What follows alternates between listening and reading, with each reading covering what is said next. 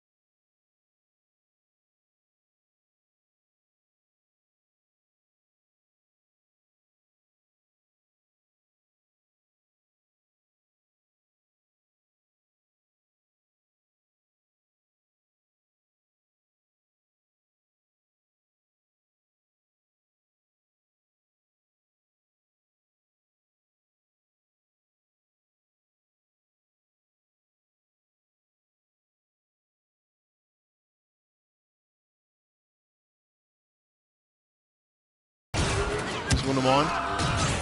Thank you, thank you.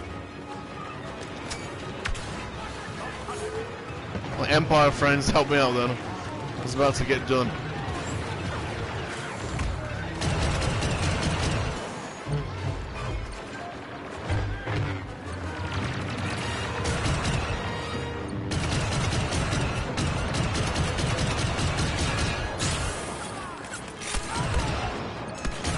Oh, damn. Oh, silly. The Emperor is still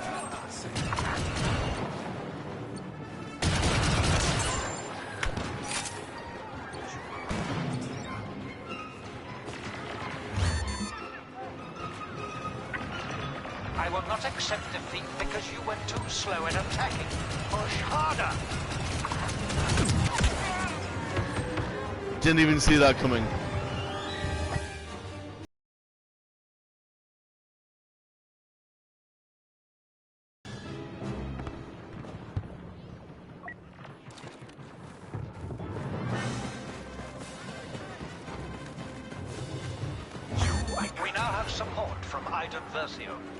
Versio. Inferno Squad.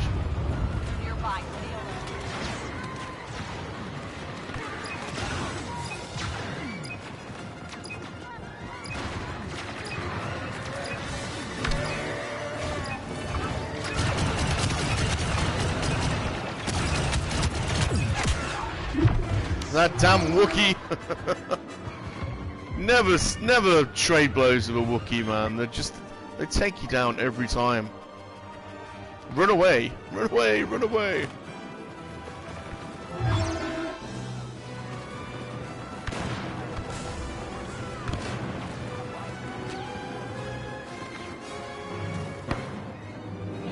We've been defeated already. So, Oh, you just started. I've suffered the heat and sand here, only to now suffer defeat. Give me the as Death well. Star. Take me to the Death Star. Regroup. Unacceptable. Give me the Death Star. Or Jabba's Palace. Jabba's Palace, please.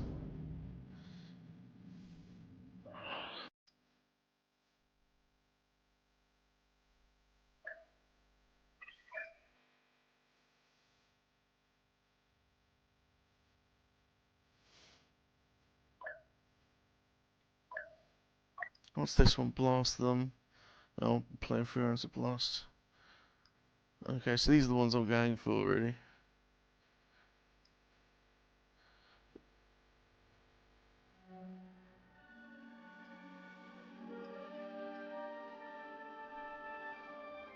Play the objective, 10 minutes, and trying to get how many? 120 kills. Okay. We shall see. How many do you reckon I can get? That's 118 by the looks of it. 118 kills I need. Gosh. That one might be more achievable.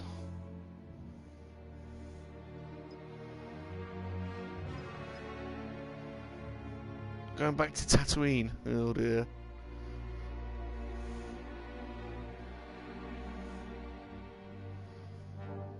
Hopefully it's Jabba's Palace part of Tatooine. That'll be better.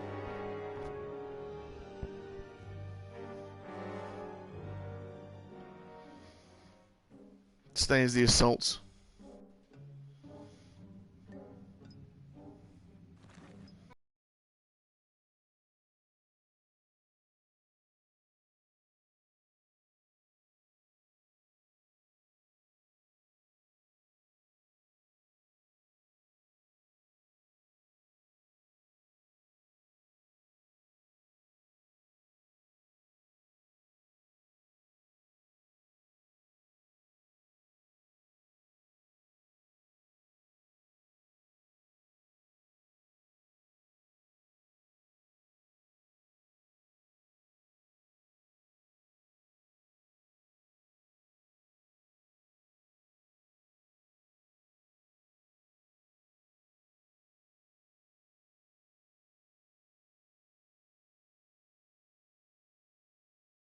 Oh, this is a good one. The rebels are Alright. preparing an assault. Let's concentrate. Our orders are to dig and hold at all costs.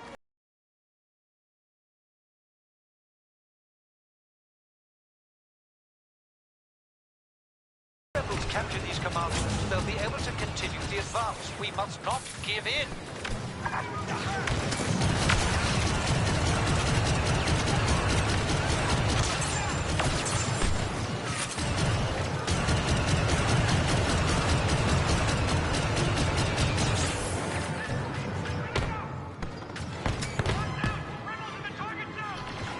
We don't want to do too well on this bit because we want to get pushed back. So I'll get a few kills.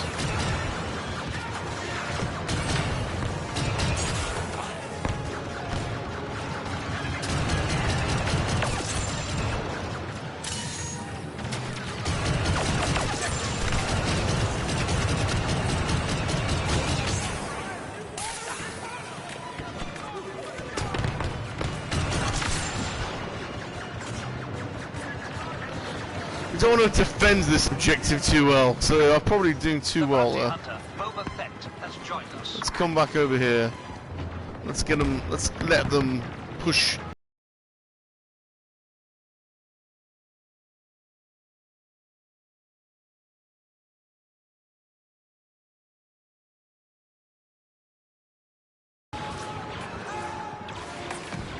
This is but a temporary setback. You are soldiers of the Empire facing an inferior enemy, and you will achieve victory. Prepare for new orders. Okay. That helps in the point scoring, I think.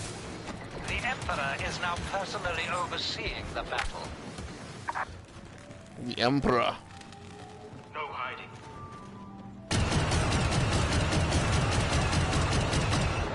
New defense positions marked. Dig in.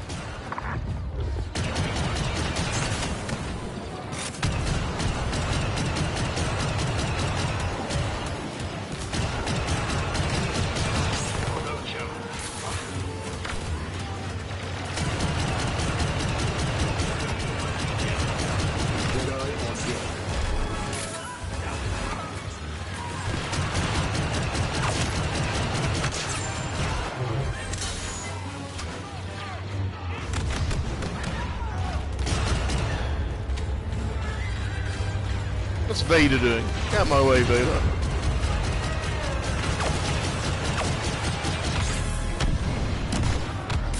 Just business.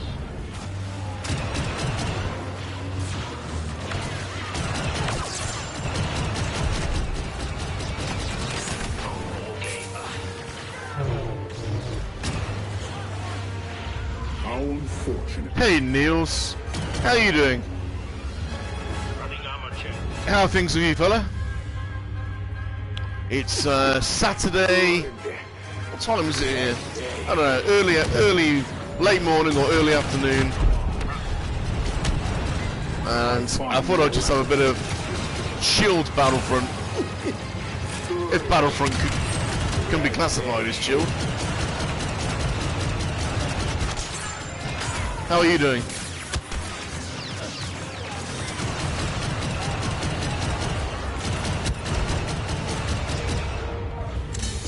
Very good. Yeah, not bad, man. Not bad.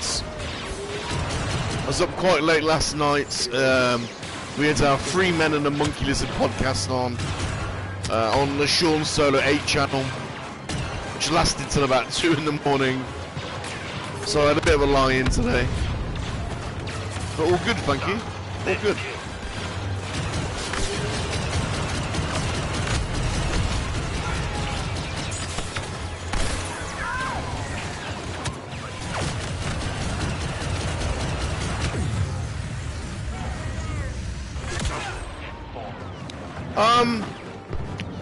I really enjoyed the Bad Batch, I have to say.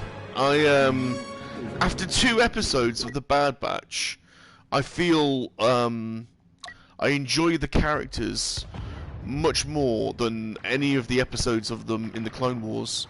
So they've done a really good job, I think, making the Bad Batch characters appealing and relatable. Well, not relatable, but Hunter's really cool, and Omega, yeah, she's a strange one, isn't she? She's definitely uber powered.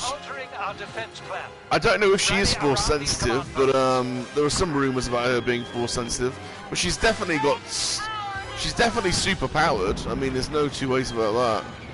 She's got some kind of, you know, heightened senses at least.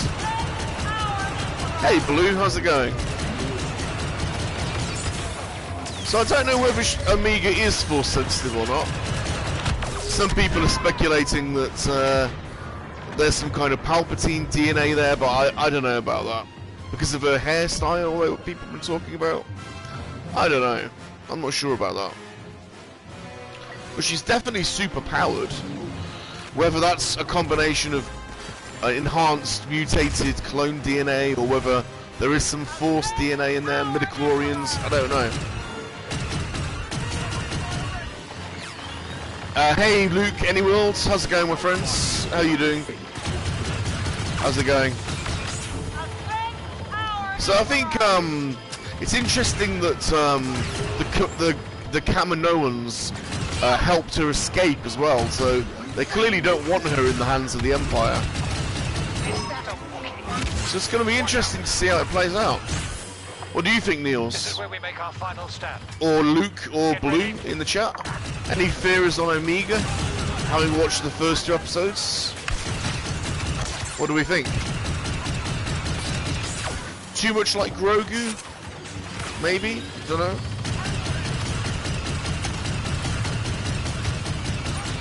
Has she just got lots of clone DNA, or is there some Force Is there some Force DNA in there, maybe? I really don't know.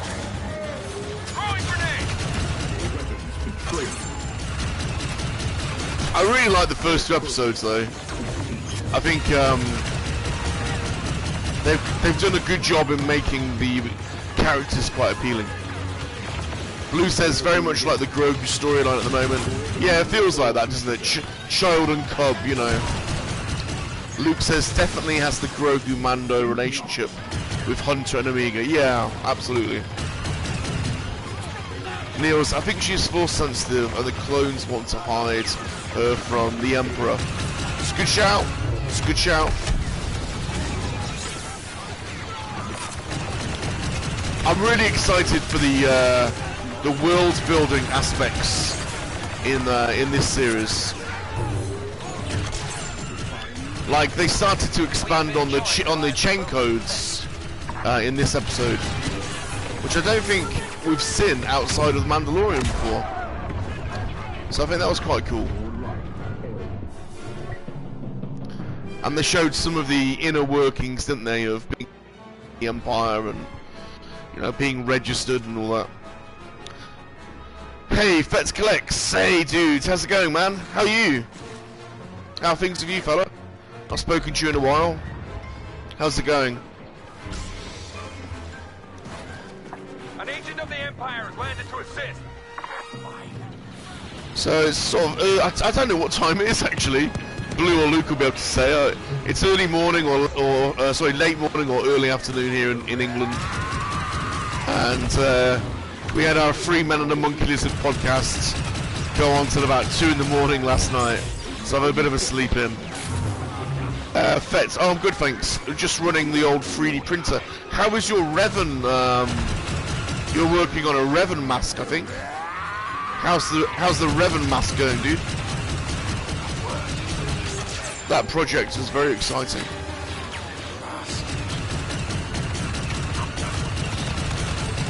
You have to forgive my voice, I'm a bit hoarse from all the chit chat last night. We went on for about 2.5 hours.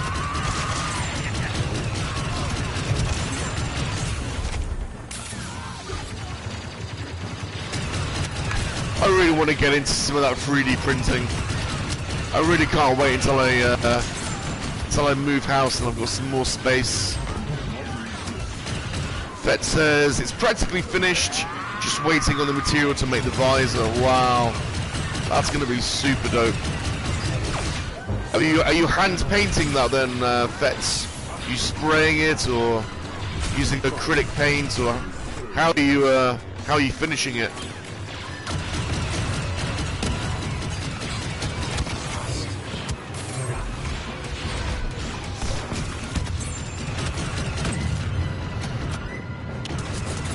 There's talk that they're remaking Knights of the Old Republic, that they're redoing the video game. How'd you feel about that? I'd be down for it, for sure.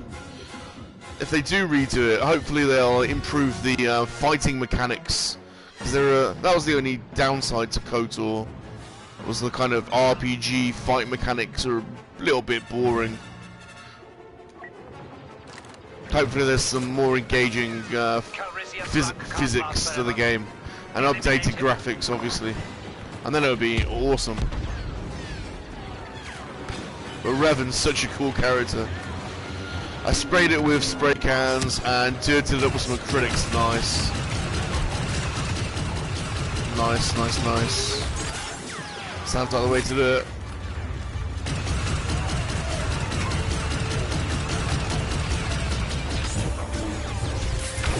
Oh, Yoda. Yoda's out here.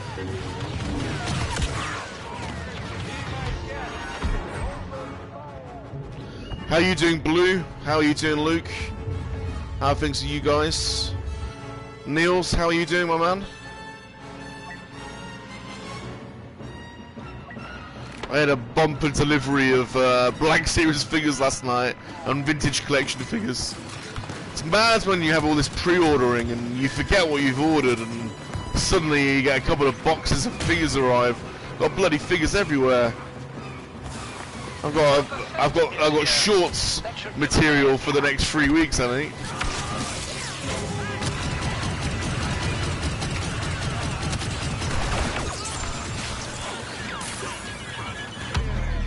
Oh, we're getting overrun here. We're getting overrun.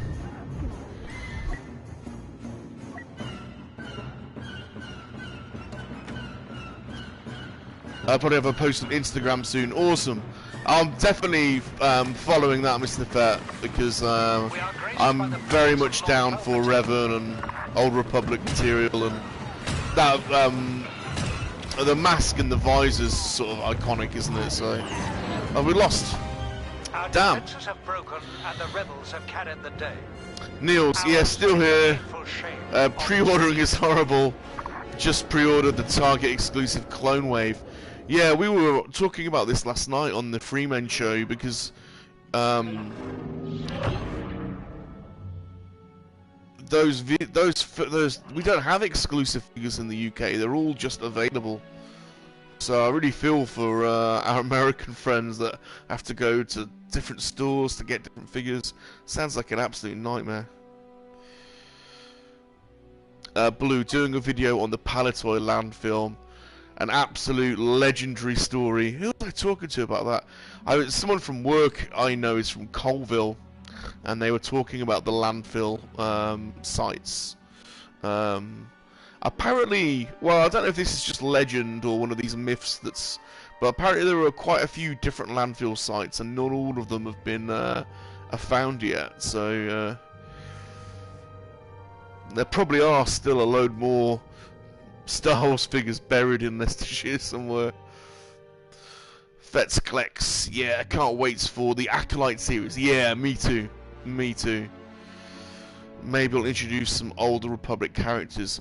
Yeah, I'm thinking maybe the Acolyte series leads up to Darth Sidious. So maybe it's got Darth Tenebrow, and maybe it's got Plagueis. Because moons live, I believe moons live 300 or 400 years. So it could have Plagueis, and it could have his master, Tenebrow. Maybe. A bit of speculation there, but it'd be amazing to see Plagueis, wouldn't it? Blue says, yeah, there's loads of sites. Yeah, I thought there was. Well, there's certainly myths about them. And this person I know at work was saying it's a bit of a... you know, there's all kinds of stories about certain locations in Colville and around Colville, so... Hey! Oh, God, I can't... I'm trying... If I butcher your name here, I'm really sorry. For the Noodle. What's up? What's up, my friends? Welcome to my stream. I'm SalaciousRum, leader of the Kowakian Monkey-Lizard Army. This is just a bit of chilled out, non-stressful Battlefront streaming, but really just to chat with some friends. So don't expect highbrow, high-level Battlefront action. It's just chilling out, talking about Star Wars. The Rebel Alliance thought it could hide. Fett says that would be cool. Yeah, so we were just talking about the Acolyte series potentially giving us some more Sith. We need more Sith action, don't we? We need more insights into the Sith. And it'd be great to see Plagueis, Darth Plagueis the Wise. It'd be great to see maybe his master, Tenebrow, and maybe there is a theme of you know, passing down the knowledge of immortality. Maybe that would be quite cool. No problem. I'm German. Oh, no worries, dude. Absolutely love Germany. Love. Got a few friends from Germany, in fact. I love Frankfurt, love Berlin. Great country, great people. You're very welcome, my friend. Anyone says the best kind of streams. Yeah. Hashtag need more Sith. We do need more Sith. We 100% need more Sith. Let's see if we can pick off some people.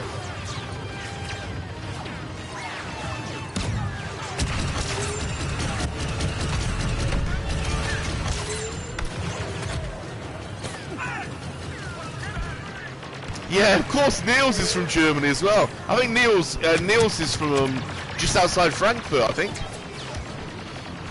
If I can remember correctly. Apologise if I've got that wrong, Niels. I'm pretty sure you're from just outside Frankfurt. Great city.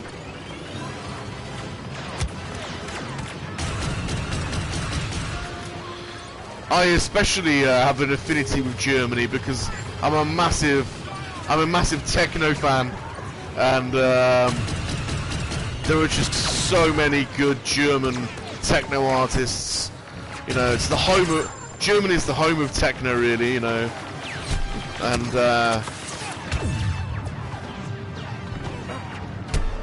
oh, so yeah, I have been to Germany a few times, and you can't get much better than going to a techno club in Germany, particularly in Berlin. But I will struggle to communicate with you in German, I'll be honest.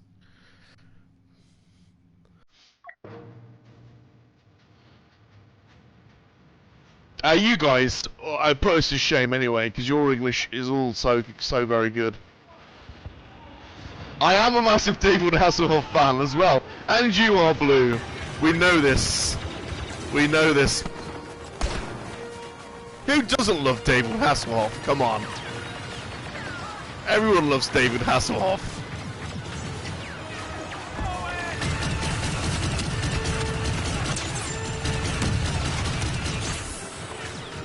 But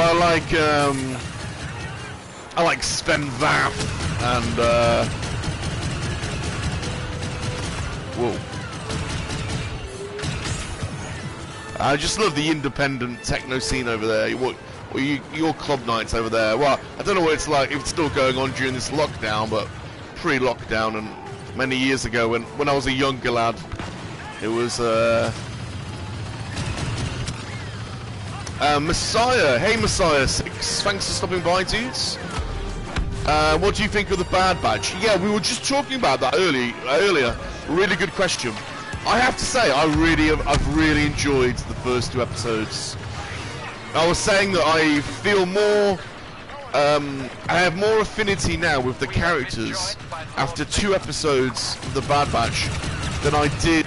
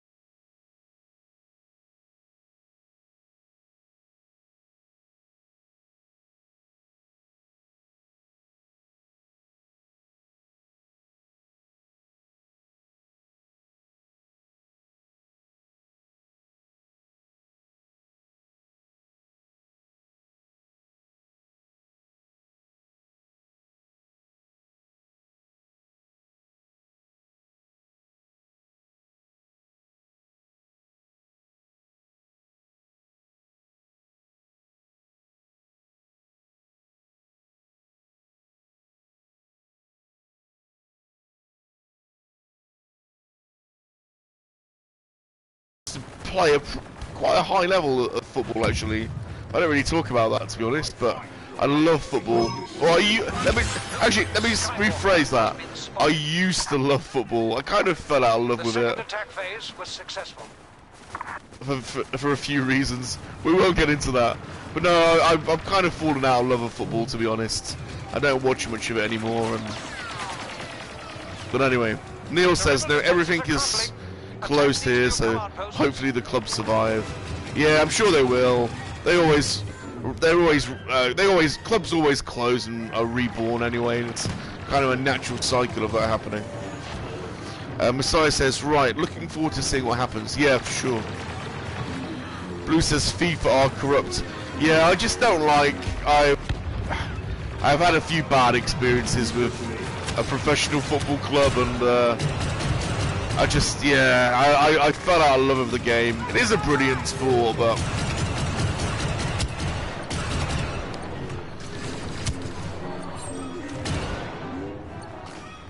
it's so heavily commercialized now. I mean, it's a bit different to The game's changed a bit since when I played. Football's become business now. Yeah, it's. And what they tried to do with that Super League was absolutely scandalous. I mean, I'm not. You know, people reacted the way they did. Signal for command. An elite agent has been dispatched. Promotion and relegation has always been a part of league football in this country, and if there's no threat of relegation, it'd be like an NFL franchise, and I don't know, that's not football to me. Soccer is the best. It probably is. It's a great sport. Don't get me wrong. But and I'll be honest, there is nothing. It is great going to a big match and walking to the ground, soaking up the atmosphere, going for a pre-match meal or a pre-match drink. You know, going to the pub pre-matchers, we used to call them.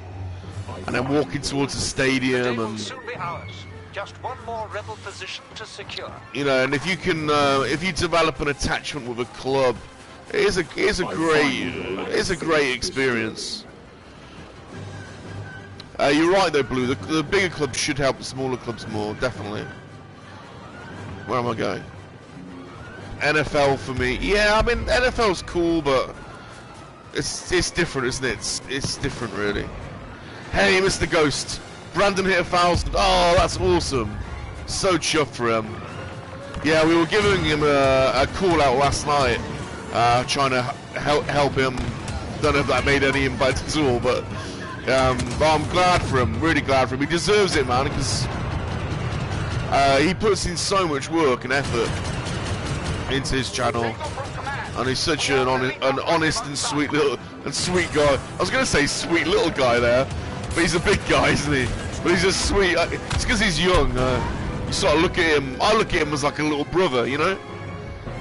But he's such a sweet guy. I almost did it again then.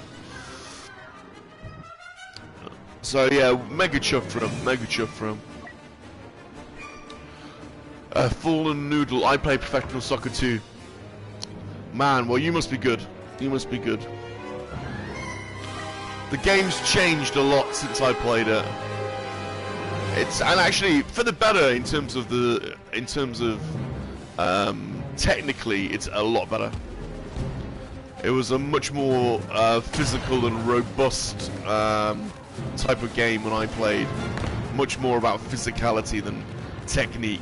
That is one thing that's the European players have really helped us improve on, and that's technique. English technique is improved massively. So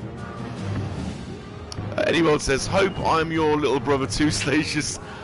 It's like a family, isn't it? Our YouTube community. So you know, like Mr. Ghost and Blue, I look at as older brothers. You know. Sorry guys, but yeah, Anyworld, yourself, and you know, some of the younger guys that do think of you as little brothers. I actually I think of Blue as granddad. Actually, think of Blue as granddad because he's like the granddad of the community, isn't he? Don't take offense by that, Blue. It's sweet. Embrace it. Embrace it. Embrace the status your maturity gives you. F-bomb. Hey, I'm saying that in a really nice way, and I love it that everyone's calling you Blue now. I'm taking credit for that, man. It softens you up a little bit. These, you know,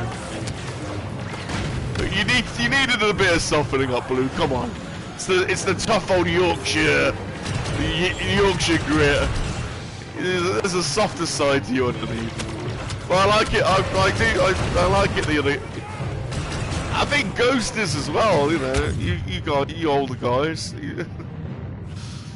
Yeah, I hate it, but whatever. Oh, come on. It's great. Have you seen Old School yet? Oh, I was gonna send you that DVD, wasn't I? I'm gonna sort that out today. Oh, Lord G one from Amazon. You need to watch Old School.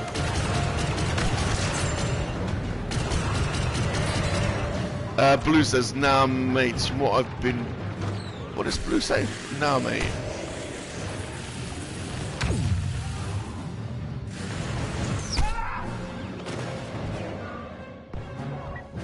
Well, anyway, I think everyone's loving calling you Blue. Anyway, I think it suits you. It suits you better. So where's Bad Batch gonna go now? What's they're obviously gonna be on the run. They obviously can't keep one overarching story going every episode. They're gonna have to have some, not filler episodes, but one-off episodes. Probably a bit like the A-Team, where they get roped into helping a local world or a village, or a bit like the Mandalorian, really. But where's the overall story gonna go? Blue says, I bloody ordered 4 of the Boba Fett's because of your stream last night. You hate the figure. I'm gonna do the same, I think.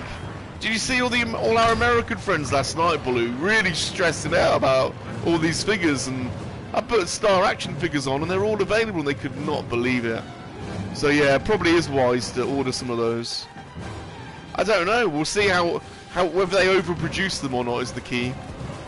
They didn't overproduce the Darth Vader ones because they're quite hard to get, and they're expensive now on the secondary market. So if they don't overproduce the Bobas, that might be a good investment. Fallen Noodle, I'm 15 and my life was really hard before COVID. I had 5 times training at the week and 1 game.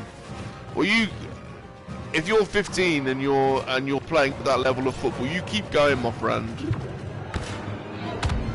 I was the same back at your age. So when I was your age, I was with a pro club as well at your age. It didn't work out for me, but I wouldn't swap it. So fair play. I won't dox you by asking the name of the club, but.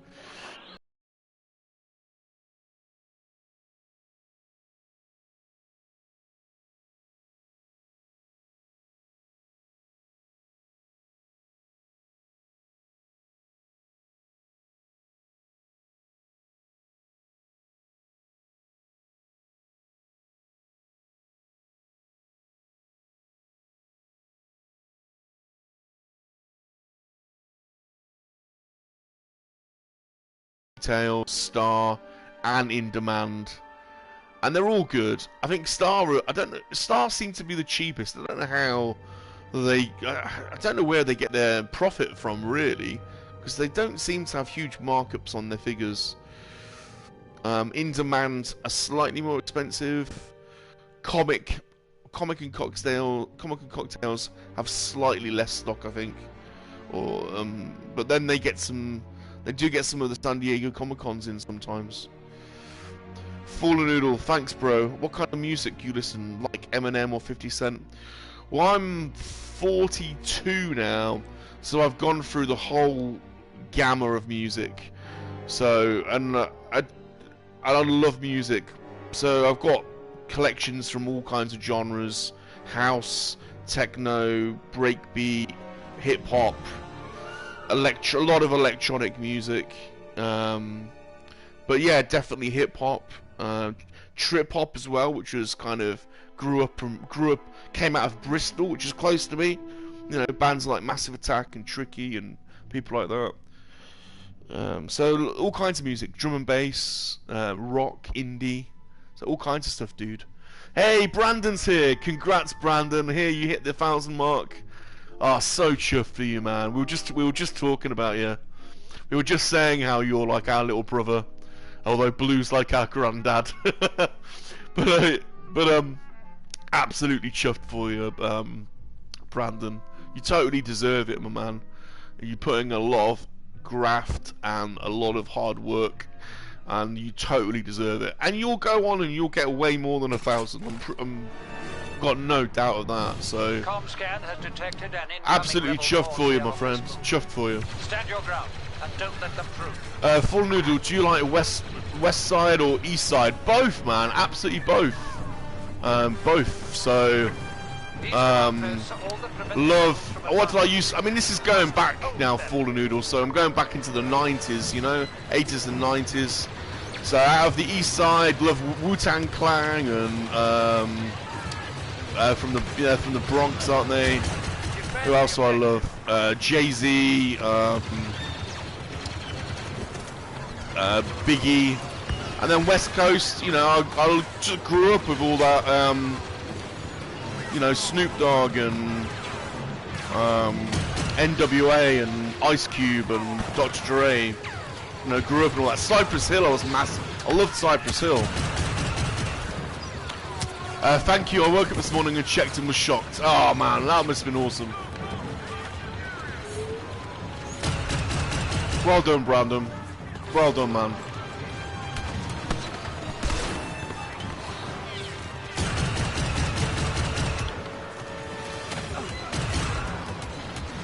The interesting thing is, are you going to monetize? That's a different question.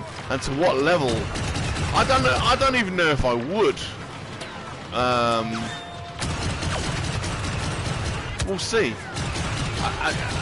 Is it worth it?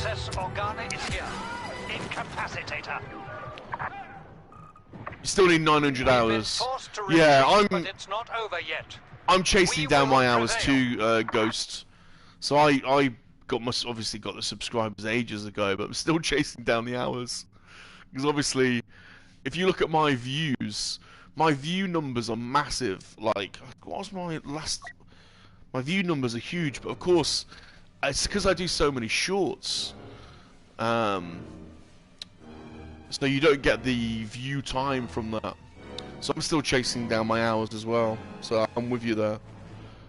Brandon needs the hours too, and Ghost, yeah. Well, we'll get there. I mean, we're all streaming. I mean, Brandon, you're streaming more than bloody anyone. So you'll get there, man. You've lurched ahead of me a little bit on the hours. I think I still need 1,000 hours, I think. But you'll get them. You'll get them. What did Dennywold say? We will have to look. Hey, Sleeping. Pew pew. Hey, Sleeping. How's it going, my friends? Brandon hit his 1,000 subs today. He woke up with 1,000 subs, which is awesome. We've just been talking about how much he deserves that. Oh, we've got G-Unit in the house as well. God, everyone's coming in today. How's it going? G-Unit. Oh, you guys are awesome. So how are you doing, G-Unit? How are you going, Sleeping? Brandon's hit his 1,000 subs today, so we're all totally chuffed for him. Oh, what am I doing? I was stuck on that screen then. I was so busy talking to you guys, I forgot about the game.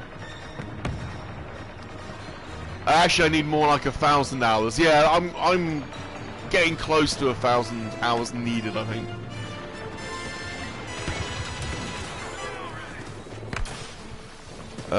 Sleeping. Live stream as much as possible, Brandon. I don't know if Brandon could live stream any more than he's already doing. He's an absolute machine. But yeah, it'll come, man. It'll come.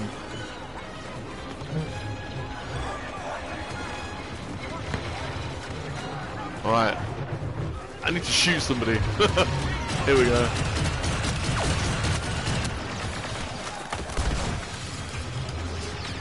Uh, 1,000 goes. Seeing Brandon hit 1,000 has made me happier than anything this week. Yeah, do you know? Do you know, I'm with you there, Mr. Ghost, because I know how much it means to me. It's because we know how much it means to him. And we know how long he's been grinding for it, so. And let's face it, it is a bit of a bit of a grind, isn't it? You know, trying to get your sub count up, and combination of doing your streaming to get your watch hours, but then putting out different types of content to encourage different people to come to your channel. You know, it can be a bit of a grind.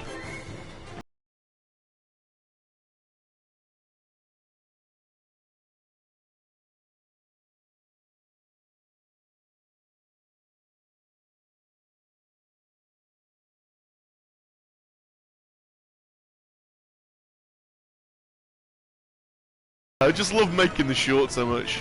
They're just so much fun. Where am I going? I'm just running around here. Sleeping. I follow everyone's Instagrams, and I like putting up stupid certificates. And I noticed sleeping put up free the other day. Sleeping is on 1900, I think you're now on, which is awesome. Fallen Noodle, my favourite rappers are Biggie, Tupac, Eminem, 50 Cent, Warren G, Nothing But a Cheap Thing, Baby, Clyde Carson, Ice Cube, Dr. Dre. Well, you just named some of the best. You just named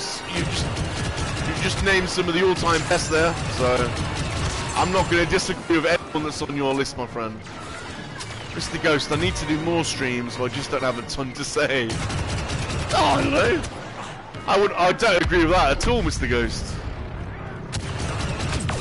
I think you got to. I think you're.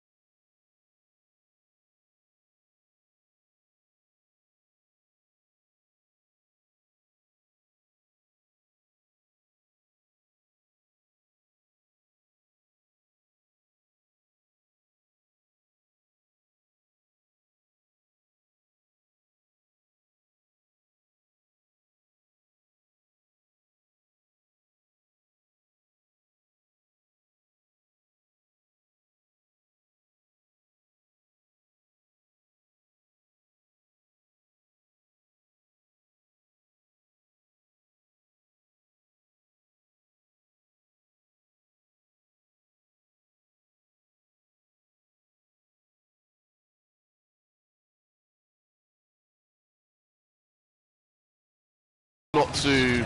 It's really, really hard not to overlap. GeForce, I'm at 311 right now.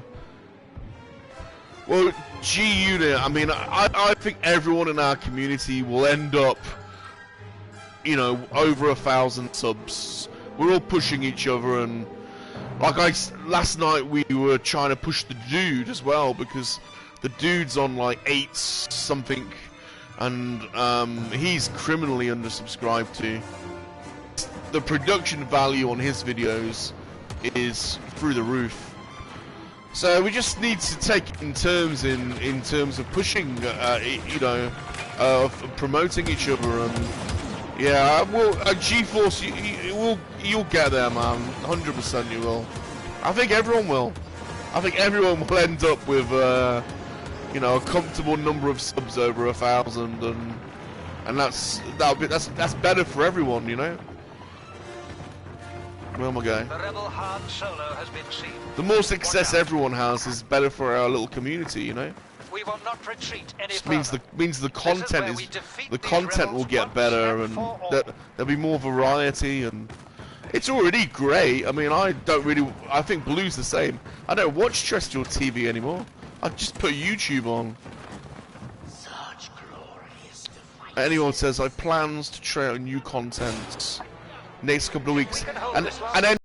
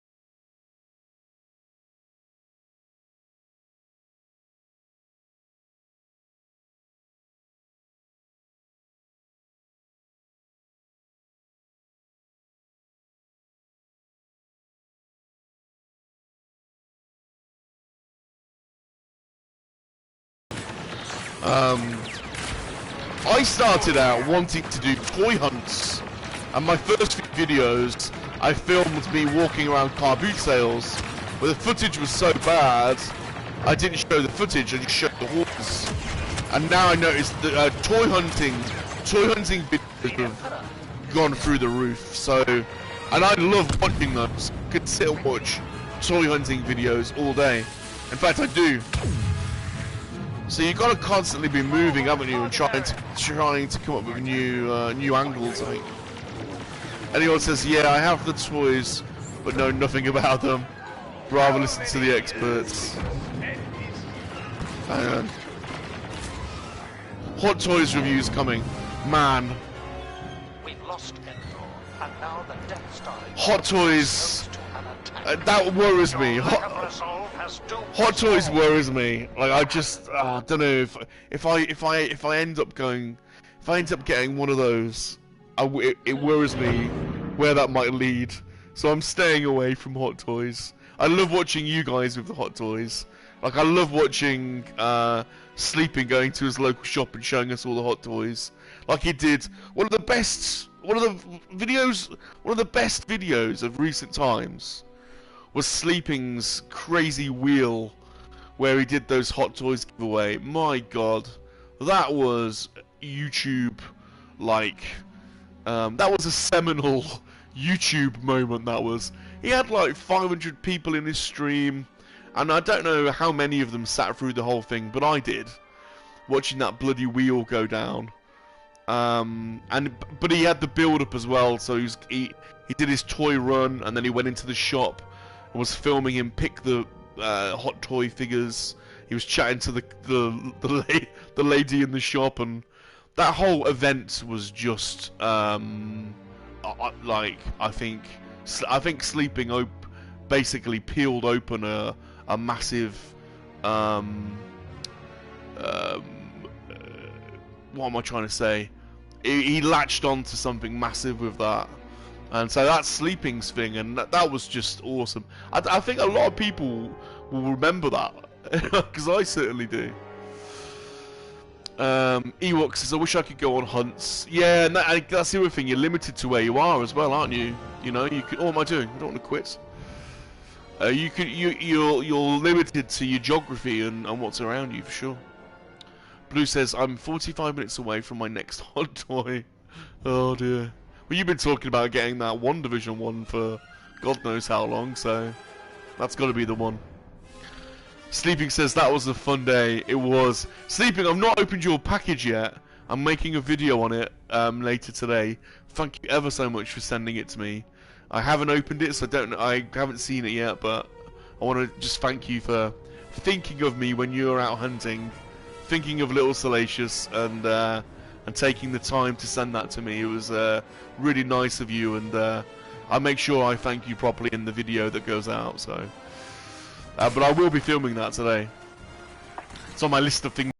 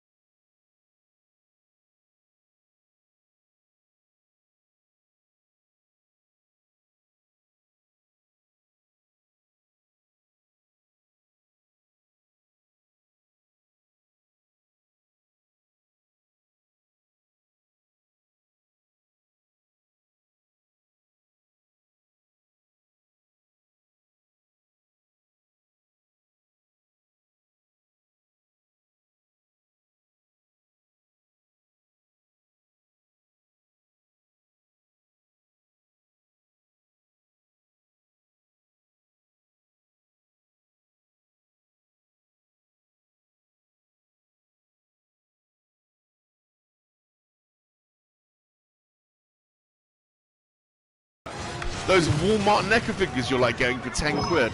I don't know how. I mean, they're like 30 quid minimum over here, and they're harder to get.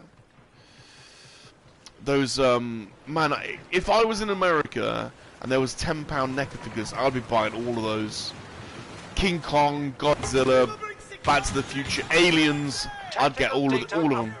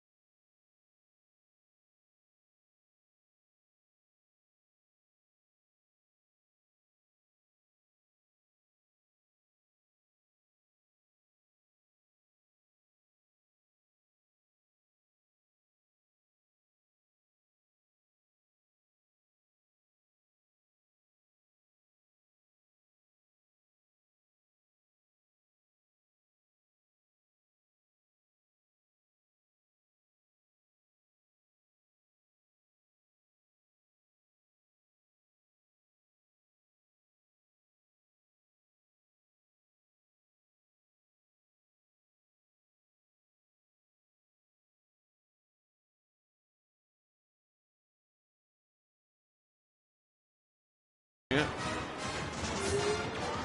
Fallen Noodles. Yeah, sorry, I can speak English, but I can't write English. You don't have to apologise, my friend. Your English skills far outweigh my German skills, so... Messiah, I've got a load of Power Ranger Zords and Transformers Beast Wars. Do you know the Power Rangers passed me by, Messiah? I think I was...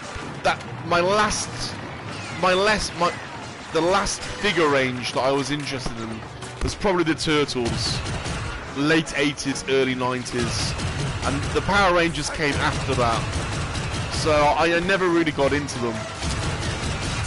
But I tell you who does, a great channel is Empire Toys.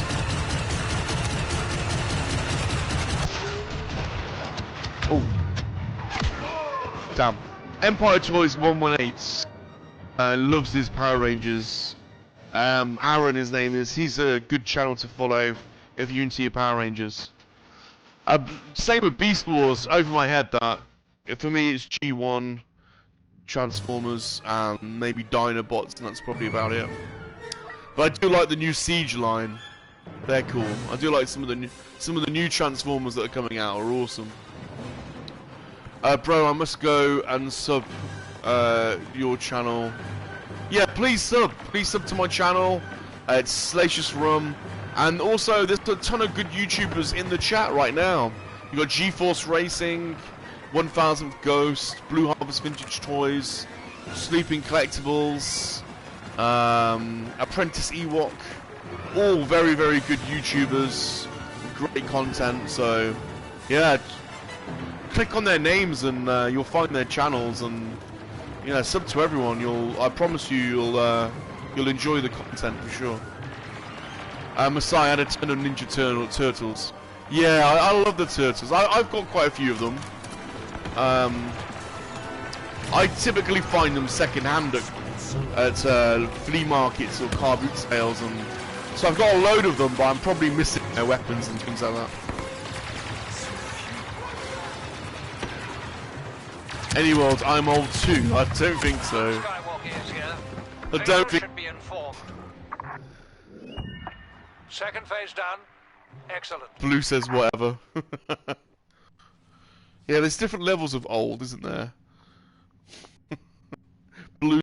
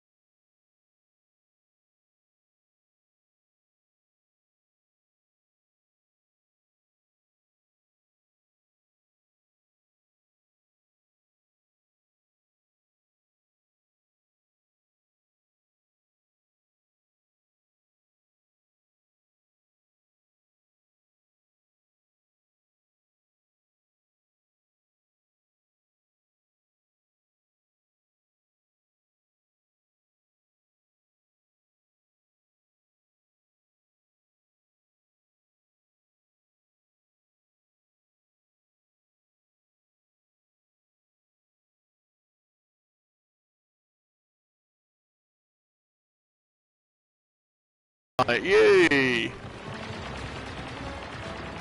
Wow, if you want to play Mr. Ghost, if you want to jump in the game, let me know. You can jump in. Don't worry about you've seen me play, so don't worry about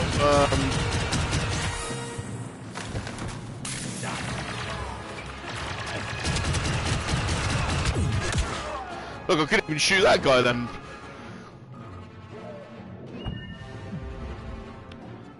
I would, but I am at work. Okay. Well, anytime you want to play, let me know.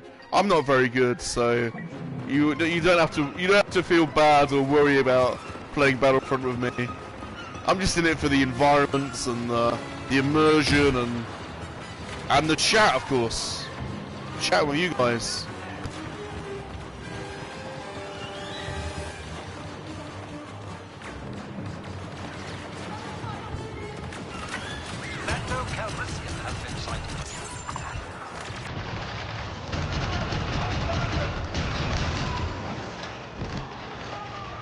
Who's shooting, dude?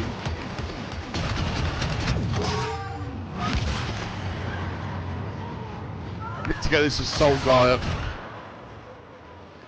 Chat is the best part. It is the best part.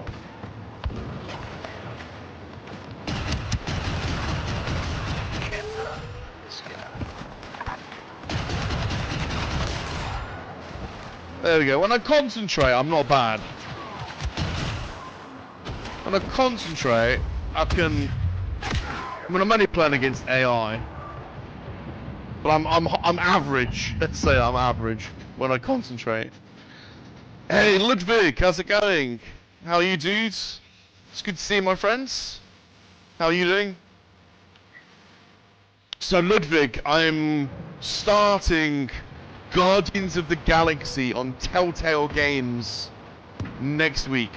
So I finished Game of Thrones, I'm on to Guardians of the Galaxy, so I have no idea what it's like, but I love Marvel, and it's a Telltale game, so they're normally pretty good. So I'm thinking Monday night, 8 o'clock UK time, I will start the first chapter of Guardians of the Galaxy Telltale. So that should be interesting. I don't know how many levels are in it.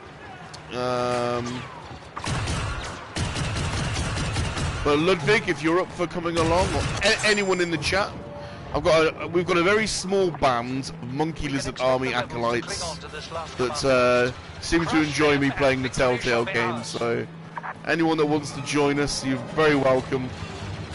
I do make some weird decisions sometimes in the choices, but I think that's part of it, really. I've never seen it, so it'll be interesting. Yeah, never seen it either. Mr. Ghost says those Guardians of the Galaxy are going to be fun. Yeah, I hope so. I'm trying to see what says. Oh, haven't played or seen that. No, nor me. It should be interesting. Should be interesting. I love it that you've started Republic Commando, though, Brandon. I'll definitely be following you on that because I've downloaded that game as well and would like to replay it one day. So I will be following Brandon's adventures with Republic Commando. Steven says can't wait for Guardians of the Galaxy. Yeah, me too. I love Little Rocket, so hopefully there's some Little Rocket action.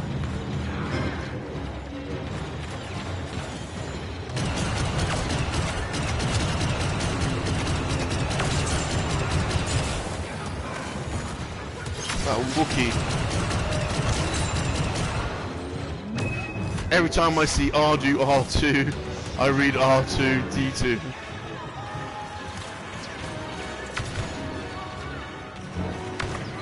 The Emperor is Gonk. now personally overseeing the battle. Yes, I think I've bought all the Telltale games. There's a few more. What's the other one? There's a few more anyway.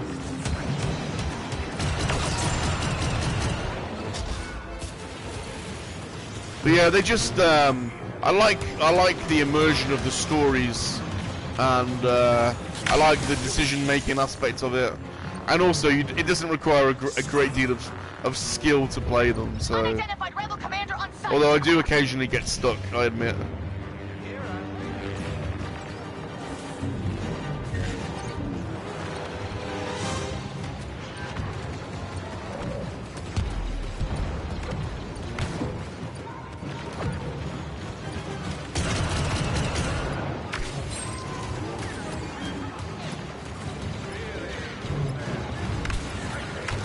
Capturing it.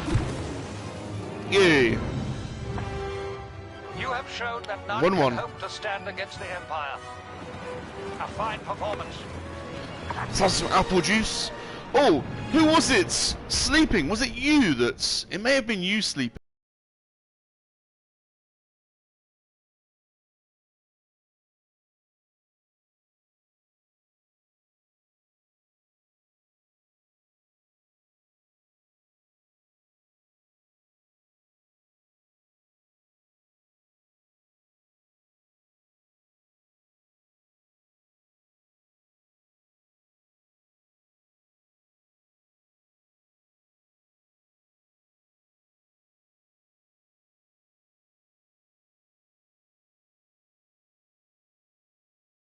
Wrestling figure, all the variants, the card backs.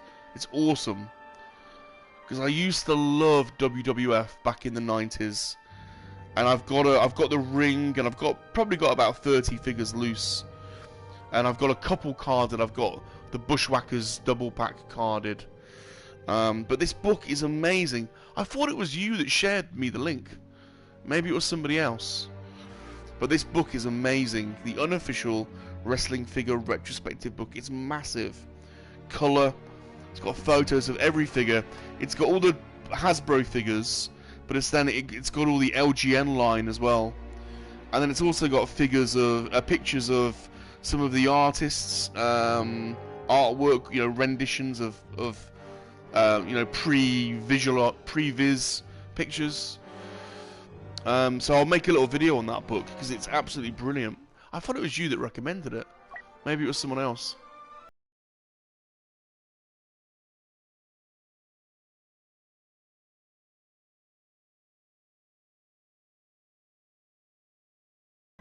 It's come over from America. But it's massive. Kevin Iden. Writer is Kevin Iden, designed by Adam Birch. Very good. So I'll be able to at least... well, it's a coffee table book, but I'll also use it as a guide to which figures I have and don't have. Because I would like to try and get the whole line. I mean, well, I don't know if I'll be able to get the whole line, but certainly loose. I've got 30 odd already, so I don't know how many there are in total. Or at least the ones I know. Because some of them, I stopped watching it at some point, and some of them I don't know.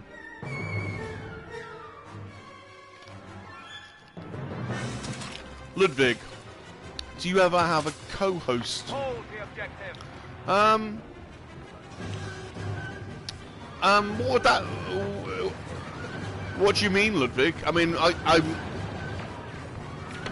if you want to play, if you want to join the game, I don't know what you mean by co-host. I'd love a co-host. If somebody wanted to join my stream and play and chit-chat along with me, 100%, I'm always up for that.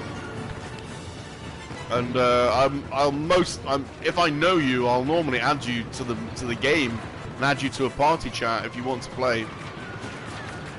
So if you want to join the game, Ludwig, and you want to have a chat as well, and absolutely no problem.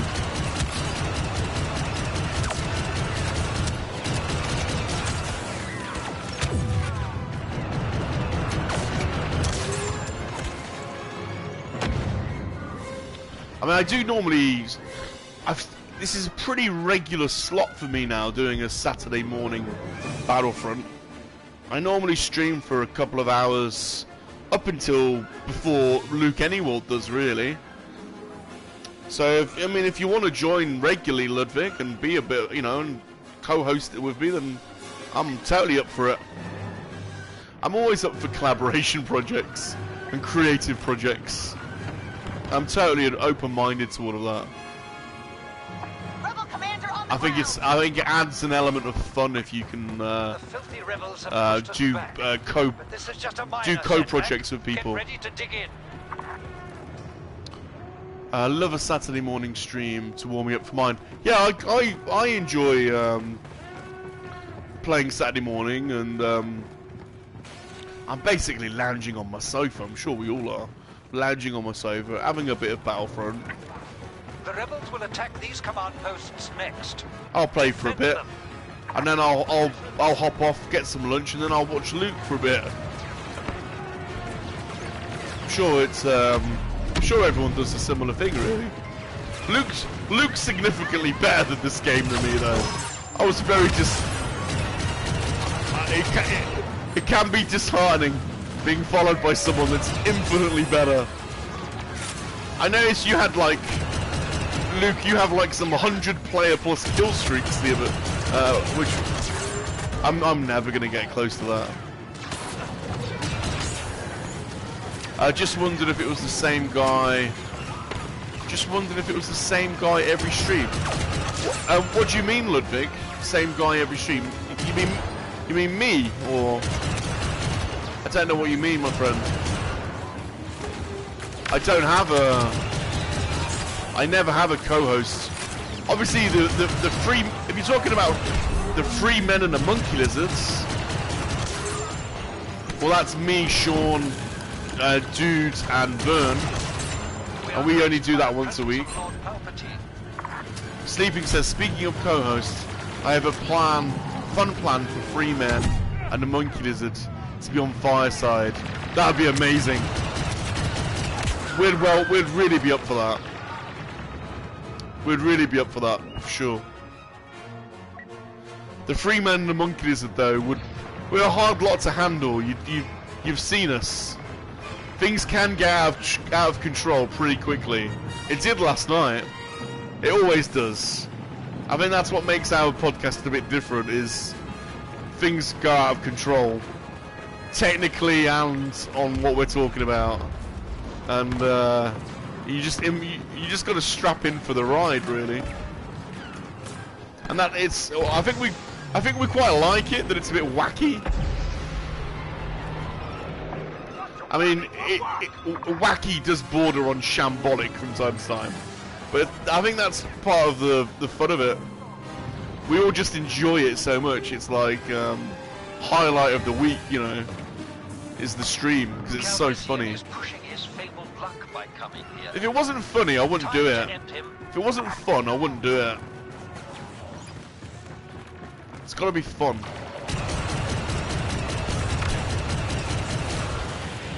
Sleeping, it's my favourites. It's my favourite group show on YouTube. Oh, thanks, man. I really do appreciate that. I mean, we do try, and we do come up with ideas. The dude's always coming up with ideas. We never really execute them very well. But I have noticed some of the other streams.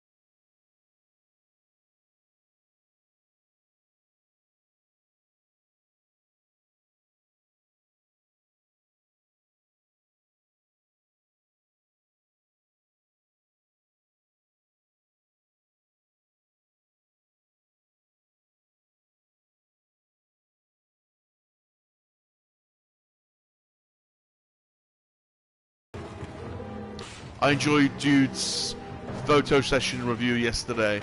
Yeah, the dude's channel is criminally underappreciated because he does put a lot of production effort.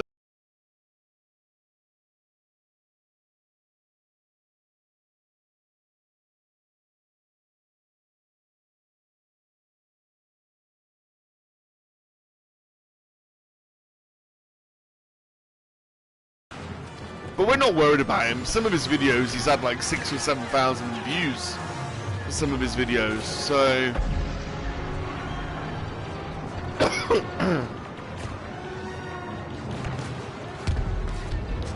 Oh, I missed the horoscope thing.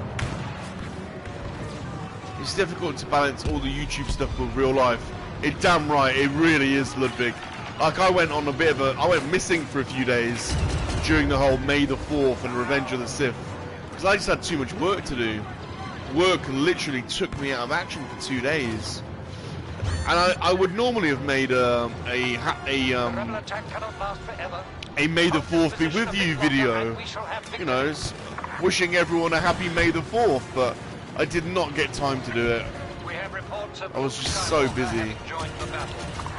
So occasionally work, and I hate it. I hate it when work does overtake, but yeah. Sometimes real life takes over, and unfortunately, we've all got bills to pay, so real life comes first, unfortunately. Man, and work is such a bind, isn't it, for people, you know?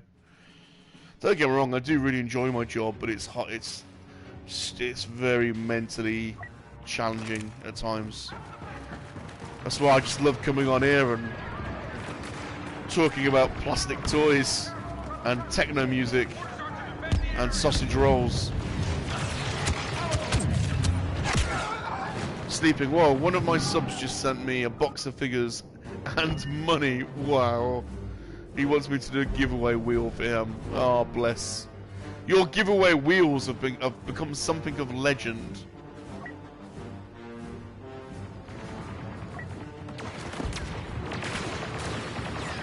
Is this the real world?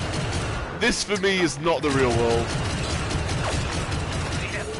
For me, this moment right now, playing this game, talking to you guys, is not my real world. It's my hinterland, my downtime. It's Salacious Rum. It's Salacious Rum time. The real world is somebody else.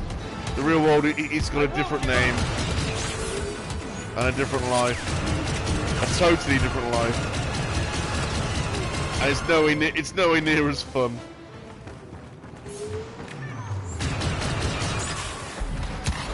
Can't believe I just killed Luke Skywalker.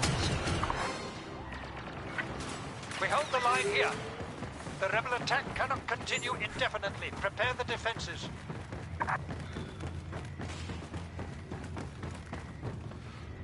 Those people that get to that manage to find that manage to blend their passions and their careers are the people that I envy. Ready yourselves.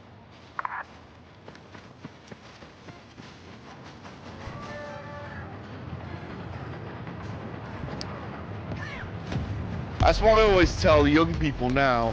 Like when I was at school, we were told, right, do well in maths and English and science, and you know, you want to be a doctor or an engineer or, you know, and so you end up thinking of things in that regard.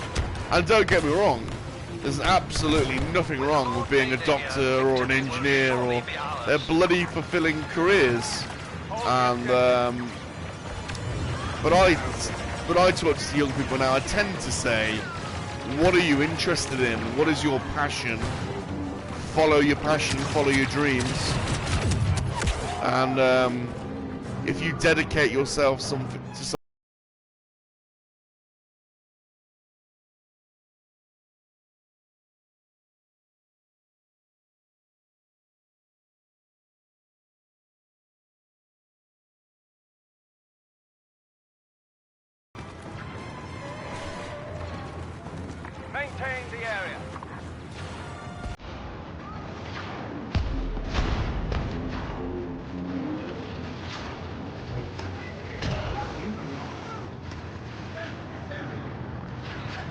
Whoa. Where's that come from?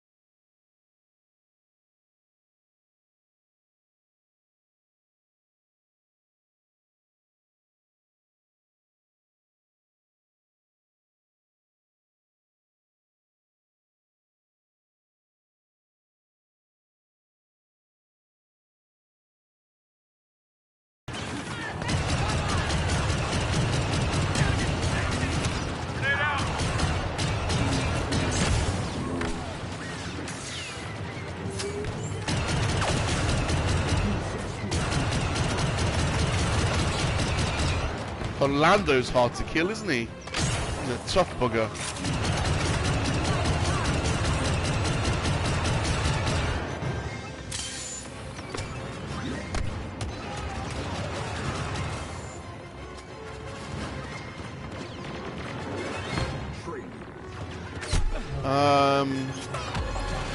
Sleeping. Your package says Friday. And your influence around the people, yeah, you are massively influenced around the people around you. Totally right. Not just when you're young, to be honest. People can influence you at any age. So yeah, you're not wrong. Oh wow. Got bust up there.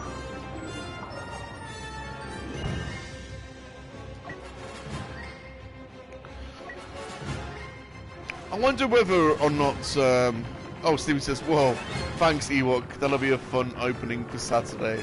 Oh, bless.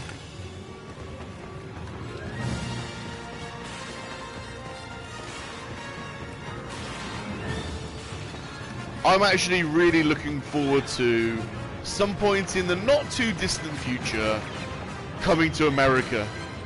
I want to go back to America. The last time I was in America, was in 2000.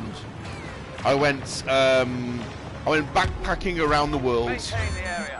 I spent a year backpacking, and I went. I traveled around India and Malaysia, Thailand. I spent 3 months in Australia, backpacking around Australia, and on the way home, I stopped in New York, and I stayed in this hostel in not too far away from Times Square, and I literally stayed in New York for 3 weeks, which was mental.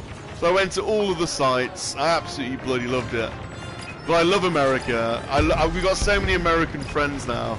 I love Americana. I want to do a road trip around America, and I want to go and visit all of our American friends. I want to go on a toy trip around America. I might take a summer. It won't be this summer, but maybe next summer. I might do fly drive. I might fly to America and rent a car for the summer. Or a van, or a Winnebago, or I don't know, something. Maybe not a Winnebago, but something, maybe like a camper van or something, and drive around America for the summer, and maybe catch a convention or two, and I think that's what I'm going to do next summer. We've got so many American friends now. It'd be amazing to meet up with you guys. We push back the rebel incursion, and the battle station is secure. And us Brits, we like to have a bit of banter. We like to have a bit of banter with our American friends, and we do have a bit of back and forth now and again. But honest to God, we grew up watching American TV. We've got our British TV.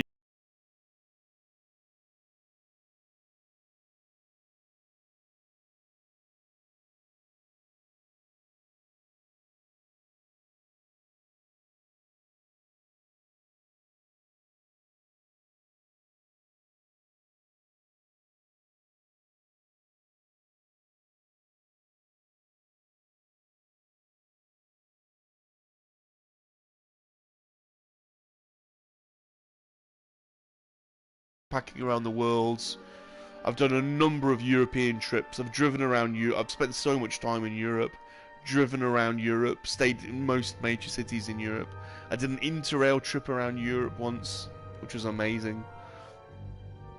So I know, but America is one that very much interests me.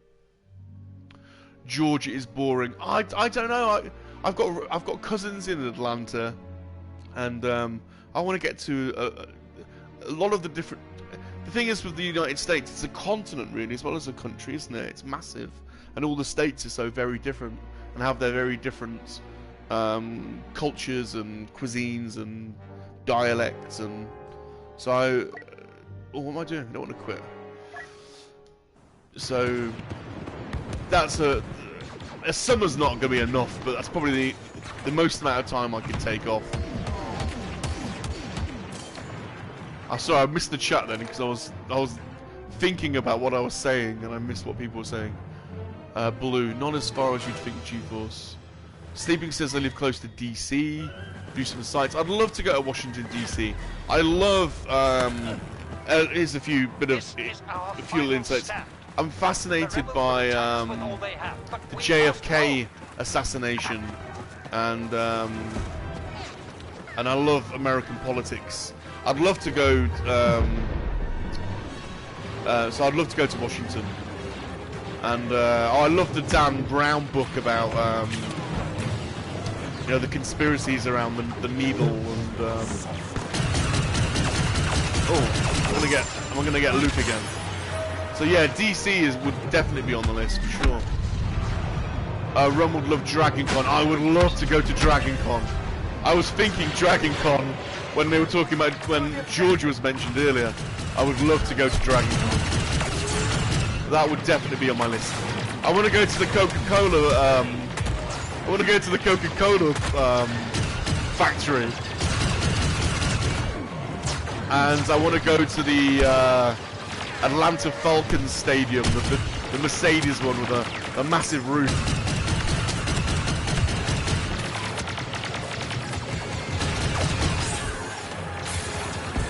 I've got a load of Atlanta Braves and Atlanta Falcons merch that my cousins sent me when I was young. Defend the objective.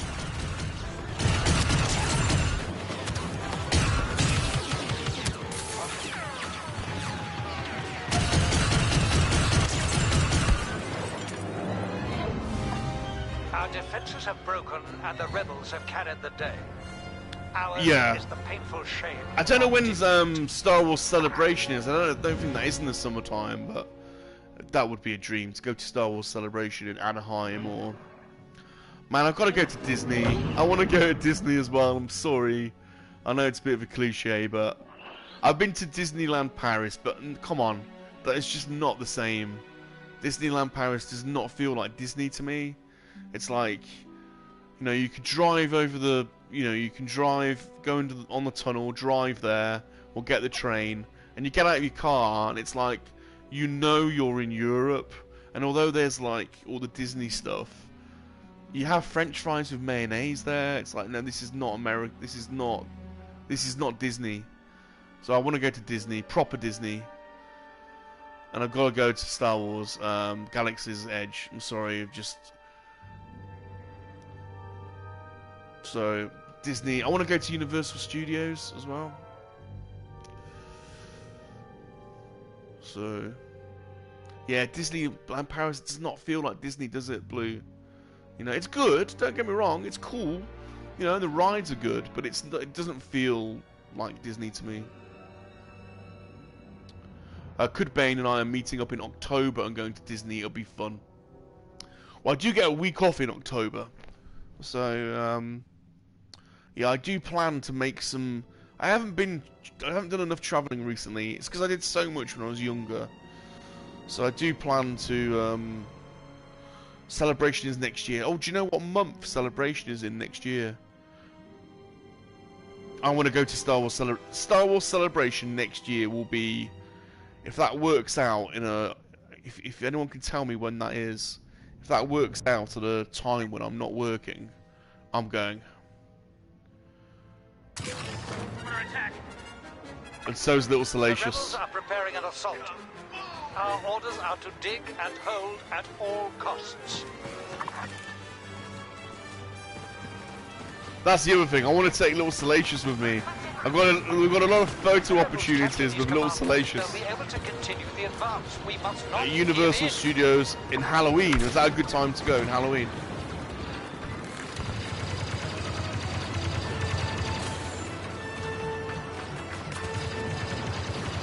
I want to go to Colorado. Blue says, want to join me on my UK toy tour? Well, that would be a good one as well, Blue. I certainly would be up for that. I obviously know the toy shops around the Midlands.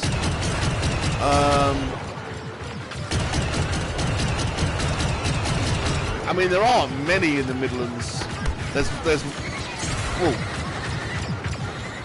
a couple of good ones in Wolverhampton. Obviously Leicester that you know. I used to go to Leicester Toy Shop quite a lot, you know. Because I partly work in Leicester. But that sounds like a good trip too, Blue. The bounty hunter, Boba Fett, has joined us.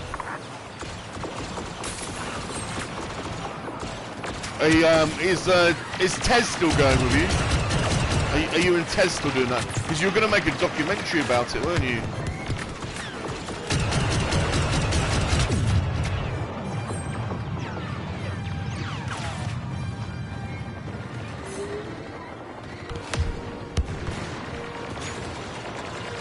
Alright. Here is a good place to go and hide, actually. Still put some people up. I was Tez Porter. That's such a shame. I really feel that's a real shame, that is, Blue. You just try and restore that relationship, because that feels like a loss that you two aren't doing that now.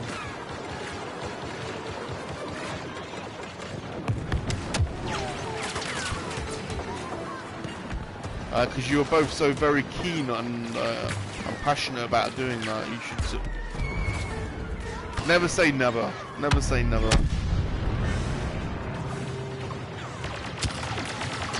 You might check. Put Salacious into quarantine. What the hell? Ghost. Salacious earmuffs. Don't listen to what they're saying, Salacious. You're kidding me? All the monkey lizards are coming out of blimmin' Disneyland. That's where they're all coming from. They're all coming out of Bar 2. They're all coming through the interdimensional space portal, landing in Bar 2, and then they're all being shipped over. They're all coming out of America. That's why you got so many American-sounding monkey lizards. Oh, you're doing a Kickstarter? Oh, you're doing it Leicester Vintage Toys style.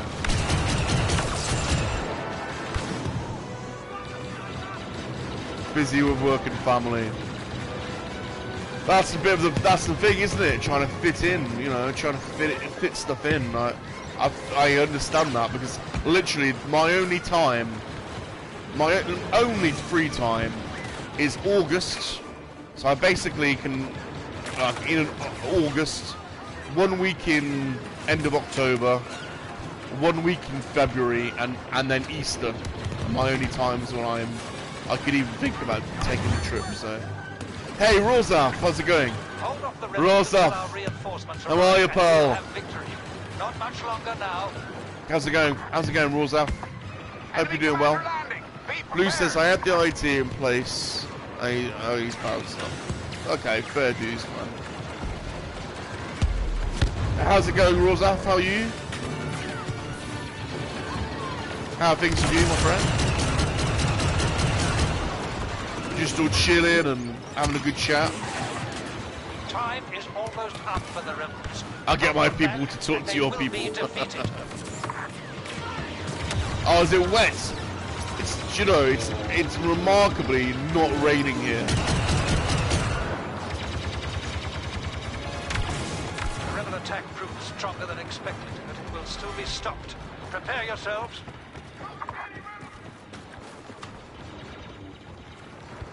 Yeah, it does rain a lot here, doesn't it? Our American friends don't understand that sometimes. What's the weather like? It's raining. It does rain a lot. It rains a lot.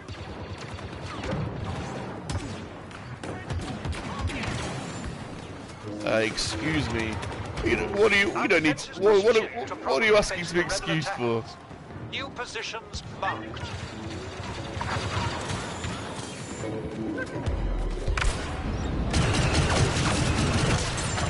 Need to be asked to be excused. Silly blue. Rules up. It's been raining for 40 days and 40 nights. He thinks. Yeah. Not as bad as Scotland. I kind of knew. I actually used to live in Scotland. I lived in Scotland when I was very young, but not a part of Scotland that's massively inhabited. Let me just put it that way. A very remote part of Scotland where very few people live. It was a very strange experience. One that I'll never quite forget. I was forced, I don't know why I'm admitting this, I was forced to take lessons in Scottish country dancing when I was very young. There you go, I've said it. Salacious has had Scottish country dancing lessons as a child. All Scotland is remote. Yeah, but I mean, you know, the conurbations aren't, are they? I mean, Glasgow and and Edinburgh are dense. Glasgow is a massive conurbation. But yeah, you're right. Technically, they are remote to the rest of the UK. Has he got a kilt? I haven't got a kilt, but now you've just said it. I still Salacious wants a kilt. Salacious, he would love a kilt, and it would not be that hard, I don't think, to get some material to make little Salacious a kilt. He doesn't like his bits. He likes to be loose, so a kilt would still work. Rozav, have you still the skirt? No. Have you still got the skirt? No, I'm not gonna kill. This is when I was really young that I did that. Sleeping says, can you get him a pizza printed kilt? That would be amazing. He'd love that. Anything pizza, and he's very interested. I was married in the full set. So when I do go to proms, when I go to proms, like I go to proms a lot. If I went to any events, I would wear a kilt and the full set, for sure, and no underwear.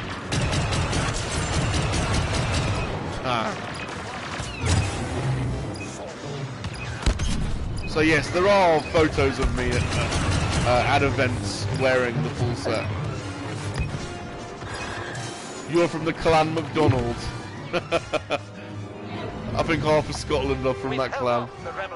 I think there's only 6 clans anyway, isn't there?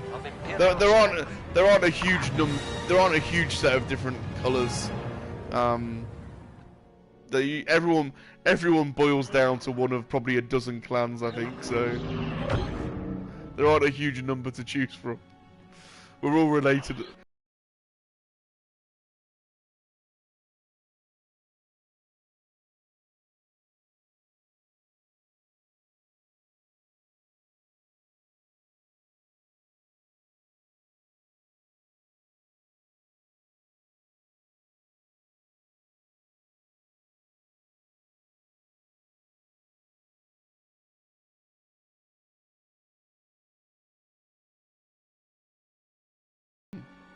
Yeah, it's just a cool city, isn't it, Edinburgh? I've had a couple of weekends there.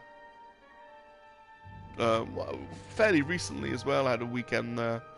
Went to visits and well, it's a couple of years before the lockdown was the last time I went. The clan colours is bollocks. Well, I mean, the colours do have historical significance to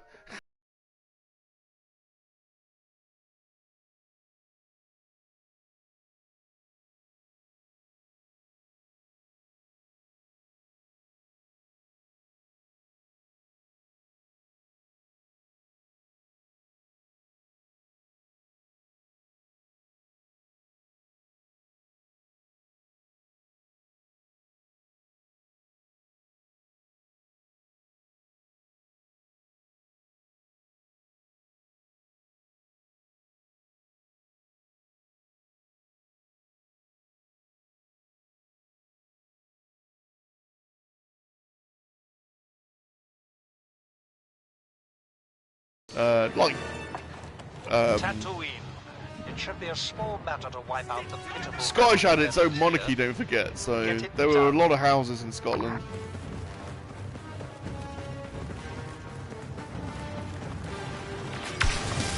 Capture just one rebel position so that the attack can continue. Right. It's a fact. I would never treat anything on Google as a fact. Never treat something so absolute.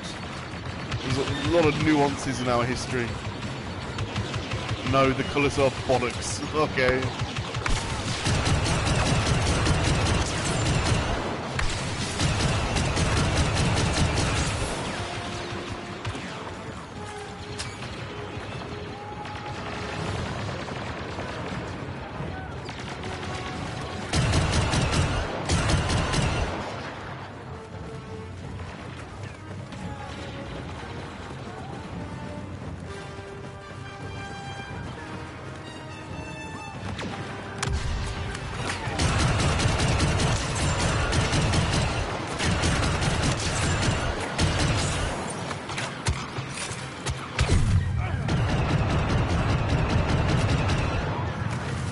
How do I not...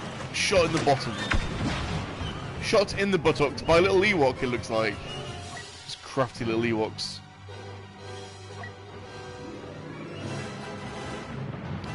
So now I'm starting to think about food.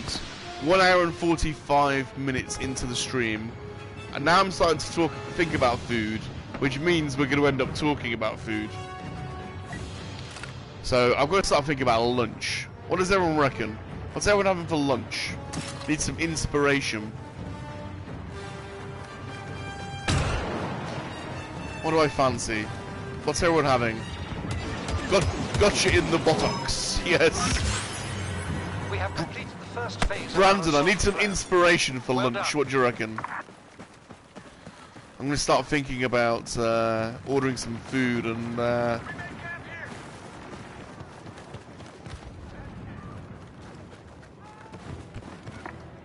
Tactical data updated. New attack points marked. That's the other good thing about traveling as well, isn't it? Is all the food.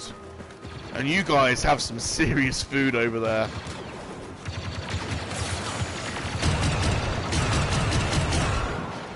Sleeping. Chinese food here. Going for some honey chicken. Oh, yes, sirree. Give me some of that honey chicken.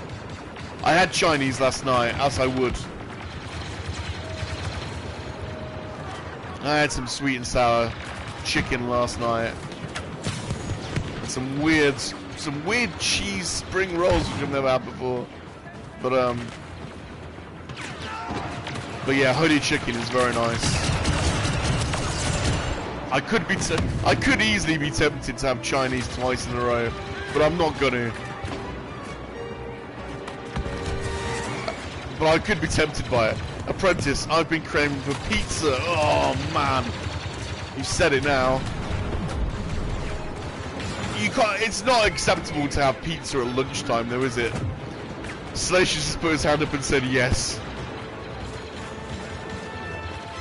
Is it acceptable to order pizza for lunch? Apprentice Ewok, yum. I've got an amazing, authentic Vietnamese restaurant in my house. Oh. Give me some of that, yes please. That spring roll, you needed some dessert, yes. You needed some dessert on it. I know. It was very odd. Is it acceptable to order pizza for lunch?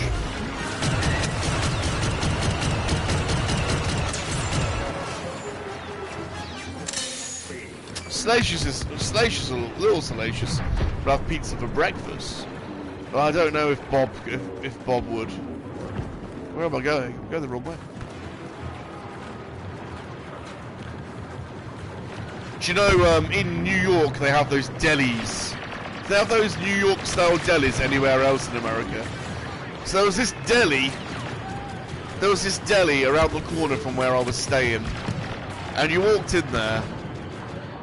And they literally had every type of food imaginable in containers, going all the way down the side, going all the way down the side of this place, and all different types of breads, and you can literally make whatever sandwich you like. Subway, but a million times better.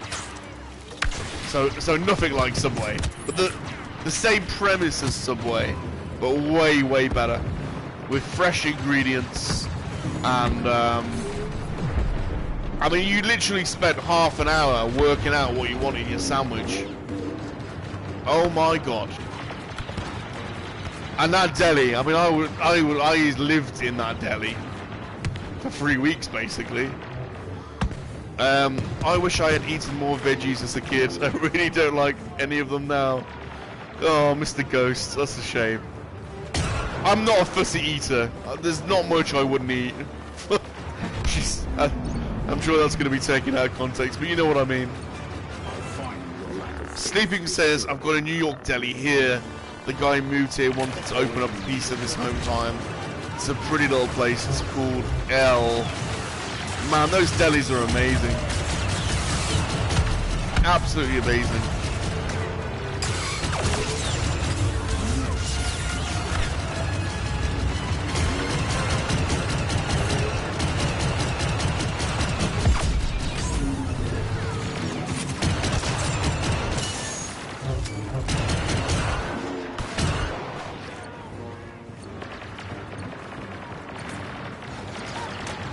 Yeah, I'm very much up for some New York deli action.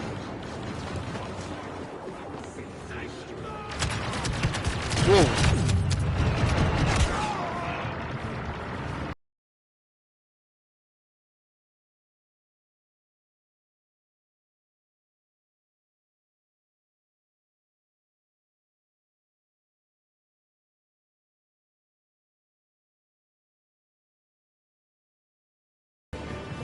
They have these tapas bars, and you go in there, and basically the idea is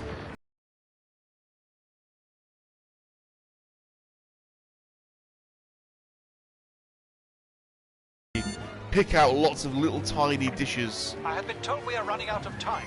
Man, and they're gorgeous. You know, it's like fried chorizo and gambian prawns and meatballs and these like potato. What are they called? What are the Spanish potatoes called? Like fried potato. Oh, little omelette, little egg frites, and I can't remember what they're called. But just that Spanish stuff is amazing. I love the chorizo.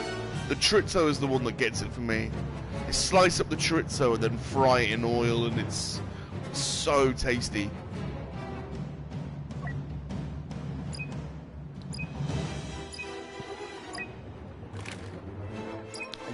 Ghosts. I feel that I miss out on so many Asian and Indian foods.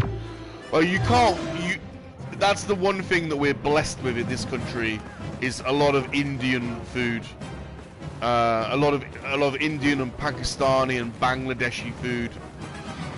I mean, they're pretty much everywhere in the UK, but very much so here in the Midlands and up north.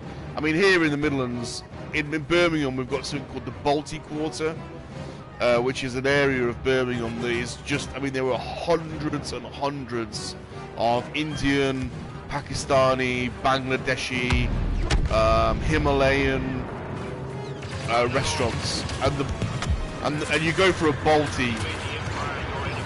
It's called the Balti Quarter because the Balti was basically invented in the Midlands. It's like a British version of a Pakistani curry. Basically, you get a massive Balti dish, which is like it's like a big iron wok basically, and they just fry up, you know, chicken or lamb, onions and tomatoes and chili. Yeah, a good Balti is, and then you get a big massive naan bread to dip in. Just absolutely gorgeous. Yeah, you can't be a good Balti. The rebels are regrouping around these positions. Don't give them a moment. Anyway, back, just made dinner. All the food talk made me hungry. I'm getting that way. I'm getting to the point where I'm gonna start thinking about calling it a day and ordering some foods because I'm getting hungry. In fact, all the Balti talk just made me want a Balti. But yeah, if any of you guys ever came over to here to stay with me, that's one thing I'd do is I'd take you to Birmingham, take you to the Balti Quarter, and go out for a Balti. They are very specific. It's a very specific. Oh, Yoda. Pretty see what chicken korma. Yeah, chicken korma's nice. It's very mild, isn't it? It's coconut. Chicken korma's good. If you have chicken korma, you have to have a Peshwari naan as well.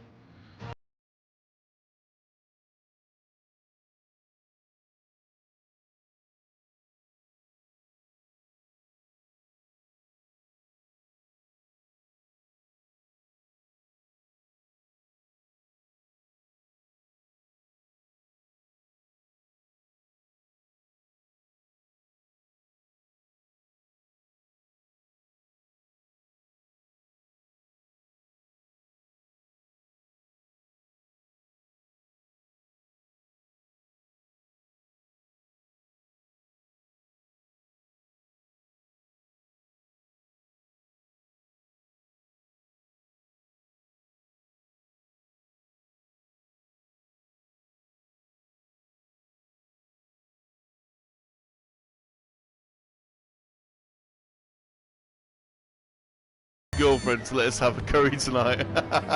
Yeah. Oh no, I think I've just talked myself into a curry anyway. Oh, mango lassi, yes please. I'm with you there, Brandon. I love a good mango lassi for sure. Sleeping, I'm firing up Battlefront now. You've put me in the mood to play.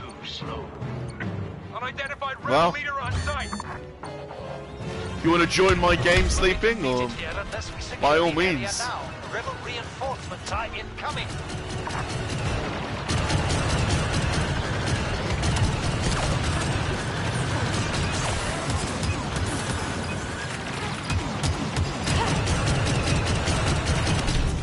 Wow, I just got blown the hell up.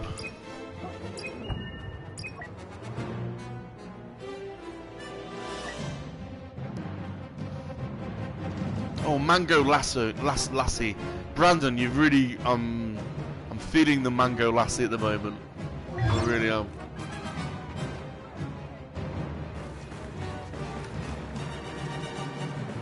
That's got me, I can taste it. So refreshing. Did I tell you about the time I got mugged in India?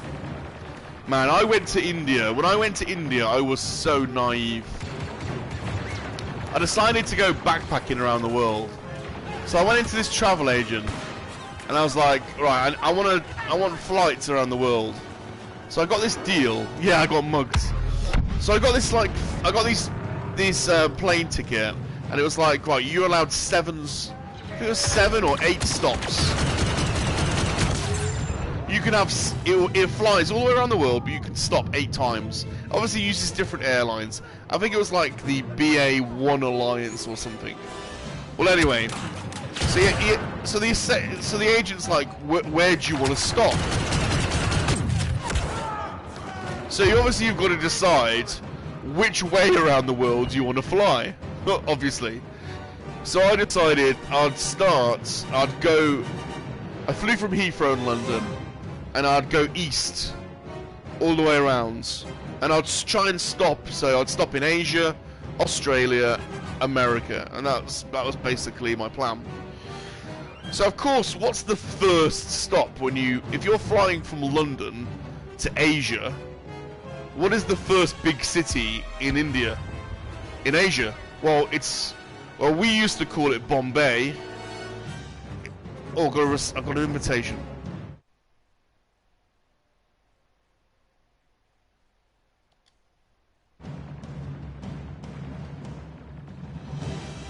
Got an invitation from Sleeping. Hold on a second. Oh, was I not supposed to accept your invite, Sleeping? Alright, okay, never mind. Well, I've accepted it. Do you not want to play with me? Do you want me to quit? Oh, Sleeping, what are we doing? Are we playing together, or are you just playing on your own? Let me know. If you want to play together, no problem. If you don't, no worries either. Anyway, I was trying to join your game, and instead invited you to a non-existent one. Okay, well, let me quit this game. Let me quit this game. Here we go. I'll quit this game, and then we can start up a new game. So I decided my very first stop. Bear in mind, I was 19, or I was 20. I think I was 19, and I've been abroad before, but I've been to like Spain or So this was quite a big thing, spending a year going around the world, and I was a bit naive. So I decided my first stop would be Mumbai. It used to be called Bombay. Now, India has changed a lot over the last 20 years, but 20 years ago, Mumbai was a very different place. Oh, we're together. Are you wearing your headphones? Are you wearing your headphones, Sleeping? Let me know if you are, and I'll create a party.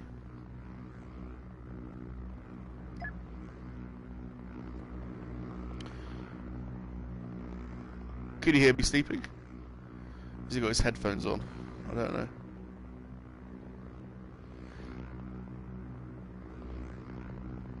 Are you mic'd and headphones, Sleeping, or just non-AV, non-audio? Let me know. So anyway, Mumbai is a massive city. It's like 20 million plus. It's a huge, sprawling city. I do have headphones, but we can just use YouTube if you want. It doesn't matter. That's okay. I'll create a party group.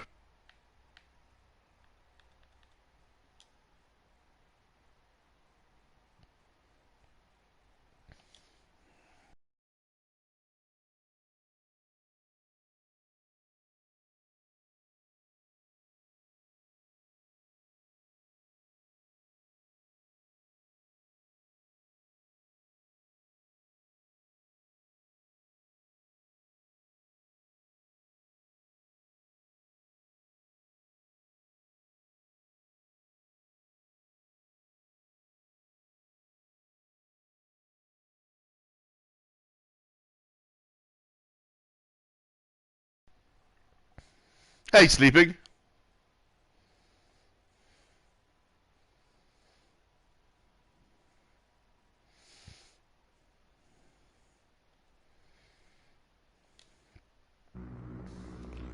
Hey, Sleeping, can you hear me?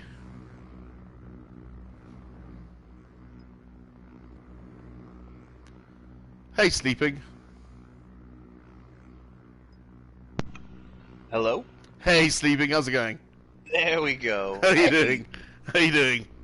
Well, how are you? Not bad, not bad, not bad. I think Super Awesome might be trying to... Is he gone? Maybe they're on Red Dead, I don't know. Anyway, what do you want to play? What do you want to play, Sleeping? Your choice. I don't want to hold you up. I know you're getting lunch soon. We'll just play a bit of co-op. We can hear him. Yes, good. They can hear Sleeping. So anyway, I was just saying how I was 19 and I decided to go backpacking. So I took a year off before going to university, and I bought this. I'd saved up and put together a pot of money, and I bought this plane ticket where you could stop. I think it was like 8 times. And the agent said, "Where do you want to stop first?" I said, "Well, I'll go that way around the world." And the first big city was in India, on the west coast of India, Bombay. It used to be called Bombay, it's now called Mumbai. Anyway, it's a massive city, and 20 years ago it was a very different city to what it is now. I think it's changed quite a bit. but there was a lot of poverty in India back then. And when you fly into the city, you can smell the city. That's how bad it, how tough it can be. I mean, don't get me wrong, there are some nice bits, but there's literally poverty everywhere. And I saw lepers for the first time when I went to India. That sounds terrifying. There were some cool bits, but it's also, you got to have your wits about you. You know, you got to be streetwise. There's a lot of people on the streets. There's a lot of shanty town everywhere. You know. So anyway, I was staying in this really dodgy hostel right in the centre of India. Didn't have a clue what I was doing, where I was going, and I didn't have any money. I had the traveller's check that I needed to exchange. So I found this really ramshackle place that exchanged this traveller's check. And I was like, well, how much should I change? How much should I change? So I exchanged. I got 30 quid exchanged. And 30 quid in rupees 20 years ago was, I don't know how many million rupees, but it was a lot. So I left this place with a massive stack of notes, huge stack of notes, and they don't refresh their exchange very often, or they certainly didn't then. So the notes stank and they were filthy. But anyway, I walked out of this place. I had a Hawaiian shirt on and like board shorts or something. I looked like I had a backpack. I was milk bottle white. Looked like a straight out of England. Like, didn't know what I was doing. Sunglasses on, and I had a stack of rupees in my hand walking out of this place. And there's beggars everywhere. Literally beggars. Literally everywhere you go, there's beggars on the street. There's people, mutilated limbs coming up to you trying to get money off you, people trying to sell you everything. And these two beggars saw me straight away, clocked me, and started following me down the street. And I walked about a mile down the street, and these streets are rammed full of people, mind. And I was constantly turning around, and I could see them following me. And I kept walking, turned down a side street, and they followed me down the side street. So I started like at a brisk jogging at this point, going, shitting myself, thinking, oh my god, these guys are gonna have me. I didn't know where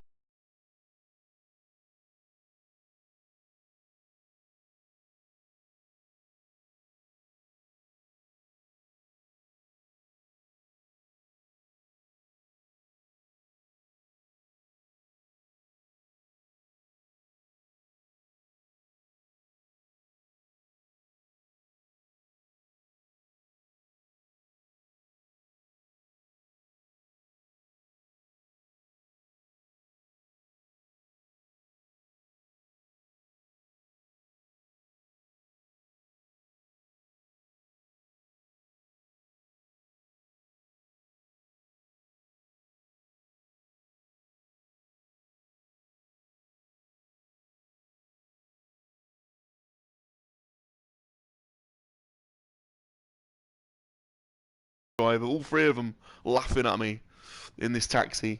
I thought I was going to die. I thought they were going to stab me, to be honest. And then the two got out. The taxi driver basically was swearing at me to get out of the taxi, so I got out and managed to find my way to somebody relatively friendly that helped me, give me some instructions on how to get back to where I was staying. So that was like literally the first couple of days of going backpacking around the world. I got mugged. Anyway. That's terrifying. Oh my god. Anyway, sorry, we're supposed to be playing Battlefront. But yeah, that's one of my interesting traveller stories. Anyway, but it was my own fault because you wherever you go, you don't come out of a bank or somewhere or any place with stacks of notes in your hand, let alone somewhere where there's people all around that have nothing. You know, it's just a stupid thing to do. Especially with that exchange rate. I mean, that is a lot of conversion. I mean, I don't know how many rupees it was, but it was a lot. You know, it was the biggest stack of notes I've ever had. You'd think you're a millionaire with the amount of notes you had in your hand, but It was only about 30 quid, so it wasn't the end of the world. But obviously, to these guys, it was a lot of money, you know?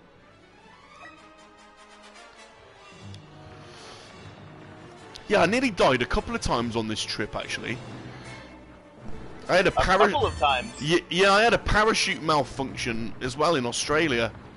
I did a parachute, a tandem parachute. You know those parachute places you go to when you're on holiday. So I was in Australia. Where was it? It was on the Gold. Was it on the Gold? It's on the Gold Coast in Australia, and they'll take you up. You can do like a 10,000 foot jump or a 14,000 foot, which I think is the legal limit. But obviously, if you're a novice, you go tandem, so they strap you to the bottom of someone, and they take you up in one of those little like Cessna planes, you know, that's got a door missing, so you can like dangle your feet out. And I went to this place, and these guys were like typical Australian like adrenaline junkies, you know, with long hair and tats and bandanas, and they purposely try and scare you and wind you up during the day, you know, to try and like have a bit of fun with you. And especially because you're English, like they get even more joy and glee out of out of scaring you. And this guy was like, oh, I'm gonna do the jump with you today, mate, and let's just check the chutes. Yeah, we've got to make sure all your carabinos are done tightly. We don't want any carabino failures, and you know, just winding you up all day. So anyway, we did the jump, and basically the way a tandem works is that you jump out of the plane together, but you're going twice the speed of the other people that are jumping out of the plane that are going solo. So to slow you down, they release a mini chute that halves your speed, so that you can go into free fall at the same time as everyone else, and you know, join in the circle and all that kind of stuff. And it was amazing. Like, we're free falling. I think it's like a 75-second free fall. It's totally amazing. Like, your cheeks are like, you know, going up and down, and you're like looking around, and you got your arms out, and absolutely brilliant experience. And then the guy taps you on the shoulder to let you know he's gonna pull the main chute. And he tapped me on the shoulder to say he was gonna pull the main chute, and he pre-warned me that's what he was gonna do. Pulled the main chute, and it goes flying up in the air, and it like breaks your speed so quickly, your legs go flying up in the air. But when that happened, all I could hear was him going, "Fucking shit, shit, shit, shit, shit, shit," and the chute was all like tangled up, and we were like going around in circles, and the main chute was all tangled up in a ball. And I thought it was part. I didn't. If I'm honest, I thought it was like part of the experience. I was like, yeah, and he was going shit, shit, shit. So he basically, I didn't realise until afterwards, he basically disconnected us, and we went back into free fall, and he pulled the secondary chute.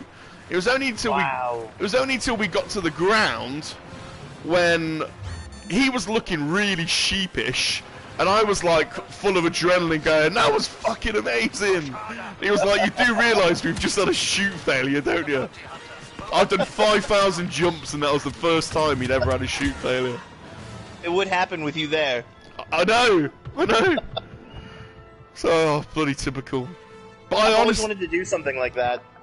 I didn't really realise what was going on, if I'm totally honest. I was like, because they've been winding me up all day, I was like, there's no way. But anyway, I haven't been paying attention to this game, I'm sorry. No, I've just been listening to you. That is hilarious and terrifying. Yes. Have you ever done bungee jumping sleeping? No, it is also on the list of things to do. I have a bit of a height fear. So now I'm 42, I'm petrified by heights, but when I was younger, I was not bothered by them at all. And when I was in Australia, they've got these bungee jump centres. I think they're still around. They've got them in South Africa, and they're called AJ Hackett bungee jump centres. And they had one. I think I was in Cairns, which is like northern Australia. It's like the rainforest part of Australia, where it's closest to the equator. And they had this bungee jump rig off the side of a mountain, and you jump out into the rainforest. It's very cool. It's not one of the big, yeah, it's not one of the massive ones. You know, like they've got some of them in South Africa. I think you can jump off a bridge into Victoria Falls or something like huge one. But it's pretty big. Well, anyway, you go there and you can like pay to do one jump, or you can have a multi-jump ticket, a day ticket where you can jump as many times in the day as you can fit in. So of course I went, I'll buy the day ticket then, and I'll try and do as many jumps. And they have all these different types of jumps that you can do. So when you get all the way up there, you can either just jump off straight, you can jump into a swan dive, you can jump backwards. So I did 4 or 5 jumps, and I did all the ones they told me. And then it was like the end of the day, and they're like, right, who wants to do the cliffhanger? I was like, oh, what's the cliffhanger? The cliffhanger is where you lie on your front, and you crawl out to the edge of the podium, and then you dangle off the podium, and you hold on to the podium, and you're basically holding on to the podium for dear life, and then they count you down and you let go and you fall. That's basically it. So you oh my god. So me and this guy, this random traveller that I happened to be with at the time, get up there to do the cliffhanger, and he goes first, thankfully, and they go, right, lie down, mate, right, crawl out to the edge, and then hang on. And this guy was like, you know, slim, skinny, you know, and he was really, and your legs are strapped to this huge rope, so you're carrying a bit of weight. So when you do hang off the edge, you're supporting your own weight plus the weight of the rope, you know. So you can't hang on for long. Anyway, this guy was hanging off the edge, and they've got all the video rigs set up, so you can see them on the screen, you know, at the side. You can watch them fall down. And anyway, they were counting them down. 5, 4, 3, and then one of the Australian guys that was working there ran out onto the podium and went, "Don't fucking jump! Don't fucking jump! Your carabino's undone! Your carabino's undone!" And this guy's going, "Fuck! Pull me up! Fucking pull me up! Pull me up!" And the guy's got hold of his arms, and he's like trying to pull him up, and everyone's like, shit! And then the guy just lets him go. Wow. Anyway, so that guy had a bit of obviously it was a joke, you know, they were winding the guy up. That's what these bloody Australians do, they love to wind up, especially us pommies. Sounds like the Australians really like to put you on over there. Well, there's a bit of a joke between us the English and the Aussies. They call us pommies. Have you ever heard of that? No, never. So a pommy is a prisoner of Merry England, or a prisoner of Her Majesty. So they call us pommies. In fact, the paradox is that they're the prisoners, because the Australians were obviously prisoners sent from England, yeah. And they're the ones that are still trapped with our monarchy. So the Queen is still their monarchy as well as ours. But anyway, for some reason it works the other way, and that they call us pommies. It's a bit of friendly banter between cousins, basically. That is wild. But yeah, they do like to put it on us whenever Englishmen go over there. So I don't know where I am. I'm in a map a million miles away from anyone else. Right. I've never done anything like that, but I have done like speed ziplining. Have you ever done that? Oh no, tell us about that. That sounds good. There's a place in Virginia at the ocean where they set up these zip lines, and there's like 4 or 5 different levels. There's like child all the way to extreme, and they're different heights over the ocean, and there are these like radio towers built up on platforms over the ocean.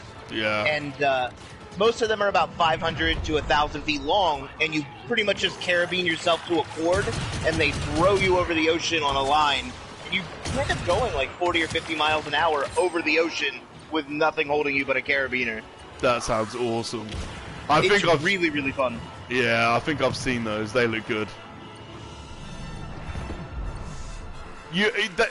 all of these things are amazing, but you are inherently aware that you are only one carabiner away from death. It always terrifies me because you'll go to Walmart and you'll see carabiners for like $2. Yeah. And you're like, oh, I wonder if that's the one holding my life up right now. Exactly. And then you look at some of the ropes and they look frayed, and you're like, oh, I better not get the frayed rope. And then you have a big lunch and you're like, maybe I shouldn't have eaten before we did this. Yeah, exactly.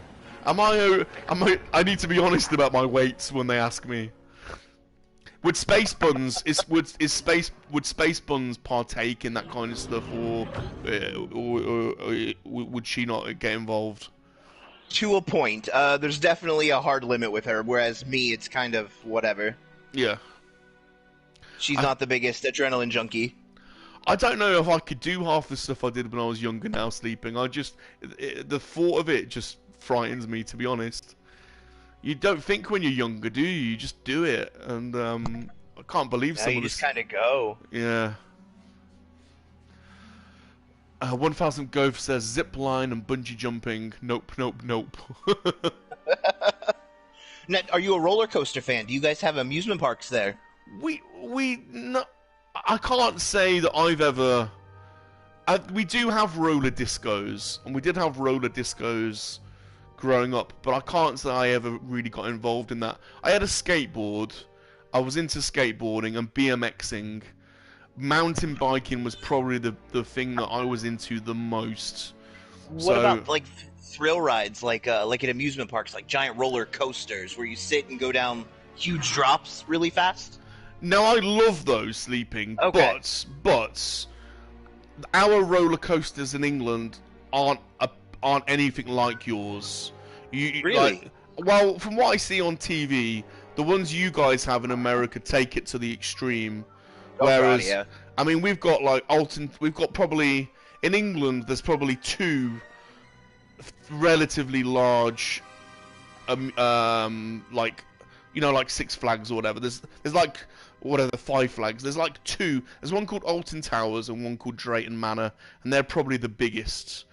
Okay. And the rides there are pretty good, but I don't think, I might be wrong, but I don't think they're probably a patch on your like 5 Flags parks. But yeah, we've got like Oblivion and where you like, there's ones where you plummet like a million foot, not a million foot, but you suddenly plummet downwards, and we've got a few. But I again, if I went on an American trip, I would be all over that. I'd want to go to what's the big one near you? Is there a? I live in like a weird like epicenter, like a little rural area. But if I go 2 miles west, there is a place called Cedar Point in Ohio, where there are a ton of large roller coasters, and then there's a Six Flags near me. Six Flags. I live near Hershey, Pennsylvania, so I've got Hershey Park above me. Oh. So there's a little bit of everything everywhere, and they just opened a new one in Hershey Park. It's called the Steel Curtain, and it's 200 feet straight in the air with a 87-degree vertical drop, and it goes like 70 miles an hour straight to the ground, and the track is 2 feet off the ground. So it's a literal free fall. It's terrifying. Yeah.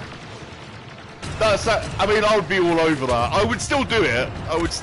But I wouldn't run to the queue like I would have when I was younger.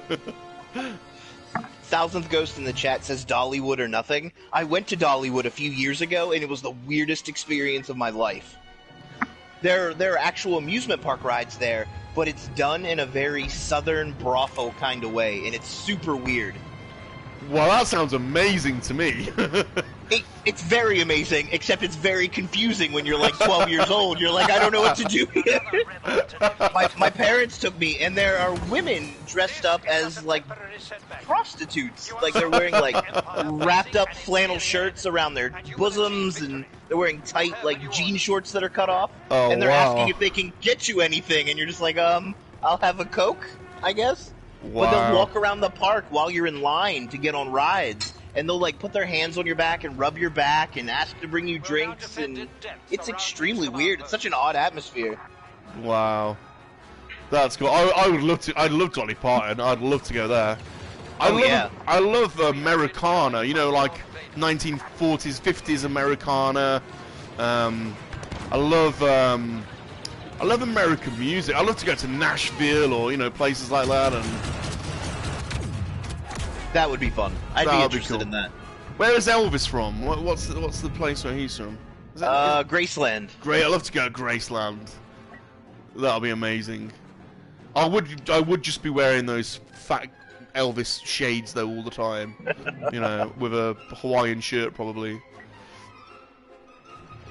You and your Hawaiian shirts. I know, I know. Are we in a game right now? I think I might have just quit on accident. Oh, did you? Shall I quit out? I just happened to look at the screen and I see you running around, and I'm at the main menu. I don't know what happened. I'll quit. I don't know what I'm doing. I'm just here for the chat anyway. Are you streaming this? No. I'm just watching your stream while playing this. Giving you that time, we gotta. I have Space Buns in here too, watching as well. Space Buns is in the chat saying Graceland is very cool. I've been there. Yeah. Oh, that sounds amazing. I love the song. I'm going to Graceland. Graceland. Oh, you quit, and then it put me in your game. I was in the queue, apparently. I'm quitting out. G4 says, parasailing is the closest I've come. Jamaican pirates get you in the boats for an agreed price, then they try to get more money from you. Are they real pirates? Real pirates, G-Force? Where are the pirates, G-Force? Where are there Jamaican pirates in America? Tell me where the pirates are. We all over Also, that. Can I sign up to be a pirate? That sounds like the best career option. Being a pirate would be amazing, wouldn't it? You know when you sign up to a job and they give you the responsibilities list.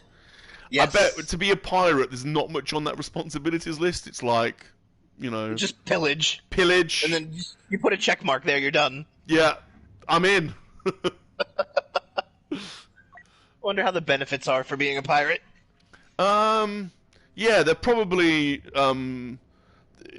they're probably variable, aren't they? Not. It depends on the boat that you're sacking each month, I suppose. Up and down like a yo-yo.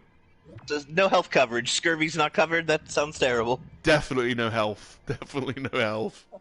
You're gonna lose some teeth if you're a pirate for sure.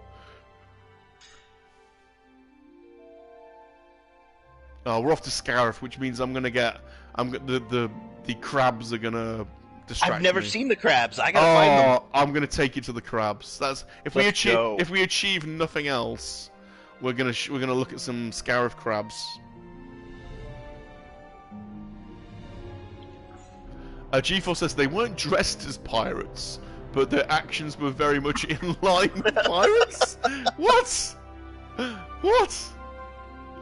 G-Force, where were you? Where are these pirates? Yeah, what's going on? We've got an invitation. Oh no, we've got another invitation from someone. Hold on. I just got an invitation from Super Awesome Geek Show. And one from Simon Richardson, Shabby's brother. Should I quit this game then and have them both? Yeah, if you want. Let's, As long as we're not holding you up from lunch. I know you were talking about some deliciousness. Well, I'm gonna order something at some point, but...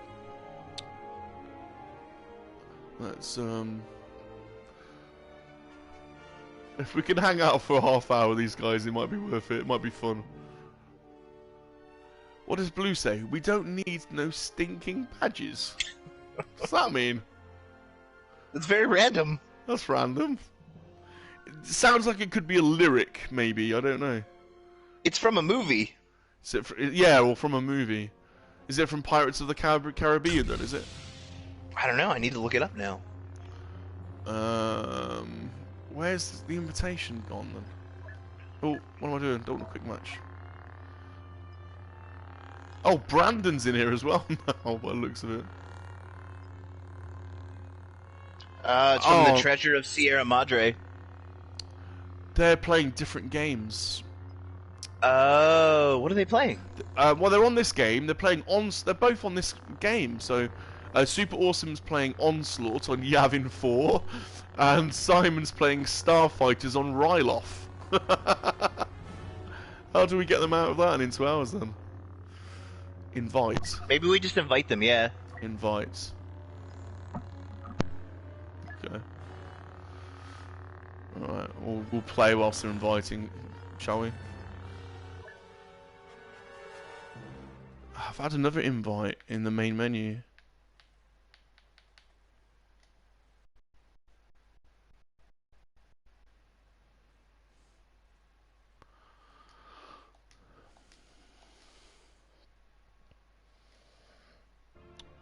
Oh, let's just play. Thing is, Simon sent me another invite, but if I join his invite, then you'll get bumped out. So I've invited them. We'll see if anything comes back. Oh, Blazing Saddles. Is that from? Okay. Oh,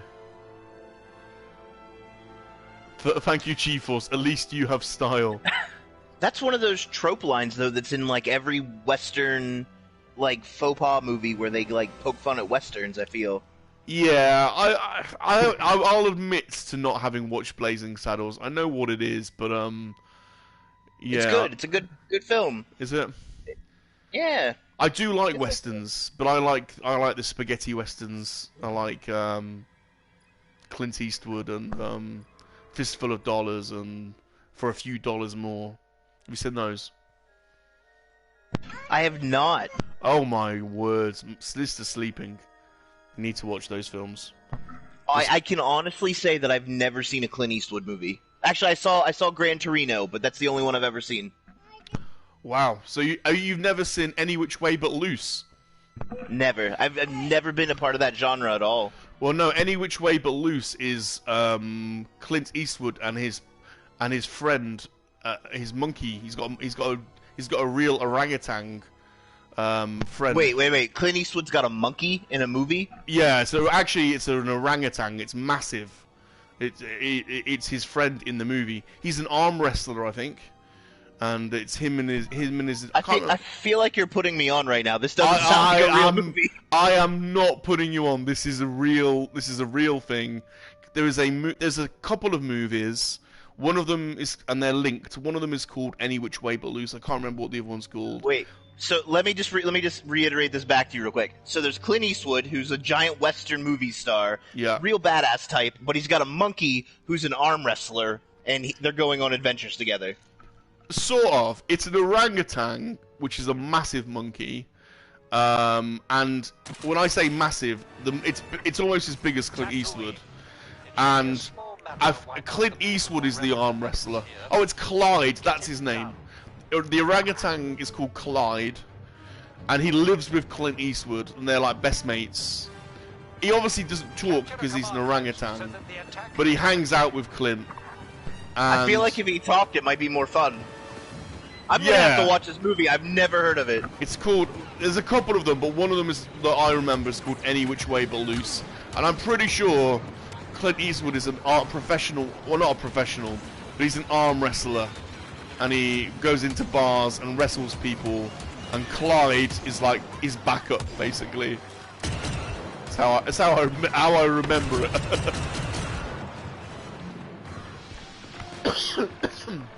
All right, definitely adding it to the list of things I need to watch. Any Which Way But Loose. Oh, The Thousandth Ghost, I think, is just named the sequel, which is Any Which Way You Can, I think. I feel like I've heard of that, but I've never seen or heard what it's about.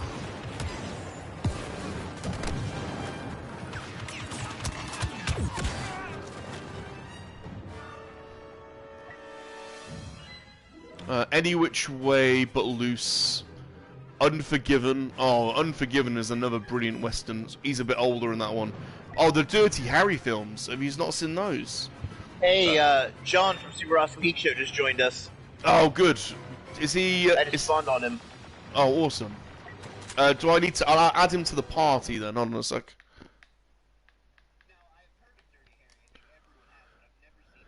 So he's basically a badass cop, and he has a massive gun, basically, and he's basically hunting down serial killers, and there's a few films in the series. Dirty Harry's one of them, but I think there's 4 or 5 films. Yeah, it's where he has the classic line. He's having a face-off with a criminal, and they're both got guns facing each other, and he says, "You want to make my day, punk," or something like that. I may have butchered it. Oh, I just added him. "Make my day, punk," I think he says.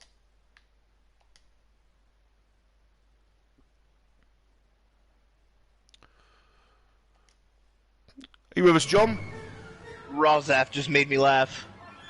What's he said? I've seen that film, Rum. But I'm starting to think you're making... I'm not making it up! I'm not making it up! There is a bloody great big orangutan in Clint Eastwood in a couple of movies. His name is Clyde, and Clyde, yes. Oh, John knows! There you go, John! I know. There you go, I'm not making this up, am I? Rum just tried to explain it to us, and it sounds like the most ridiculous movie ever made. Right turn, Clyde. So it's Clint Eastwood, and he's an arm wrestler who travels with a monkey, and they get into shenanigans. Oh, he drives the car. Does he drive the car? No, I think he's just in the passenger seat. He's in the passenger seat. He goes right turn, Clyde, and the monkey punches the guy. That's it. Yeah. Yeah. Does the monkey drive? No, I don't think he drives. No, but I think he sits in the passenger seat, and he has the window down, and he has like his arm out of the window, like looking all cool.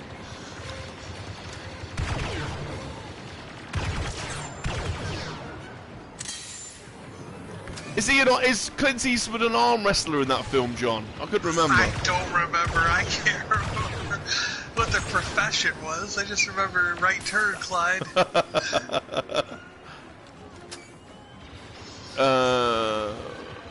I have a crap ton of... I loved that film as a kid. Yeah, I did.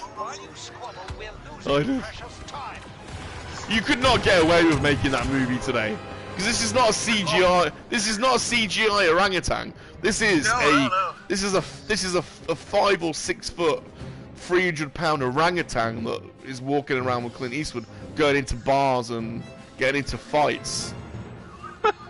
I'm just picturing Clint Eastwood bringing a monkey to a bar. Yeah, they hold hands. They walk around, he holds his hand. They like walk around together. Are they lovers? Why is he holding hands? That's the... They're like bros! They're like bros, yeah, it's like his bro, it's his boy. It's his, like, it's backup. It's his muscle. His muscle. And you're right, he knocks out a guy, doesn't he? He knocks out that guy, yeah.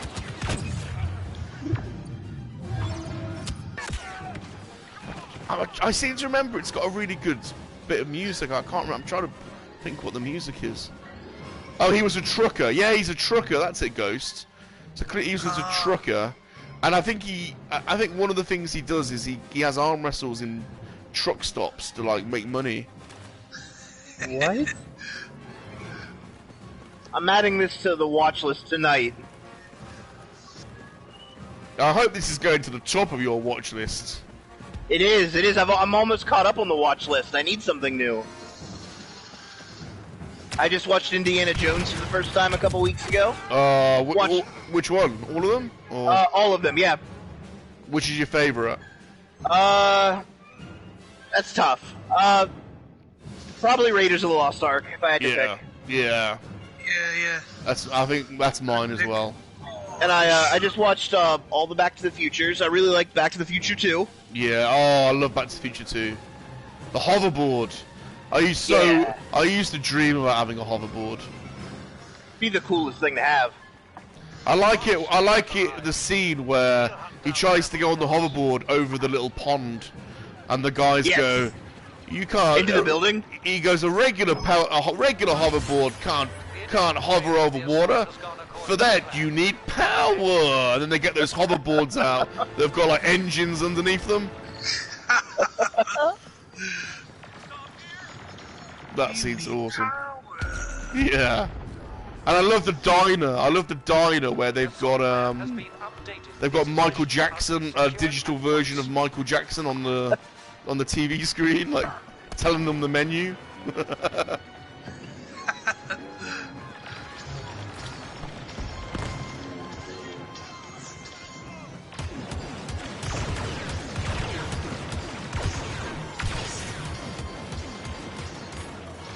I like the monkey in Indiana Jones. Oh yeah, that little monkey was The cool. little monkey's really cool.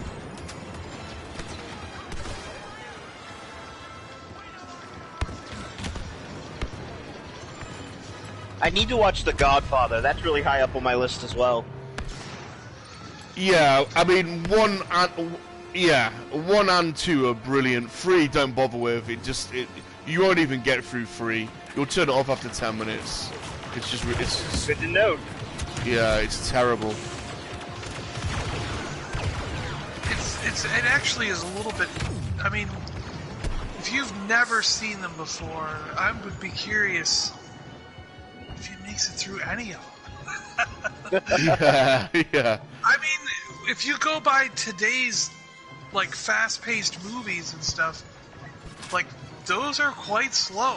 They are very slow. Very slow. Have you seen? Huh? Have you seen True Romance? I have. I That's love actually that my film. best friend's favorite movie. We've seen it many times. I love that film. Is that It was written by Quentin Tarantino. Tarantino, It yeah. was the first film he wrote. That dude, what's his name there? Christian Slater. Like a pump Christian up the Slater. volume guy. Yeah, That is Christian Space Slater. Fun's favorite actor. I hear about him every day of my life. Oh, Space Buns. Space Buns got He good loves- taste. He's cool. He's a cool guy.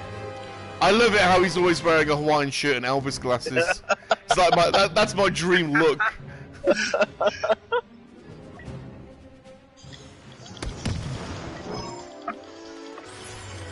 The assault plan is being flawlessly executed. So I gotta ask you guys here.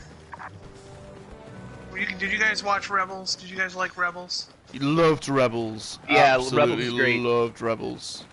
How much did you guys like the Inquisitors? I loved the Inquisitors. I thought Yeah. I was skeptical at first because I thought, hold on a minute, there were no Inquisitors in Star Wars. There was only the Sith were down to Vader and the Emperor.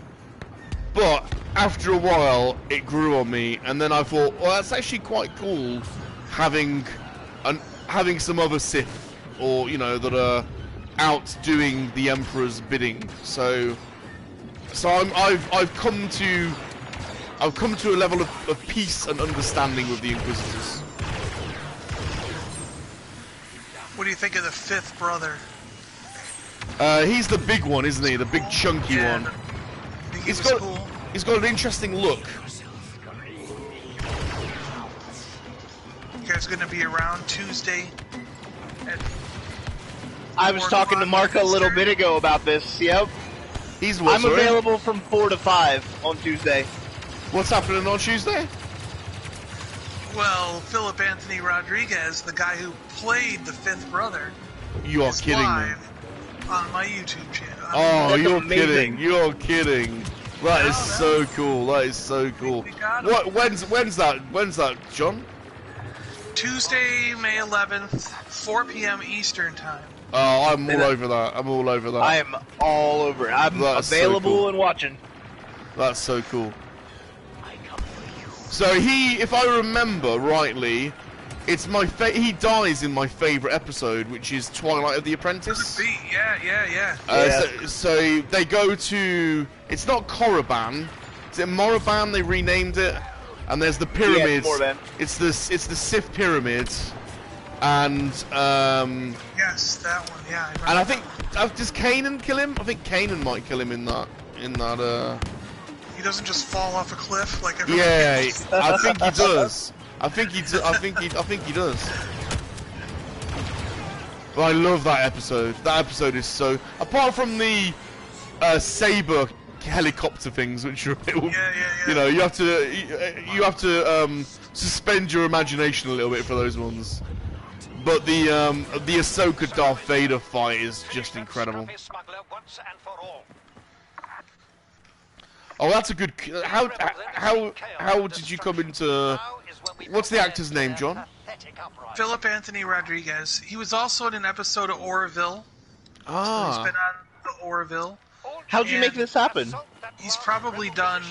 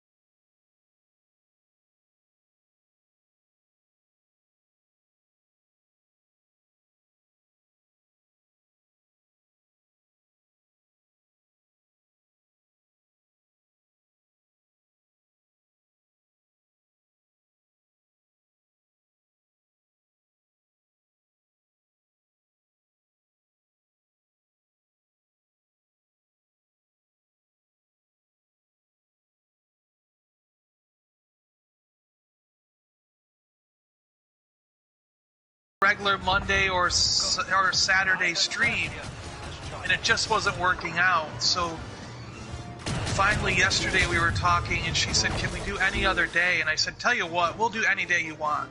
Yeah. I go, just we'll to get you make it on. a special event. Yeah. Yeah, So yeah, absolutely. came back this morning and said, "Let's do Tuesday," and we were like, "All right, Tuesday it is."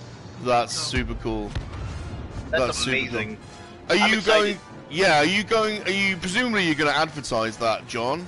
Are you going to? Well, there's already like a little hint up on Twitter. Oh, okay. Are you going to? Are you going to accept pre-written questions if we send you a if I tweet you with a question I'd like you to ask him? Would you read it out? Well, we're hoping people in the chat will just ask questions and we'll post them as it goes. You know? Sure. But yes, if you have something you want me to say ahead of time, then just by all means send it to me on Twitter, wherever. Well, it'd be really good to get a bit of insight about Dave Filoni. That's what I was thinking about how what it's like working with Dave Filoni. Do you know what I mean? Yeah, absolutely. And then, of course, he's going to want to take some time to plug whatever he's currently working on. So we'll let him do that, of course. That's really I cool. told him we're definitely going to be talking Star Wars, and a little bit of Orville, I'm sure, will come up. You know how like those guys, especially Dave Filoni and his team at Lucasfilm, they write really detailed backstories to all the characters that they make.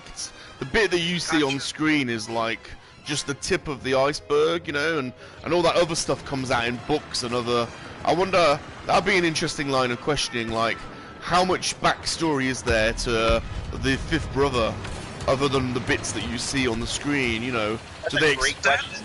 That is a really good thing to ask too. Yeah. Yeah, exactly. Like, where does he know how the Inquisitors were formed, or how his character came to be one, or you know?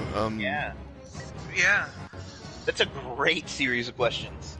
Or even like, does he know who his character was before? Exactly. Because I think, don't we only know the main Inquisitor was a one of those trainee guys or temple guard guys, right? And we really don't have any story for him other than that. No, yeah, he was a temple guard. The seventh sister, Trilla, is in Jedi Fallen Order, and she was a Jedi, so we know about her. She was a Jedi that was caught during Order 66, and she turned. But yeah, we don't know a lot of. We see that in the game, right? Don't we see her We as do. a Jedi in the game? Yeah, we do. But we don't know a lot about the others. You're right, and there are some. There are some missing. Like we haven't seen some of them yet. Like who's the? Yeah, because we had the main Inquisitor, then we had the second sister, we had the fifth brother, and the fourth brother, right? I think seventh sister we've had, and there's the seventh in the game, and then there was another one in the game. Wasn't there like a 12th brother or something like that in the game? It's a woman, and she's massive. She's That's a woman. Okay. She's the alien out of I can't remember what the species called is, but it's an alien that you're introduced to in Force Awakens. When they go up on the tree, right? The big tree thing we had to fight up on the tree. That's right. You know when they go in Force Awakens, when they go in Maz Cantina's bar, there's an alien sat down on the floor that's massive. Yeah. She's his species, but I can't remember what they're called. But what number was she? Brandon's saying ninth sister. Ninth? Okay. It was so ninth. So in Jedi Fallen Order we had seventh and ninth sister. We've seen 2, 4, 5, 7, and 9. 9, yeah. Okay. Something went wrong. It said, you guys might have to invite me in the game. Oh, really? Yeah, something went wrong with me too. Yeah, we're not grouped up inside the game. Okay, I'm quitting out. I'm going back to the main menu, and so yeah, we don't even know how many numbers it goes up to. Like, it doesn't necessarily stop at a number, does it? I mean, we don't know. So, you know, there could be 20. Who knows? Yeah.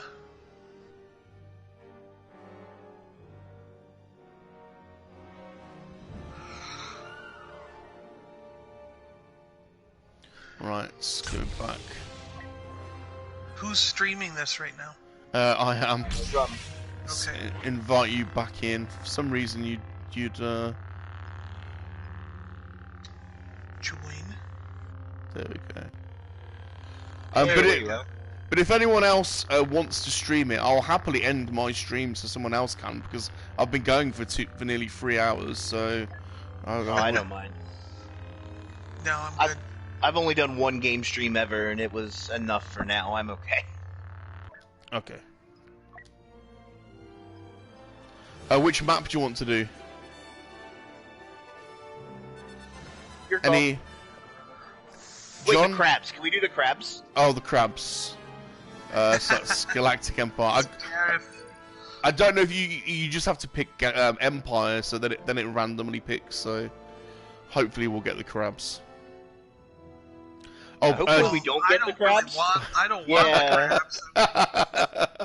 I always have to check what I say. I always end up saying something like that.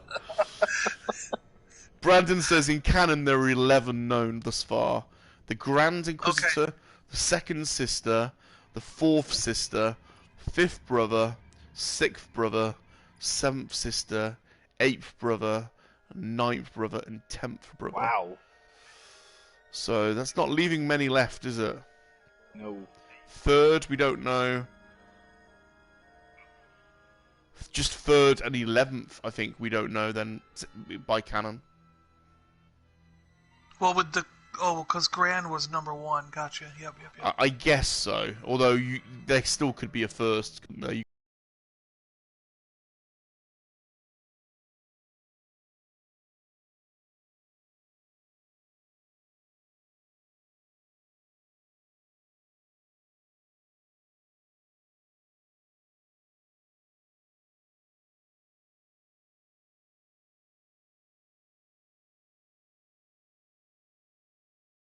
And then tonight we're having Sam on, who's a comic creator. He does his own comic books, and he's created characters for comics and stuff. And he's doing Geek Girl comics right now. And how did you meet him, John? I met Sam probably right around when I first started doing the podcast, so 2014, 2015, somewhere in that range. And Tatooine. It should be a small matter to back then I was just trying to reach out to any comic creators or webcomic guys, things like that, people who do graphic novels, just to have guests on and get people, and I met Sam, and when we've captured a rebel position, probably You have some really cool contacts. Probably every couple years we end up getting back together doing a show of some kind, and this year he's got another Kickstarter going to continue his Geek Girl series of comic books. And him and I got talking about doing another, and I was like, well, I don't really throw up the podcast as much, but you're welcome to come on a live stream. And he decided that joining the Peg Warmers would be a cool idea. See how everybody reacts, you know. Has he got a Kickstarter going at the moment? Yeah, right now he's got one that just started. So, man, to keep the Geek Girl comic going. So. I am such a Kickstarter fiend. I can't help myself. And he's very, very reasonable. He's got like levels in his Kickstarter all the way down to really low amounts. Like to get some of the comics, $25, and he's got some that are even less than that if you just want to help support. And then he's got things that go all the way up to like $100. And his goal is only around $3,000 to get the rest of these issues made. So it's a very, very reasonable Kickstarter, you know, like, and of course if he gets more than the $3,000, there's a lot of stretch goals and everything, but I was just kind of like, wow, you know, he consistently makes these very, like, reasonable and easy to access Kickstarter campaigns, you know, so... Now, I don't know much about the book. What is it, a superhero type book, or...? Yeah, so she's a superhero named Ruby K. It's a girl, and it's basically college-age girls, in a sense, and, there are superheroes in this world, like, you know, Superman, Batman, things like that, but they're not called that. He's made up his own universe and his own team of villains and superheroes, of course, because he's not affiliated with DC or Marvel or anybody. But so one day this ordinary person finds these special glasses, if you can believe it. She puts them on and gets the powers of a superhero. And so her friend convinces her to become an actual superhero because she's a fan of superheroes. And together they form this sort of team where her friend's in the background and she's the superhero, and becomes this superhero named Geek Girl. And because they're basically a bunch of comic geeks, and you know, they kind of, once they get superpowers, they kind of embrace that geek side of life and become Geek Girl. And that sounds kind of fun. Now, does he write and do the illustrations, or does he have to No, work he with he has an artist. I want to say he's Portuguese artist. I'm not. We'll have to find that out, because I've never actually spoken to his artist, but he's a pretty good artist. I think he's a good guy, and they've been working together for a long time. So.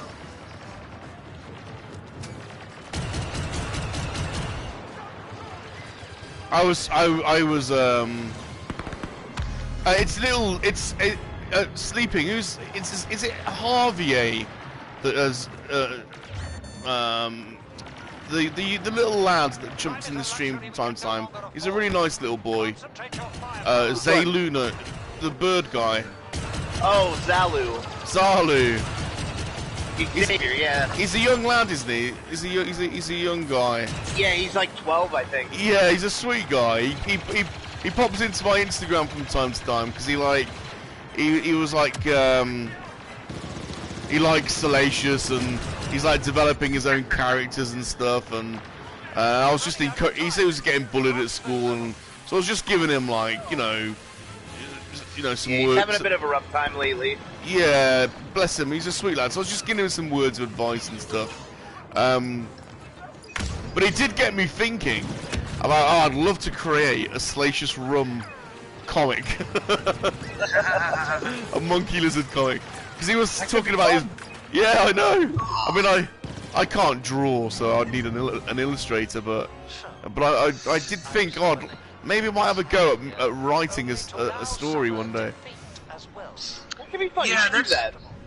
Well, that's all I've ever done was because I can draw, but I have to like sit there and really concentrate on it, and I have to have reference material to work from. Yeah. I cannot just come right out of my head. Yeah.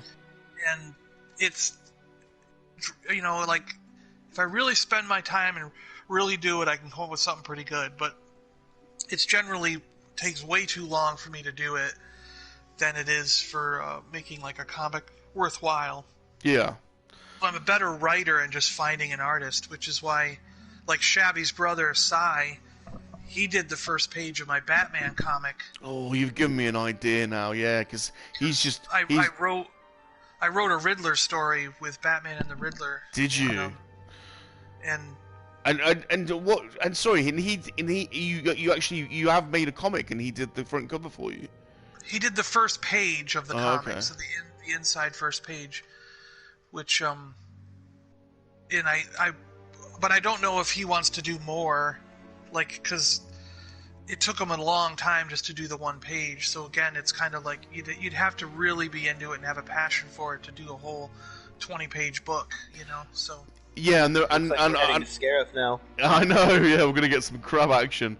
And there were, and I'm a bit of, you know more about comics than I do, John. But my understanding is, you get some illustrators that are specialists in front covers, and then some that are specialists in the cell work.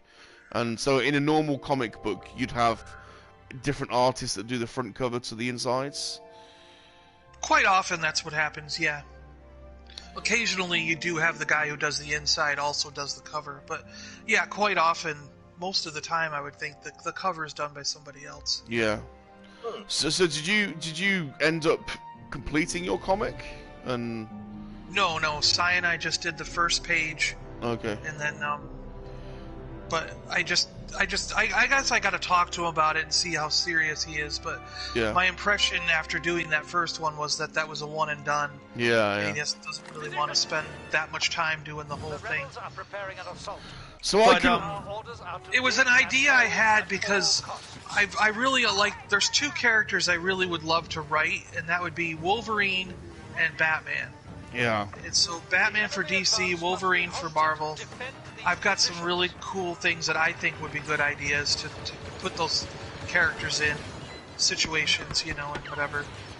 And I saw that some ordinary people like you or I wrote and illustrated a Wolverine comic and gave it away for free because you can't, if you use a main character like that, you obviously can't sell it, Yeah. They don't own the rights. Yeah. And they gave it away for free on one of those services like Comixology or whatever. But it got like 1 million downloads or something. People were just going bonkers for it. And then what happened was Marvel bought the comic from the guys. Ah, that's awesome. That's cool. And, That's a dream. And then Marvel ended up publishing it as a regular comic and put it out. And again, they sold like a couple million copies of it. So then Marvel went back to the guys and said, hey, do you want to write a miniseries? And they gave them like 4 issues.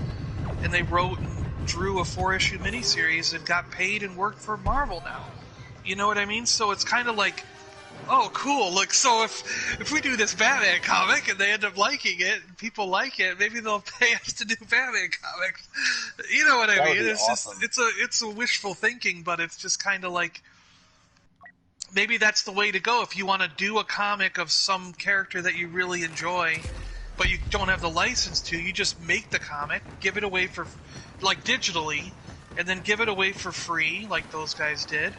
And if people like it, they like it and they pick it up, So Yeah. and That's then super whatever cool. happens, happens. You know what I mean? It's That's very cool.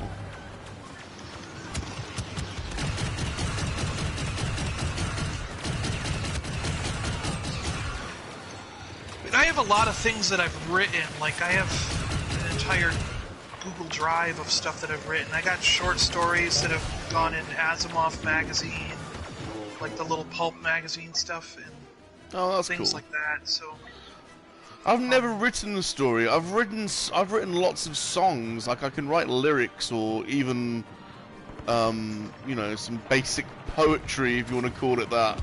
So I can write songs, but I've never tried to write a story. So I might. I'm really good at short stories or comic book size stories, but I've tried a number of times to sit down and write a full-length novel, and I can't get through it.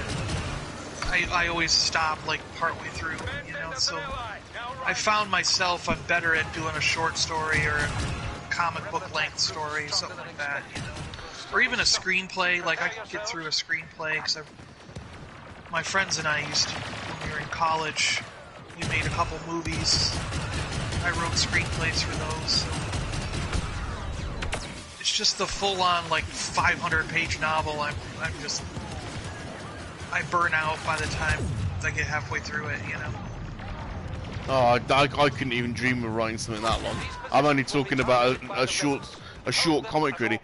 Maybe I'll do a little Salacious goes to America, and when I actually go to America, like take little Salacious with me and come up with some fiction about the adventures he gets up to in Dollywood.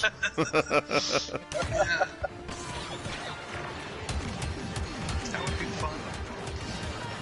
Hey John, any more news on this upcoming Star Wars game we've been talking about? Oh yeah, tell us about this, John, because I saw all of the stuff you put into that Google Drive. Discord, yeah. Is into Discord is immense. You put a lot of work into this. So can you give us a can you give us a briefing and explain to us what's going to happen and what how it's all going to work? So we'll probably have to play a couple weeks out because there's a lot going on in the next week or two. But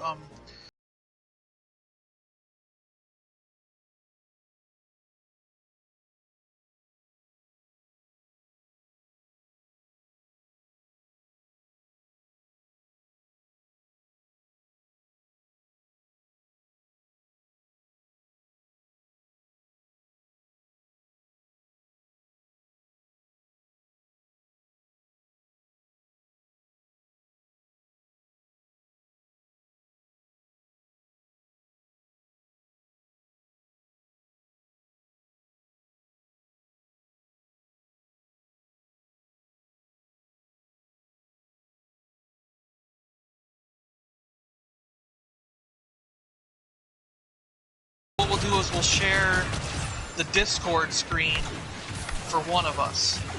There's only one Discord screen needs to be shared because we're all going to be typing in that Discord field. And we'll use Discord to roll and stuff, because you can just do like ! roll 1d20 plus 6 and it'll come up with a roll for us, you know. And it keeps track of, Discord actually keeps track of everything while you're playing a game too. So we could use it to keep track of hit points and what the characters are doing, things like that, but we don't need to get that complicated into it, I don't think. I think we're just going to use it for rolling and chatting with each other when we're not talking, you know.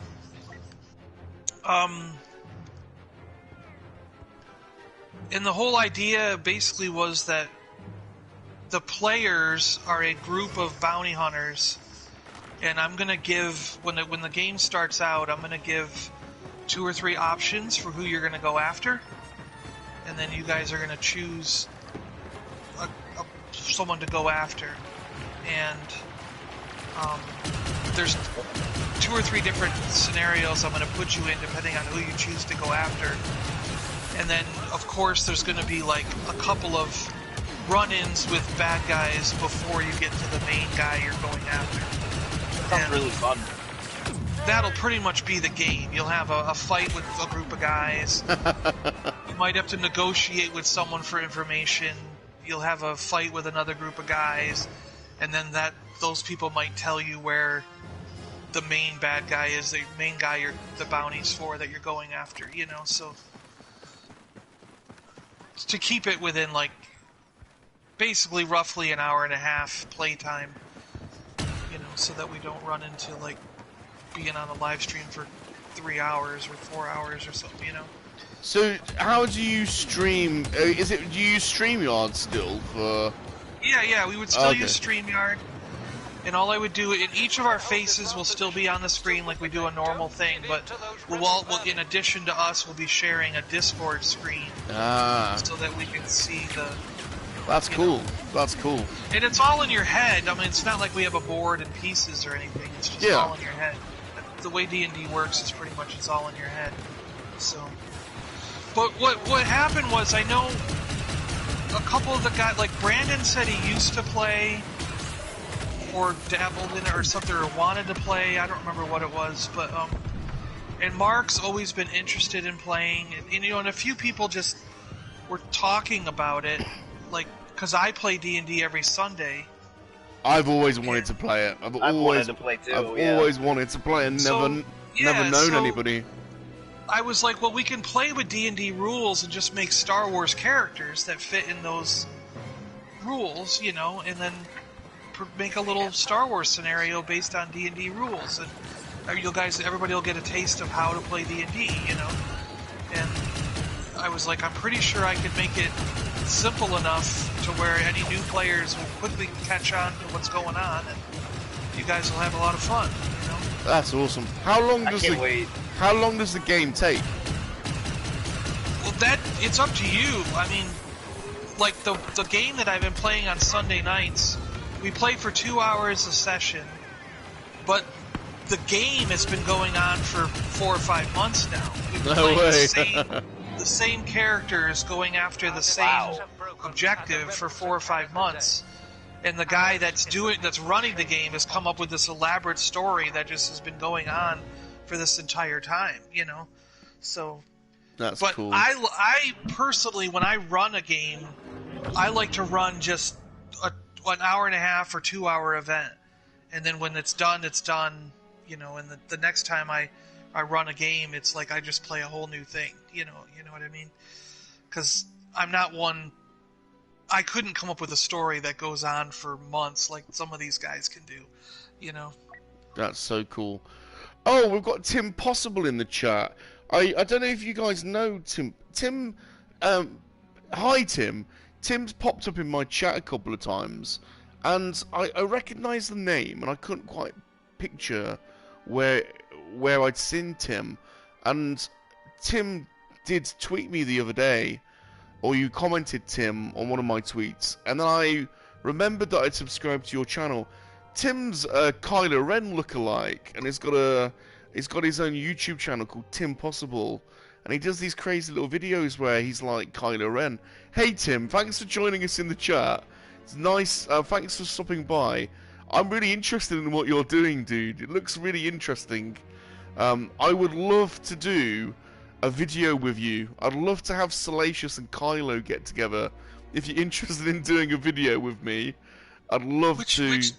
Which Tim Possible is? Tim Possible. I'm sure he's a Kylo Ren lookalike. Yeah, I'm searching now. I can't find it. Like, there's a Tim Possible that does Minecraft voice reveals. He's got a TikTok. He's got a TikTok game. account as well. I was on his TikTok. It is Oh, you, I found isn't him. it, Tim? No problem. Thank you. Just ordered some Kylo gear. Yeah, it is Tim because he's got a TikTok account as well, and I follow him. He's the spitting image of Adam Driver. Wow. That's kind of awesome. Yeah. Tim, I'm sure it is you. You've just said no. Tim, I'm really interested in what you're doing, and I'd love to. I think a Salacious Rum and Kylo Ren having a discussion would be really funny. So if you're up for that, let me know, or I'll message you, and we'll see if we can sort something out. No content on YouTube yet. Salacious Ren. Yeah, he's got a TikTok account, I think. Maybe his content's more on TikTok. But but thanks for stopping by, Tim. But yeah, D&D is something I've always seen it on American like movies or and I obviously love the cartoon growing up, and I don't know if you remember, John, but back many months ago you were doing a Pally Boys show where I think you were talking about collectibles, and I don't know, you might not remember this, but in the chat I was saying how in England we used to get free toys with cereal. You probably did in America as well when we were younger. Yeah. And in England, they were giving away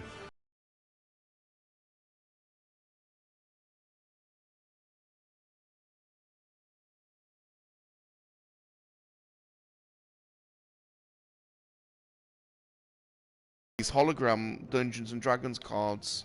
So I've got a nice little set of those, but I've always been really interested in it, but never known anyone that's that you know in my circle that's ever played it. So I'm really up for this game. It sounds like a lot of fun. Oh, Tim says I think it'll be a blast. Tim says I'd be down. Laugh out loud. Was checking out your TikTok. I got Tim Possible YouTube. I started. Tim's Talk is my main YouTube channel. Tim's Talk, okay. I was just trying to look it up, yeah. Ah, there's a Yoda jumping at me. Oh yeah. It's just so hard to kill. It would be Yoda too, wouldn't it? Yeah. Yeah, right? Alright, I hate this while I'm in the middle of playing a game, but I have to grab my laundry. Go for it. I'm gonna be AFK for just a second. Go for it. Thousand Go says, "Wow, Tim Possible, you could pass anywhere for him." Now following on TikTok as well. There you go, Tim. So you're gonna get some follows anyway. But I think, yeah, he's a spitting image of Adam Driver, and whoa! I just found his TikTok. He really is. Holy God. Yeah, Tim, I don't know. That's impressive. Yeah, it is.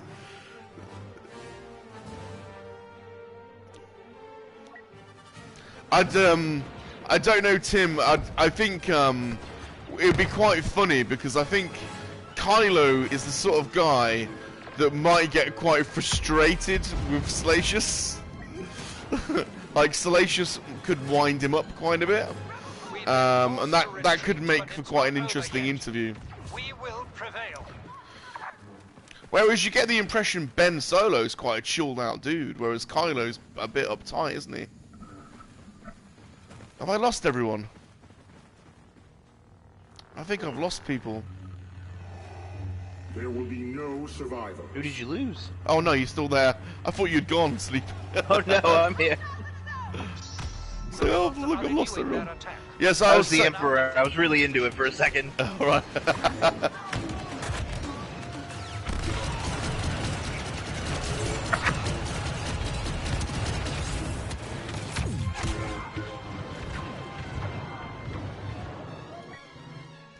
Now, being the spitting image of Adam Driver Tim must have its upsides and its downsides. So I guess it can work for your Raylo fans. I bet it's absolutely brilliant. But I bet you also get stopped in the street quite a lot when you don't want to be.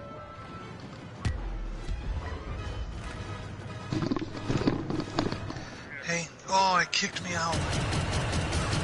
Are you out of the game? Yeah, I'm back in the menu, but it's okay. I'll wait till you guys are. I don't mind quitting now. Sleeping. Yeah, I don't mind either. Yeah, we'll quit. We'll quit so you come back in. Yeah. We have a new dryer, and man, that my clothes are like hot, like so hot they're almost too hot to touch. I didn't know it was that. I need to be careful you don't shrink your clothes. Then you probably you'll probably find and that was on medium heat. I didn't put it on the highest setting, so I'm gonna have to put it on the low setting from now on.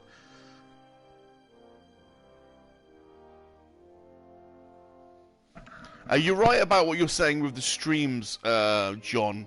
Like trying to find new people to come on. We've been trying to do that a little bit. I don't know if you saw we had Dan Denny on last night. Oh yeah.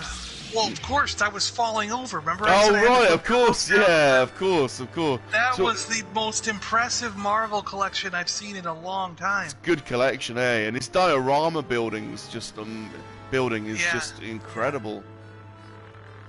I was very interested in knowing that a lot of that is just foam, and then he painted it. Yeah. Because, like, I've got a little just thing of foam here, because the same thing when I get like IKEA furniture or other stuff. It's like I know I could use this foam for something, but I don't know what to use it for, and I just leave it in a pile over there. And now I'm thinking, like, I wonder if I can cut those into diorama, like you need to hit him up. He'll probably be able to help you. He he's like I was really fascinated by the one with the brick, because I'm like, that really looks good with the brick, We've got an is that Sai? It is, yeah. That Sai? It is. Do you want to try to invite him into our group? group? Yeah, I will. Is he Obi-Wan? Oh, yeah, Obi-Wan, Sai. Well, now we're entering a game. Are we going to back out and get him in? Yeah, if I can. I did already try and invite him, but he keeps trying to invite me, and we need him to come out so he can accept our invitation. I'll tell you what. Let me I think it threw me into a game. Yeah. I'm trying to. Well, maybe I'll jump over and tell Sai to join Salacious group. Yeah. Okay. Let me. It's loading me into a game, but I can't do anything at the moment. So hold on, I'll quit now.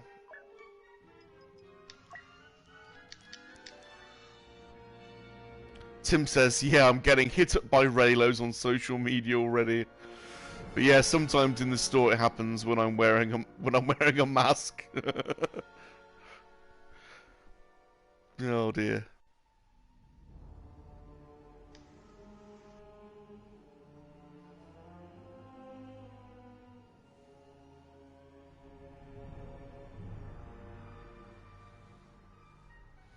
Yeah, you could probably make a good living, Tim, being a Kylo Ren impersonator. To be honest, you look so much like him. I don't know if you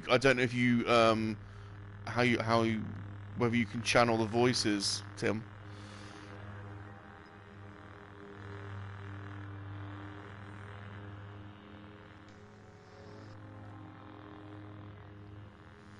Just wait for see if we can get Simon in.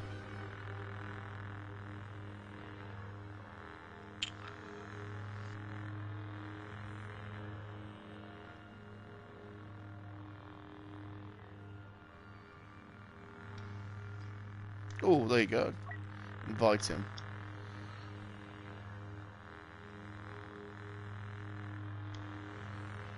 There we go. He's joined us. Okay, cool. Awesome, he's joined us. Is it? Do you know if he's wearing headphones? He doesn't normally, does he? No idea. He doesn't normally, I don't think. I'll just go and add him to the party anyway, in case he has.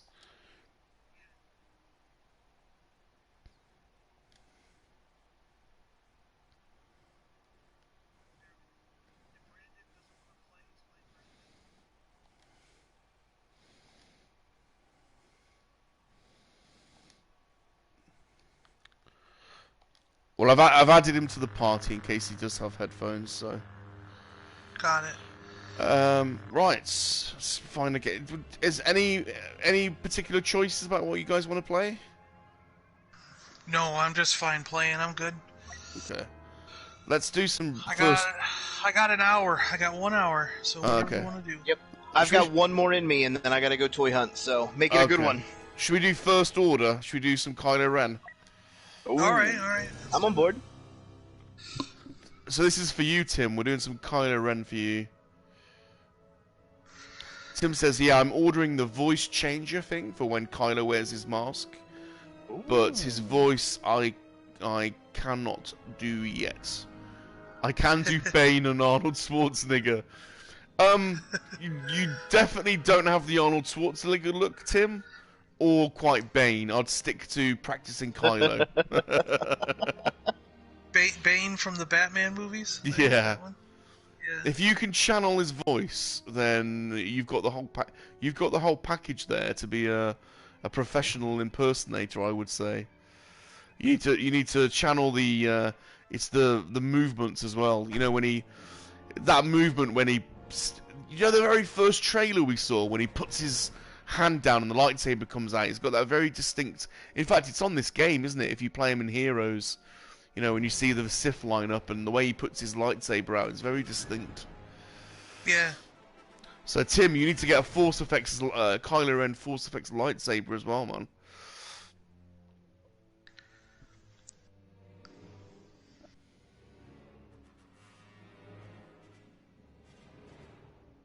The newer one, the handle looks better, I think, because I've got the original one, but I think the newer one, the handle looks more detailed and correct.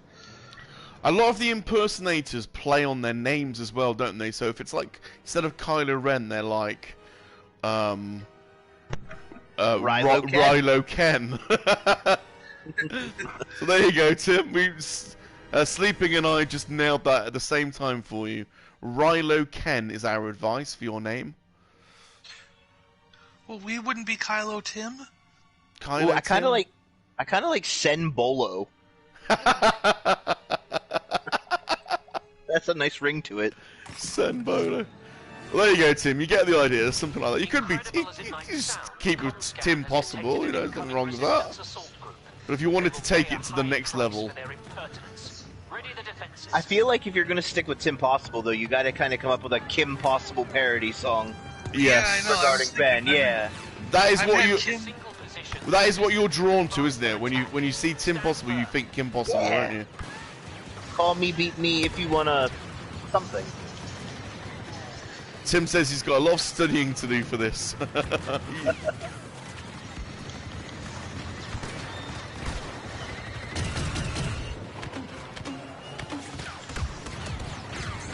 I'm gonna go on the hunt for Kylo Ren.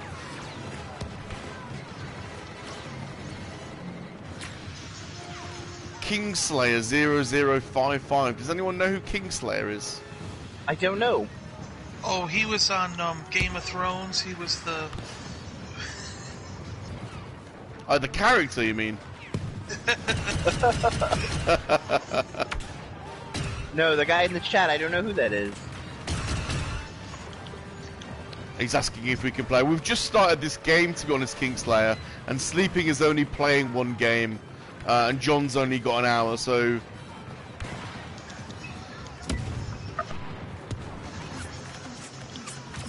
Oh! 9 nub.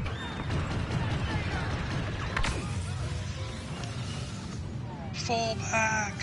Oh, Our begin retreat is a retreat. planned ruse. The resistance forces will walk into our trap and be destroyed.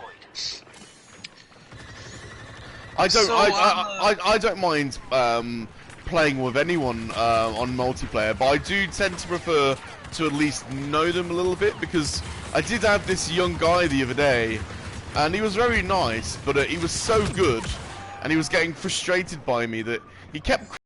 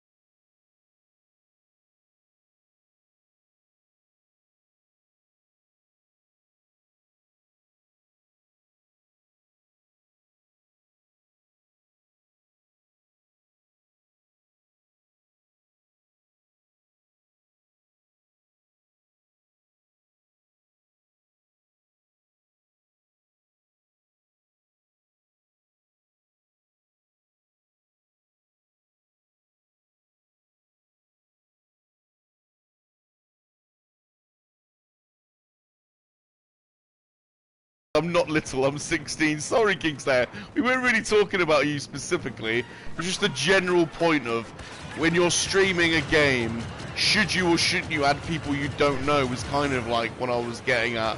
Like, I don't mind playing with anybody, but you do have to be a little bit careful not to add somebody, you know, because they could literally, if you're streaming, you know, they could say anything really, couldn't they? I mean, you should probably at least have some vague. You should at least know them, I guess.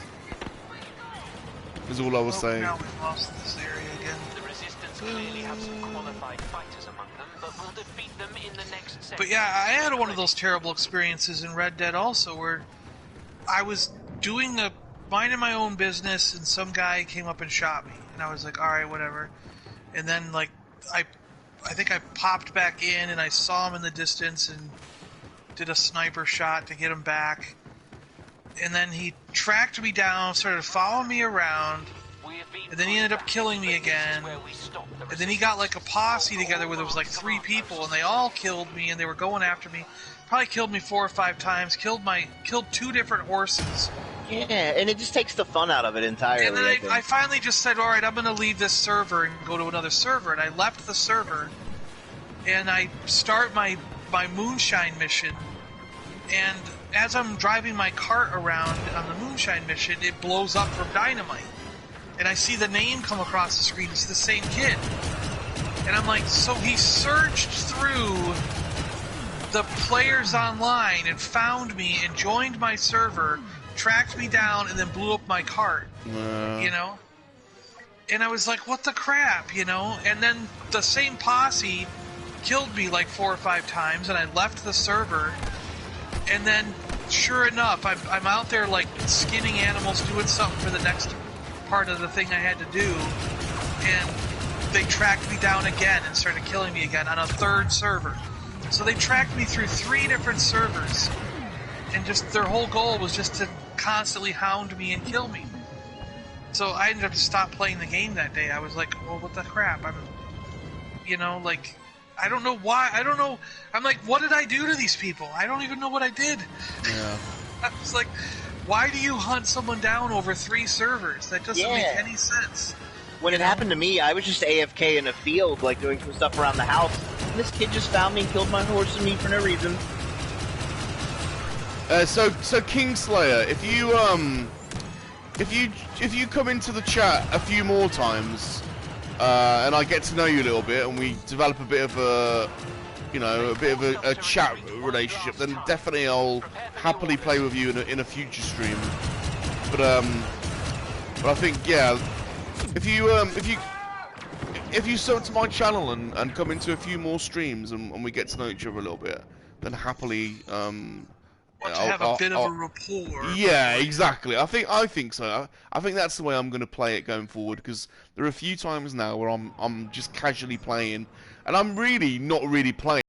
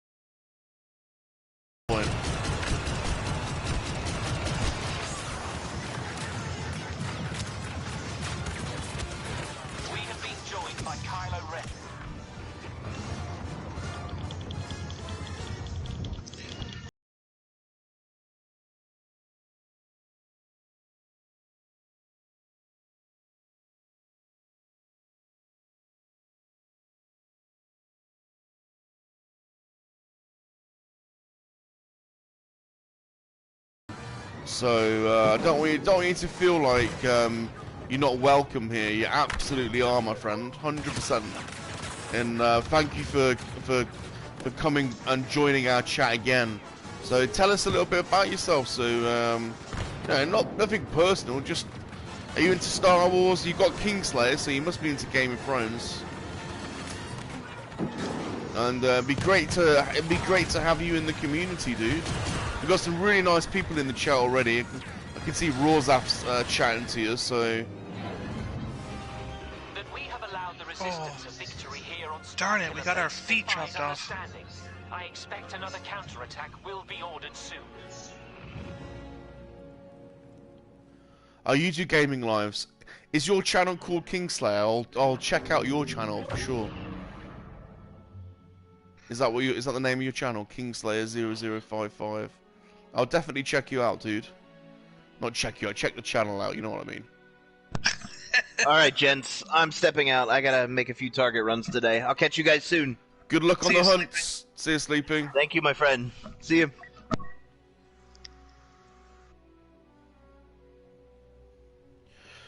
What time is it? At some point I'm gonna have to get some food. I've been talking about that for the last hour. Oh god. Well, we don't have to play the full hour. If you want to go, you can go anytime you want. I'll play a bit longer. No, I've got to run out and do a couple things before we go on our stream at 4 o'clock tonight, so.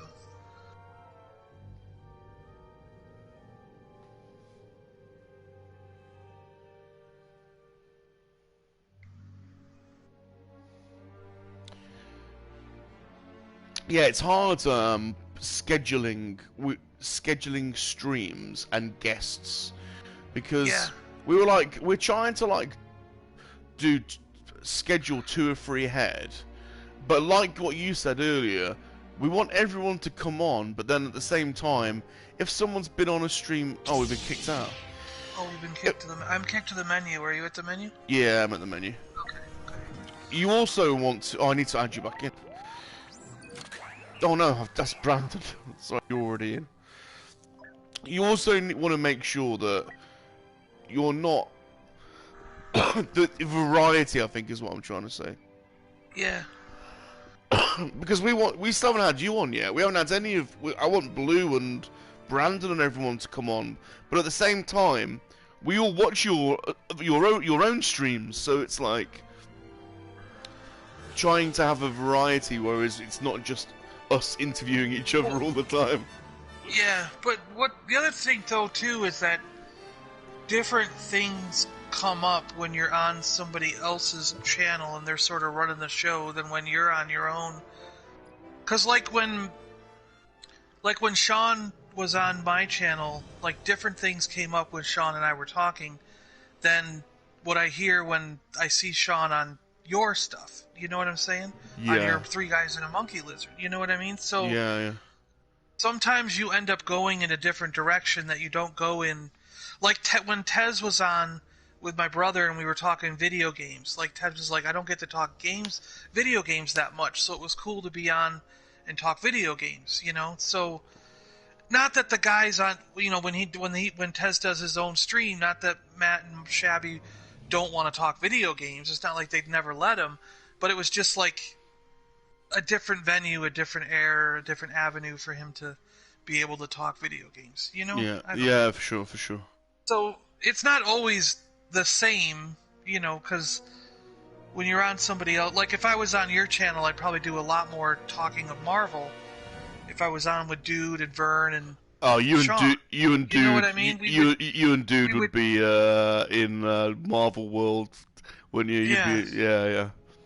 And I still got to, like the same thing. I've had you and Sean on, but I still got to get Dude and Vern on my show. You know what I mean? So maybe I can do both of them at the same time if they're up for it. But anyways, I mean, it's like, you know, yeah, it's the same thing. It got to a point where I had asked so many people that it was bumpy. It was going into June. And I was like, well, I better stop asking because I don't want to have it planned all the way through the rest of the year. You know what I mean? Like, yeah. You don't want to, I mean, you like to plan out a few weeks, but you also don't want to have, like, a plan going all the way through to December because if things change or something happens, you don't want to be, I don't know. Yeah. I think you get what I'm trying to say. Yeah, no, totally.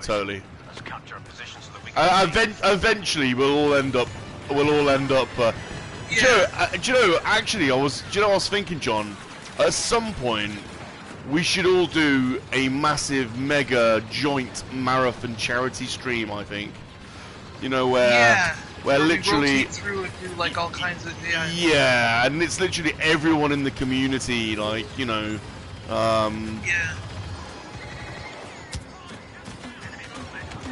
Like what Chronicles did that one day. They did a thing like that where they went for 24 hours or something like that. Oh, did they? I don't remember that. Maybe, yeah.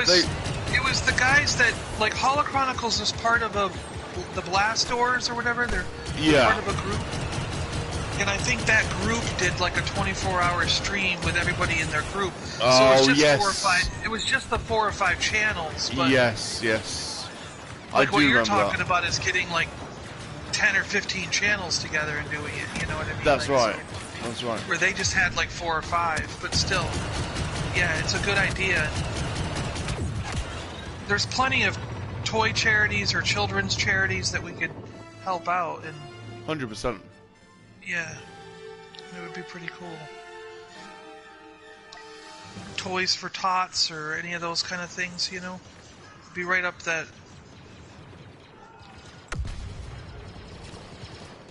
Blue says, "Where did you get that idea? I wonder." I don't know. Have you said that idea before? Have you, Blue? You very well may have. It's probably a topic that's come up a few times, but Was that Mark from Blue that's Harvest? Mark, yeah. Yeah, I'm sure that he's brought it up a number of times, doing a 24-hour stream, and yeah. He says, "Yeah, we are on that." Cracked on the Sticks. Hello, Cracked on the Sticks. Hey, I just got this game for £6 on the PlayStation Store. I'm installing it now.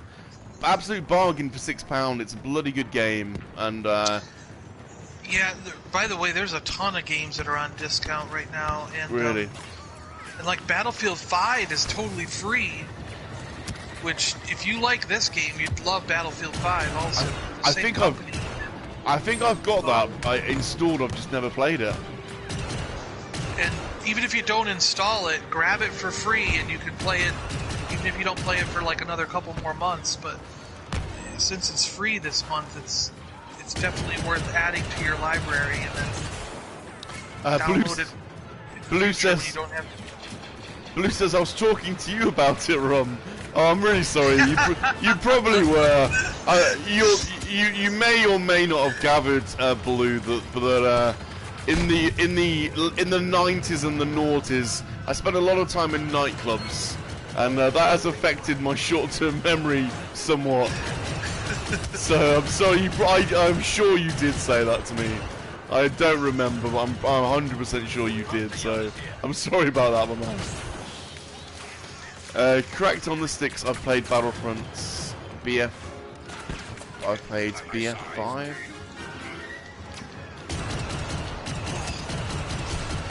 But yeah, it's a good idea, Blue. It's a good idea, man. You really should do that. It's a really good idea.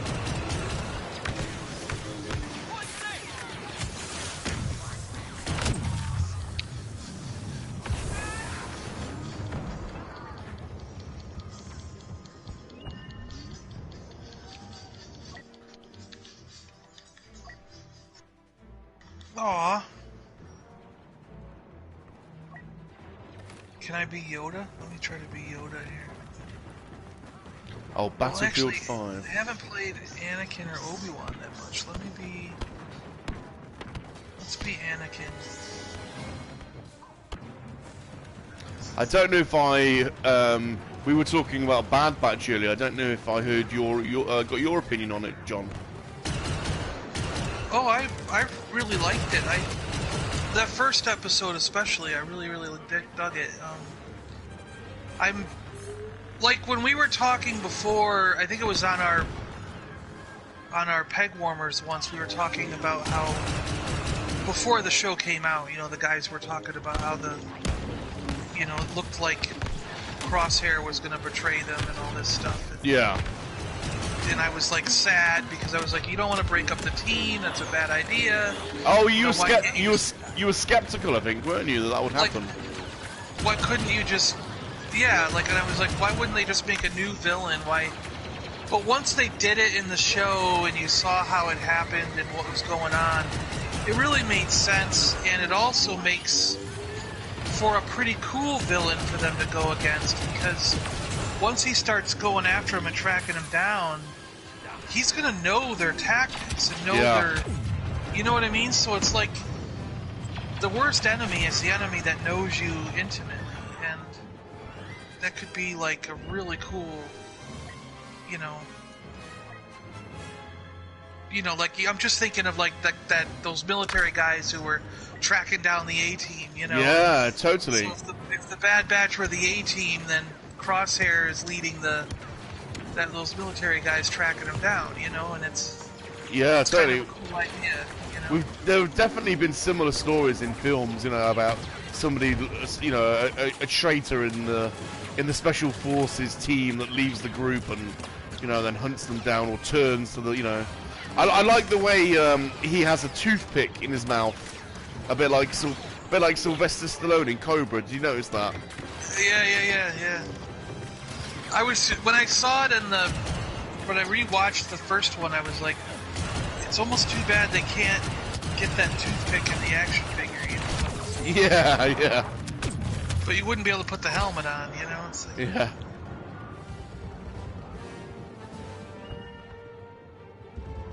Rulesaf says he's really enjoying the Bad Batch, but can't get into the animated shows like I can the films and series. Wish I could.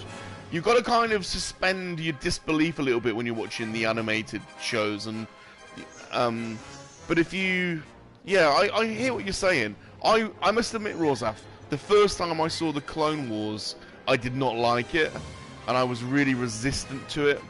But I think if you stick with it, and suspend your disbelief in some areas, but then the storytelling is pretty good. So I'm quite optimistic about where the Bad Batch is going. Where do you think? What do you think is going on with Omega? Oh, I don't know.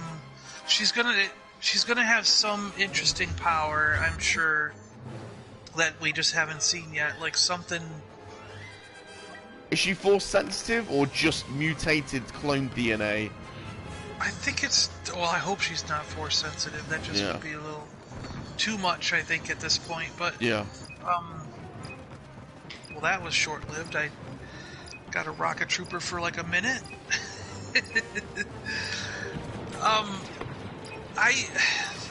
She's gonna be something special, I think, but...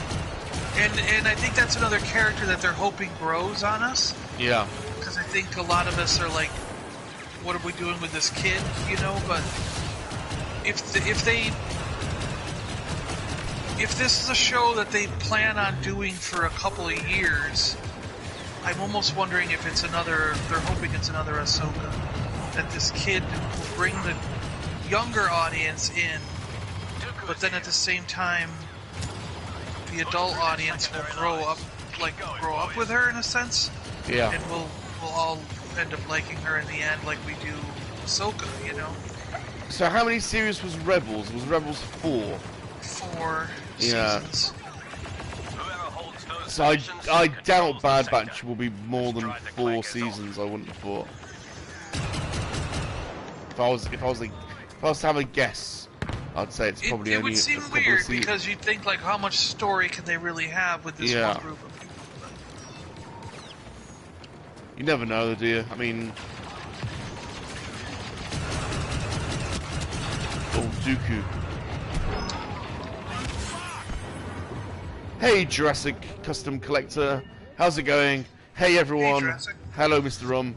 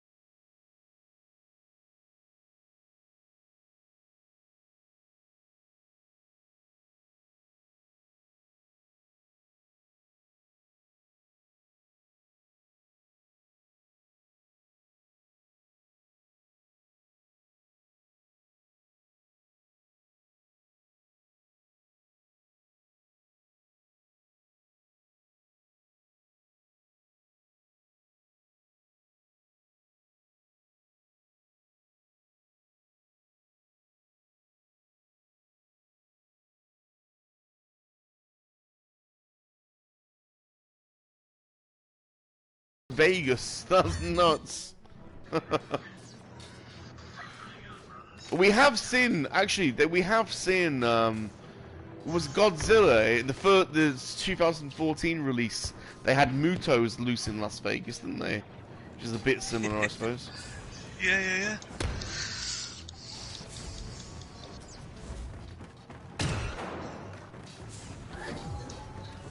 I think we've always been waiting for the Jurassics to be loose on the world. I think that's what people were expecting of the Jurassic Park sequel, and never quite.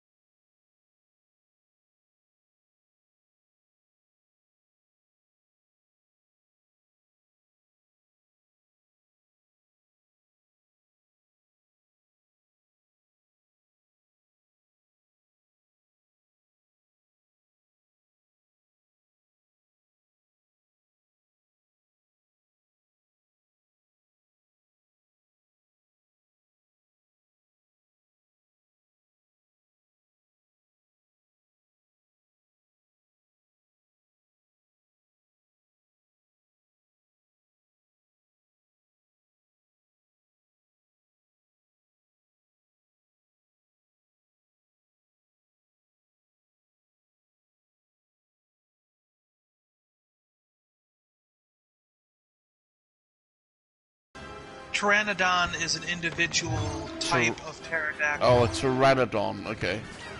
Yeah. Okay.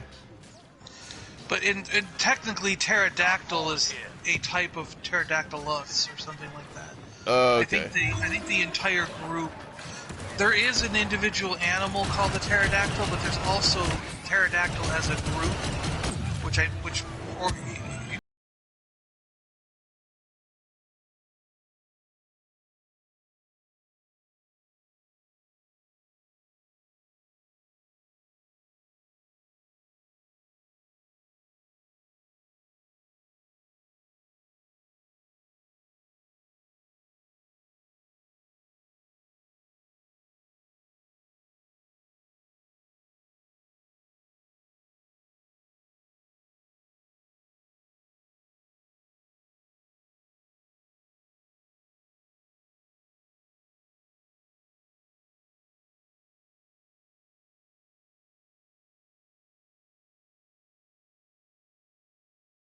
Second one, right? Yeah. Hey, Mr. Josh. Hey, Mr. Josh. How's it going, my friends? How long have you been in the chat? Sorry if I've missed you before. Mr. Josh says Chris Pratt and Bryce Dallas Howard are pretty good together. I agree. I think they have got some spicy chemistry there. I do agree with that. Some people said they didn't, but I think they work quite well together. I am very impressed with her because I think that she did a great job directing those episodes of The Mandalorian. Yeah, she did.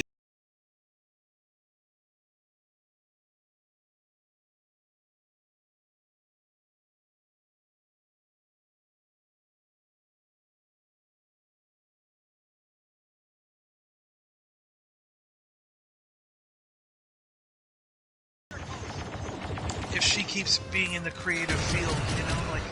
There's talent in that family for sure. Yes, absolutely.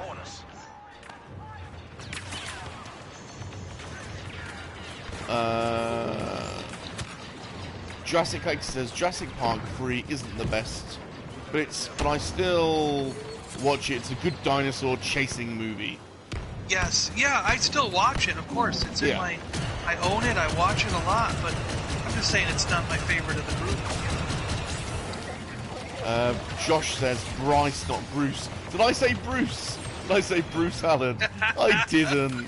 I did not say that. I did not say that, Josh. I said it correctly. You're winding me up. Or he didn't get your accent or something, right? That's... Did I say it in a slightly Australian accent, like Bruce Dallas Howard? Little Brucey bonus. Cracked on the Stick says, have you watched the Marvel movies? Oh, absolutely, of course. All of them. And the TV series, of course, absolutely. I haven't seen Black Widow yet. I don't even know if that's out yet. Is it out yet? It's not out yet, no. Okay. And then Shang-Chi's coming... Yeah. Is Shang-Chi in June or July? Something like that. That's the one I'm really looking forward to. That's what I mean about Black Widow. I thought Black Widow was coming out before Shang-Chi, and now Shang-Chi's going to be out in another month. So when is Black Widow coming? No, I think... I don't even know, John, because we've had trailers for Shang-Chi, haven't we? I don't know. I really don't know. Maybe someone in the chat can tell us. What's the release schedule? Are we getting Black Widow first, and when? Cracked says Black Widow July 9th on Disney Plus. You have to pay. Awesome. And Shang-Chi is when then? Isn't that also like June or July? Someone will let us know. So they're going to come out back to back. Oh, September according to Josh. Oh, really? Yeah. Oh, I didn't know it was that far out. Okay. But what the crap are all the toys and everything doing out now? I know. It's not coming till September. Probably because it was supposed to come out now, but Black Widow's been delayed because of the pandemic. Sure. So I guess it was originally scheduled to be out now. Well, Black Widow was originally scheduled to be out a year ago. Yeah, that's right. But yeah, the pandemic has screwed that all up. So I'm very much a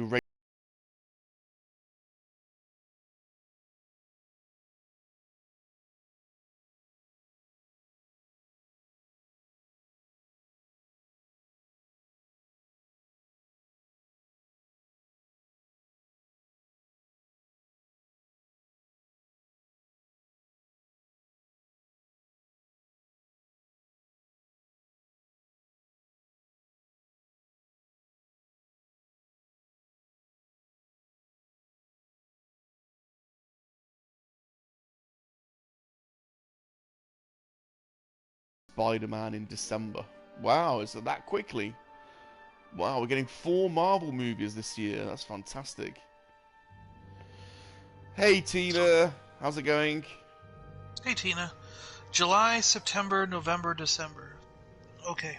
That's awesome. Got it. Josh says she is gorgeous. Oh, yes, she is. I'm really looking forward to the Spider-Man one. That's the big one I want to see. Yeah, we're going to get some crazy multiverse action. I know, right? I don't know what's going to happen. Do you think that, what's his name will come back as a serious villain? What was the guy in the last one? You mean Mysterio? Mysterio, yeah. It wouldn't surprise me if they eventually bring them back, but I don't know if you want to do that right away, right? No, probably not. Because I want to see a proper Sinister Six. I've always enjoyed when the villains gang up on the hero in the comic books and stuff, and the Andrew Garfield one was running towards that, and I was like, alright, cool, in our third movie we're finally going to get the Sinister Six on film, and they dropped it, you know, so I'm... They had the Rhino, didn't they? Do you remember the Rhino character Yeah. they had? He had Rhino boxer shorts on, didn't he? Do you remember that? It was big, it was a giant armored suit. Yeah, he had a mech suit, but he also had... Yeah. There was also a scene where they showed his boxer shorts. He had little rhinos on them. will attack any moment. I seem to. Maybe I've made that up. I don't know. Man the defenses. I could be, I just don't remember that part, but yeah, it could be. They do all kinds of funny things like that. But, Flankers take just one position. We'll have Blue to says fall back. Mysterio is the villain in the new Spider-Man. okay.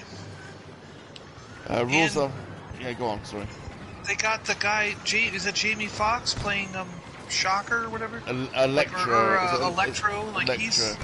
So that's kind of why everyone thinks it's a multiverse story, because they've got actors from different, different, Yeah. well, technically are different universes,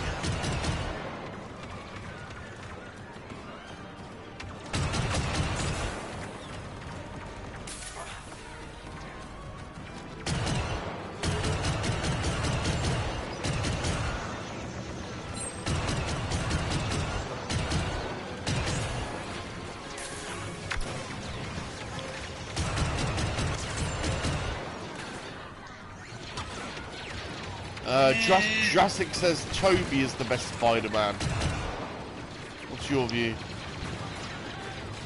I actually like Tom Holland. I think he's doing a good job. But I did... You know, the unfortunate thing about Toby is... There were aspects of that third movie that I really liked, but Toby's performance, for me, lacked a little bit in the third film. Yeah. And what ended up happening is because of the way, it could have been the director and the way the director was pushing him to go or something like that, because a lot of times that's what happens, the way the actors follow the direction, and if the director has a weird thing in mind and the actor goes along with it, it reflects on them more so than what we realize, But, so what ended up happening was it kind of tainted the other two films for me. Because now whenever I see the first two films, I keep thinking of the third film and going,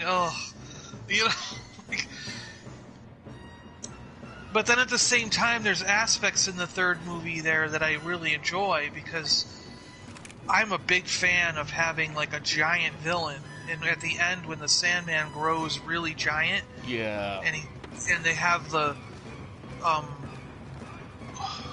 what's his face, the Goblin kid there flying around on the thing, very cool, circling around him, and Spider-Man swinging in, so it's like you got this giant villain and two normal-sized people like fighting around him, and they're both trying to take down this giant villain.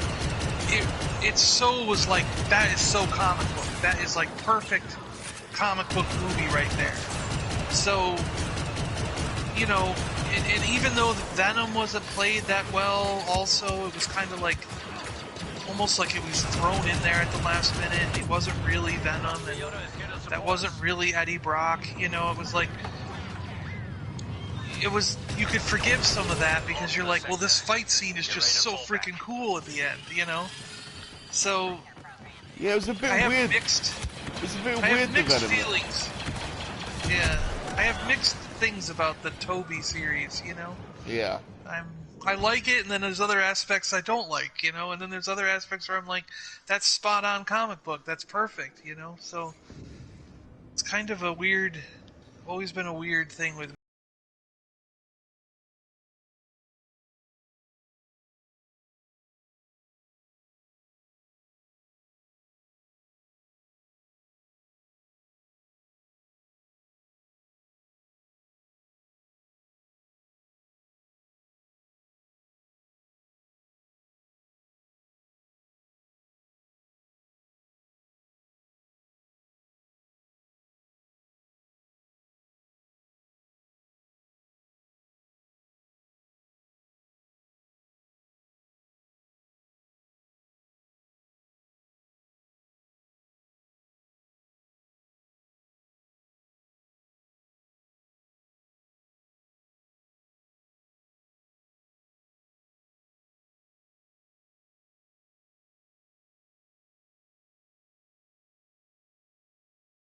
He's a great actor, and I think he's a really cool person.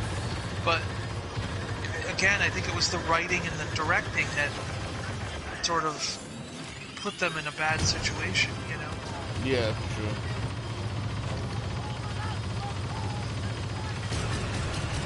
And as far as the villains and stuff go, I really liked those Andy Garfield ones, like I said, and I liked that it was running towards the Sinister Six, and I wish we got to see that third film just to finish it out. I hate when a story is left unfinished, you know, and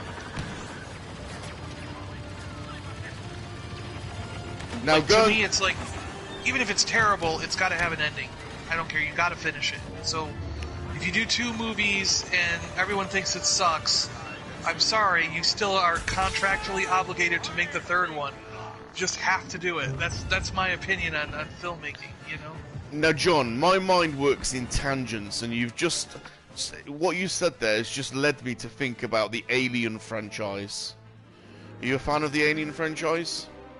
Oh yeah, I love it. Now, Prometheus and Covenant, there's supposed to be another one which leads up to the original Alien film, but I don't think they're going to make it now. What do you think about that? I think they have to make it, yes. Because if they don't, then these 2 movies are just going to remain on my list as movies of the worst of all time. Oh. I'm waiting for this third film to bring it all together and make all 3 of them make sense. Makes sense. Cool. Yeah. So many people are. Yeah.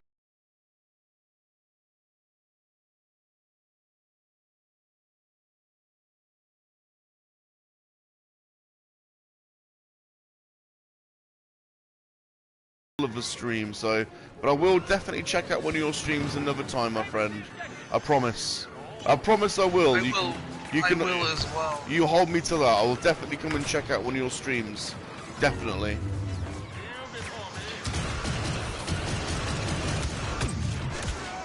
I'll sub, and I'll definitely check out your streams, man. So.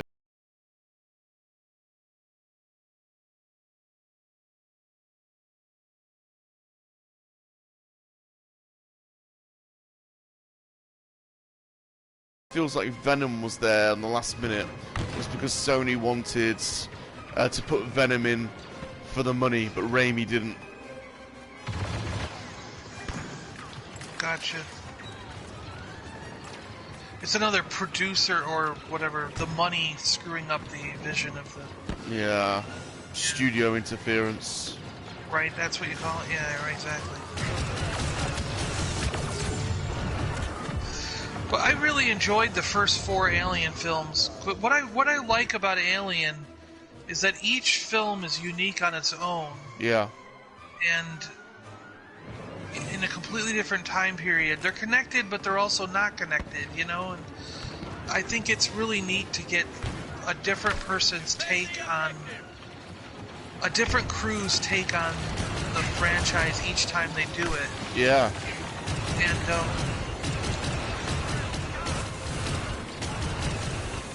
but yet they're all sticking with the alien as the alien, you know what I mean? Like, it's...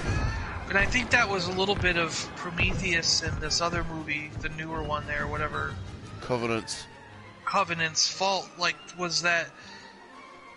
I go into these films expecting to see the alien, and especially that Covenant one, you didn't see the alien. It was like, there was no...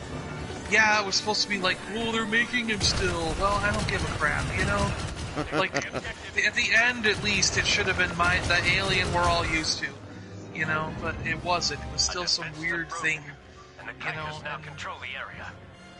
Yeah, Covenant was a strange film, wasn't it? It didn't really know what it wanted to be. It was trying to do too many things at once, or... I don't know. It was very odd. And at least that second one did have the alien in it, you know? Like, it was proper aliens fighting them, you know?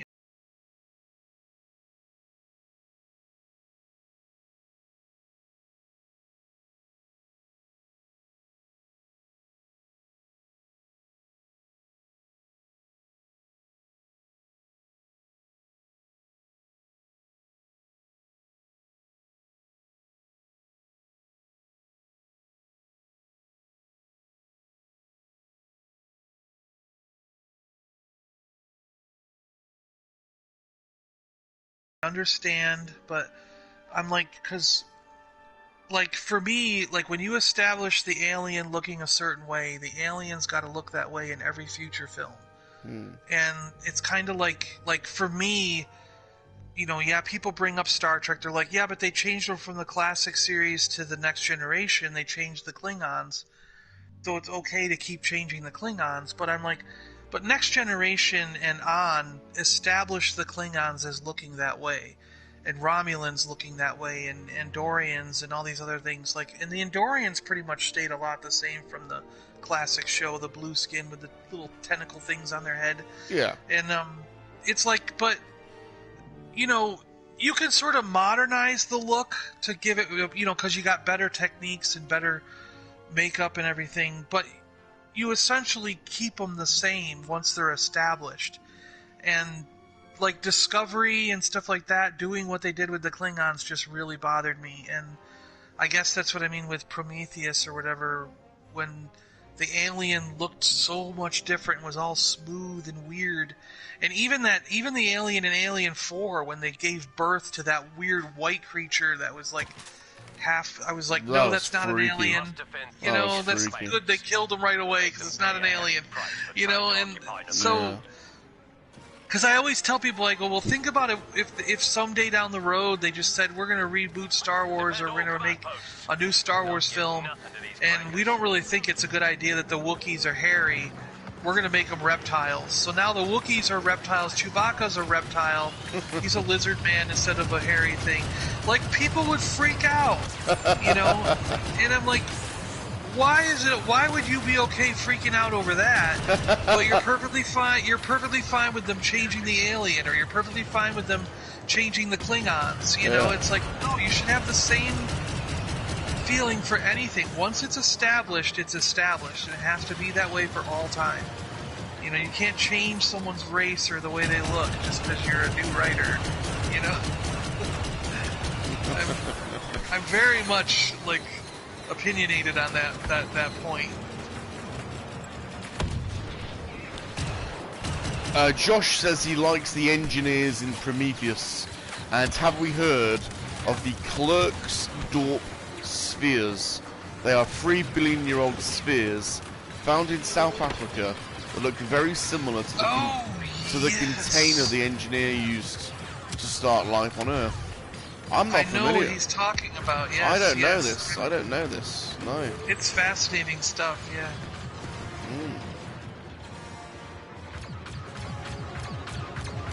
I do know that Ridley Scott likes the idea of they've been written before about the ancient astronauts. Yeah, the ancient aliens, ancient astronaut theory. Yeah.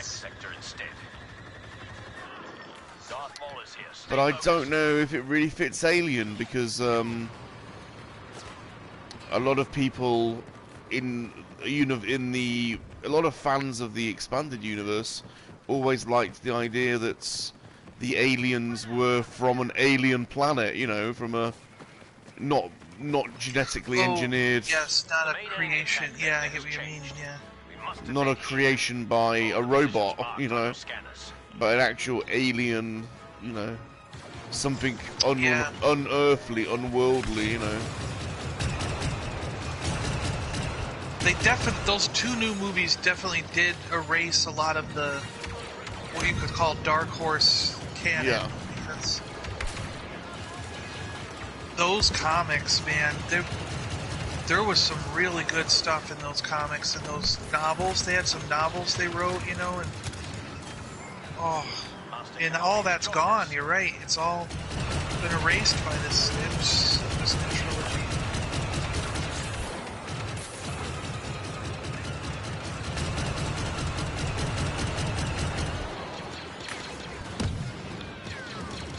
Jessica says, alright, I have to go, bye guys, Mr. Rum, hope your stream goes, take care everyone, stay awesome. Thanks Jurassic, look after yourself my friends, yeah, take care. They also undid Alien vs Predator, says Josh. Are you a fan of those, the AVP ones? Oh yeah, I mean, I know those aren't that brilliant as far as writing and all that stuff, but just a full-on monster movie where you're seeing them roar through people, I love them like that. I'm down for that as well. I wouldn't have minded if that was canon, to be honest. I mean, yeah, me too. If I were Disney, that's what I'd be doing. I'd be turning the Alien and Predator series into one massive mega franchise. Well, don't they own it now? Because like they do, yeah. They do. Alien is like they were dropping covers on various Marvel comics while I think Dark Horse or IDW, or I think it was Dark Horse, who still owned the license for the comics, waiting for it to run out. And now I hear the license has run out, and Disney didn't renew it with Dark Horse, and they've just held it back for them. So now they're producing Marvel comics. We're on comic number 2 already. Dude, we're on comic number 2 already. Okay, yeah.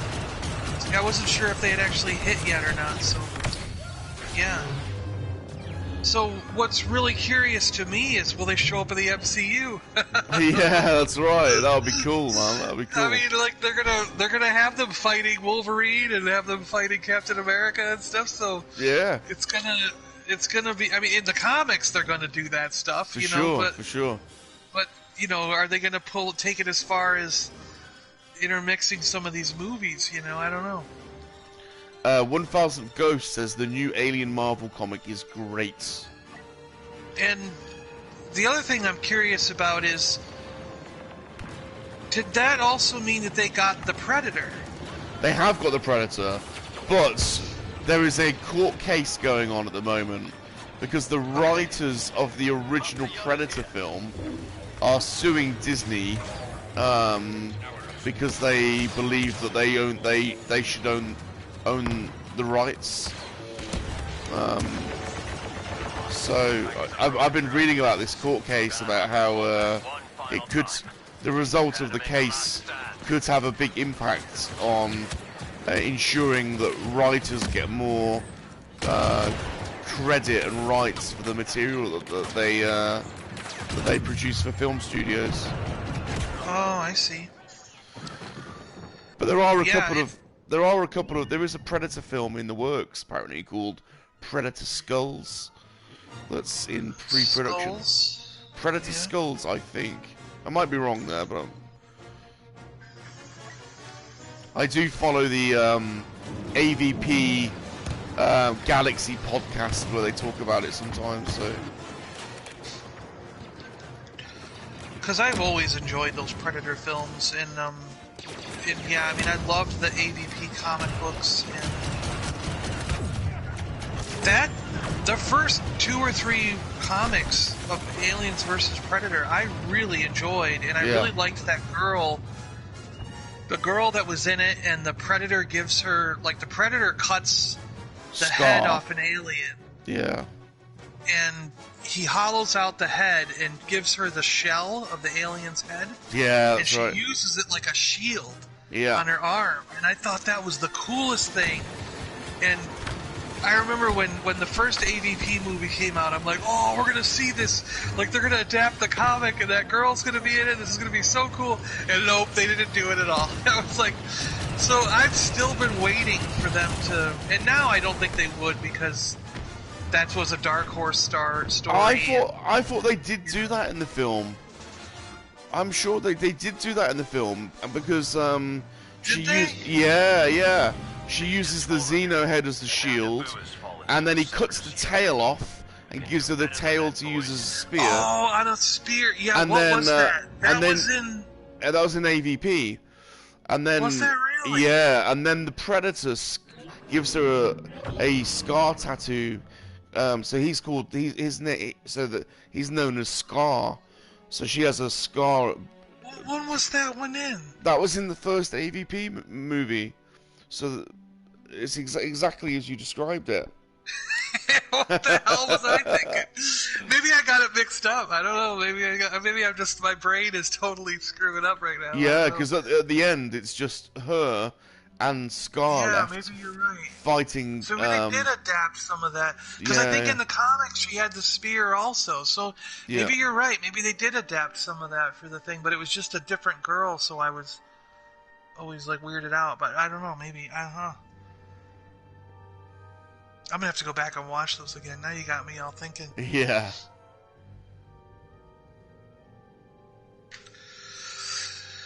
It's crazy sometimes the way our brains, like, push things together that weren't really pushed together, or pull things apart that weren't really pulled apart. And I know. It's like, I swear it was that way. And then when you go back and look, you're like, nope, I guess it wasn't.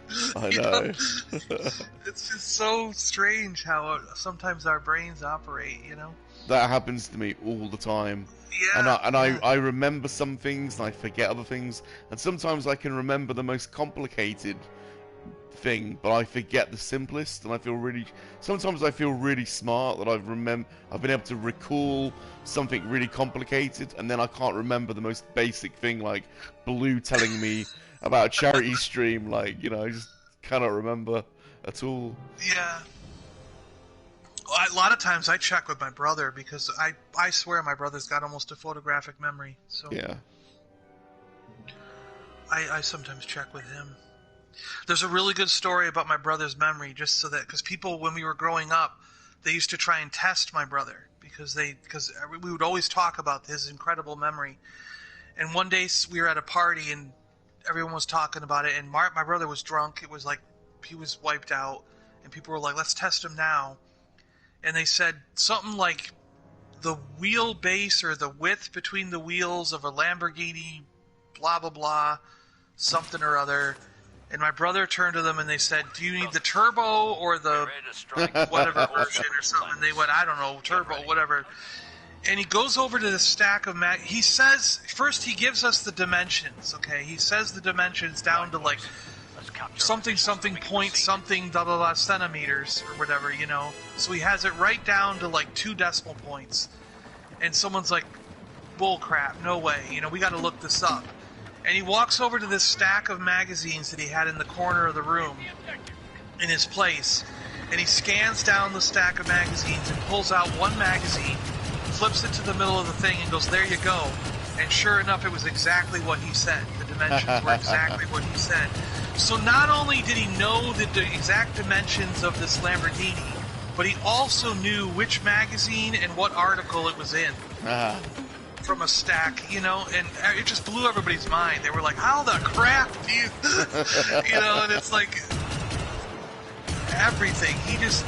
Everything he remembers, and I don't know how he can remember everything, and then recall it on command, So yeah, I check with my brother whenever I'm unsure of something.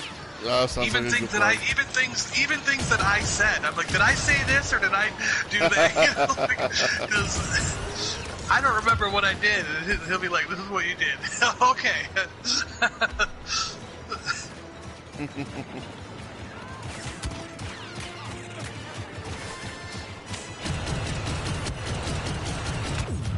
But it also doesn't stop us from arguing, because there are some times where I'm like, I did not do that. He's like, yes, you did. And I know that if he's remembering it that way, I must have done it that way. But it's so bad that I'm like, no, I couldn't possibly have done that. You gotta be wrong. And we'll argue about it, just because I'm like, I don't want to accept that happened, you know?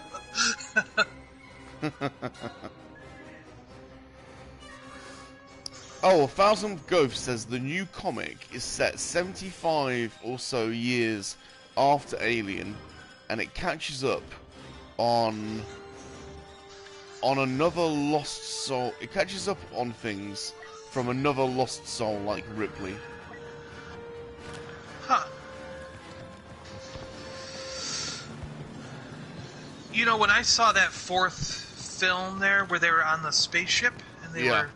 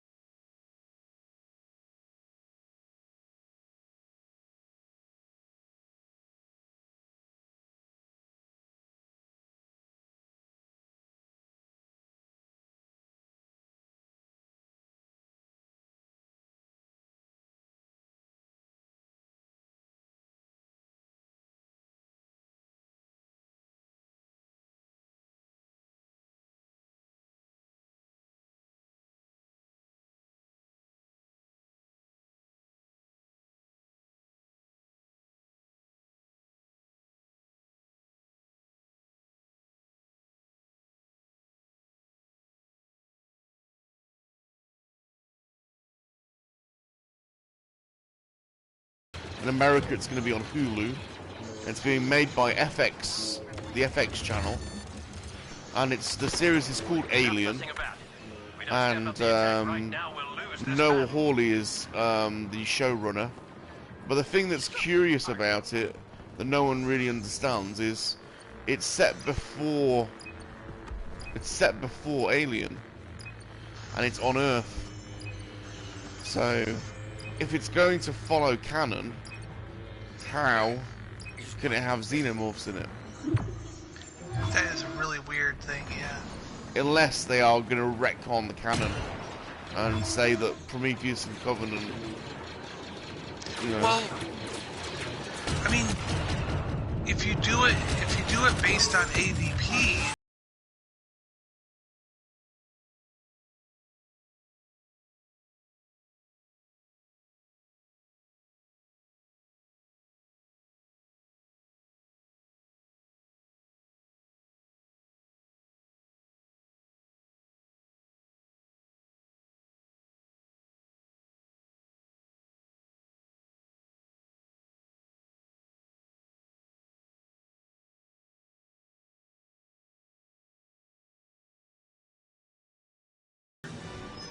of this map, Be careful, brothers. and I can't get... Our attack goes as planned. Why did it spawn me here? First phase This makes no sense. I don't know. Where It are spawned you? me in an area that I can't get out of. Like, it's a weird. Oh, I can see you. Yeah, you're miles away. those positions controls the sector. Wow, you're Drive way the off clankers the. off. You're way It off the must have fire. been right. It must have been right as it transitioned or something. Better stay with your squad. Ludwig says, "Who else is speaking?" It's super awesome. It's John from the Super Awesome Geek Show and channel. So if you have not subscribed to John, you really need to check out his channel, Ludwig. It's the Super Awesome Geek channel. I'm sure you have heard of John. He's well known in our community. But if you haven't, go and check him out.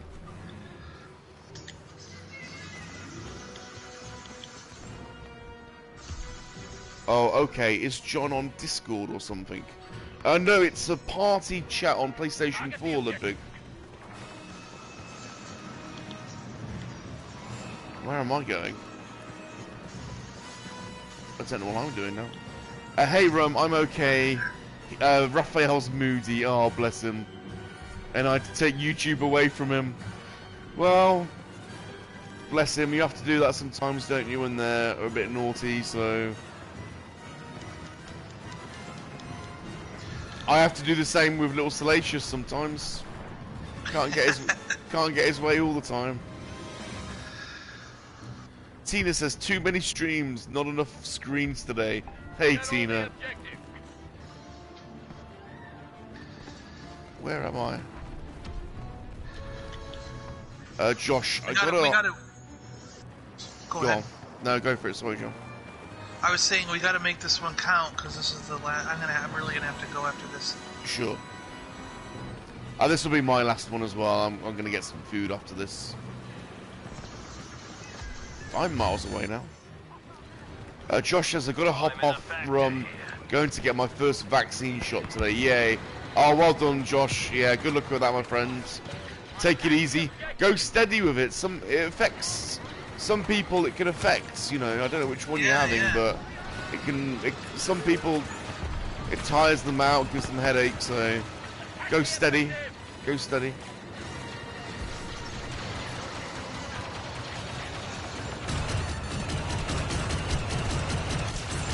Rum, do they have it open to all where you are now?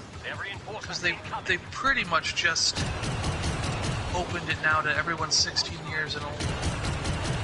And it's starting to be everywhere. Like, you can go to any pharmacy, you can go to Walmart, you can go, like, now it's starting to get, it's basically now 16 and older, walk in and get your shot, do what, you know, whatever you want.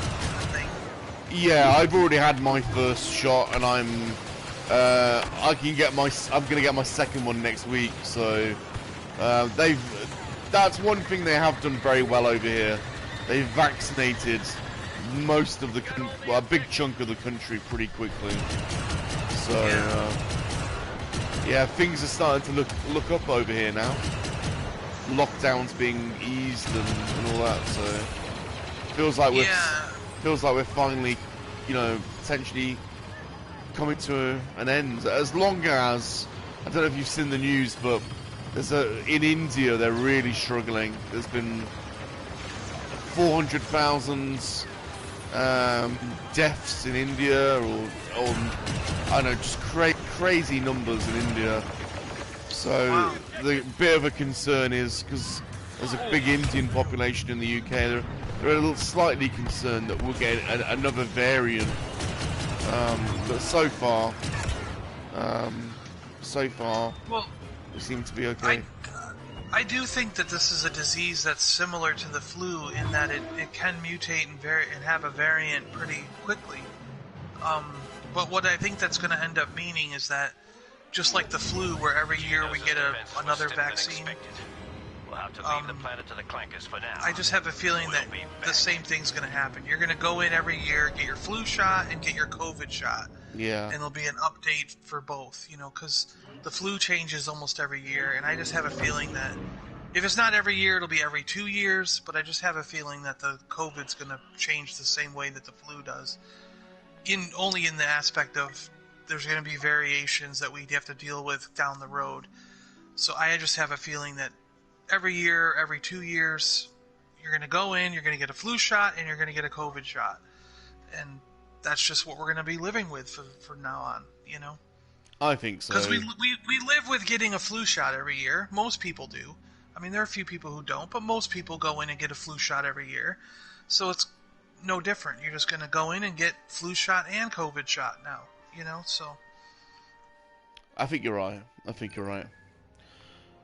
So, thanks everyone for joining me in the stream. I'm SalaciousRum, but I'm also joined by John from the Super Awesome Geek Show. So Ludwig, the channel name, you asked me what it is, it's the Super Awesome Geek is his channel name, so please go and Super Awesome Geek Show. Show. There you go. Yeah. Josh has just put a link in the chat for you, Ludwig. Thank you, guys. I appreciate that, Mr. Salacious Rum. No worries. Thank you for joining me. It's been a good chat. Really enjoyed it. And Ludwig says he's just subbed to you, so that's good. Awesome. Thank you so much. Thanks to Ludwig, to Tina, to Josh, to Mr. Ghost, Apprentice, Ewok, Blue, everyone that's been in the chat. You guys are all awesome, and I really appreciate you joining the stream. Please take care, and remember... Oh, actually, before I do go, it's Peg Warmers tonight, isn't it? Yeah, 4 o'clock. 4 Eastern, so it'd be 9 UK? 9 UK, 4 PM Eastern.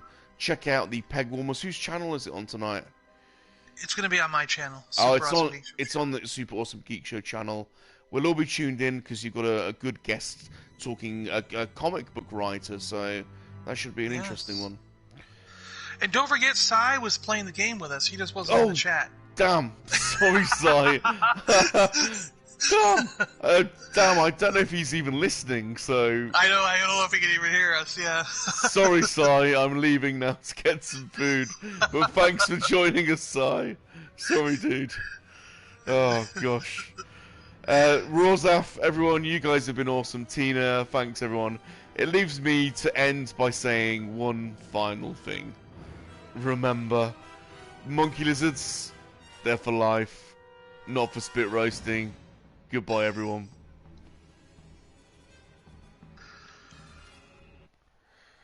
Cheers, John.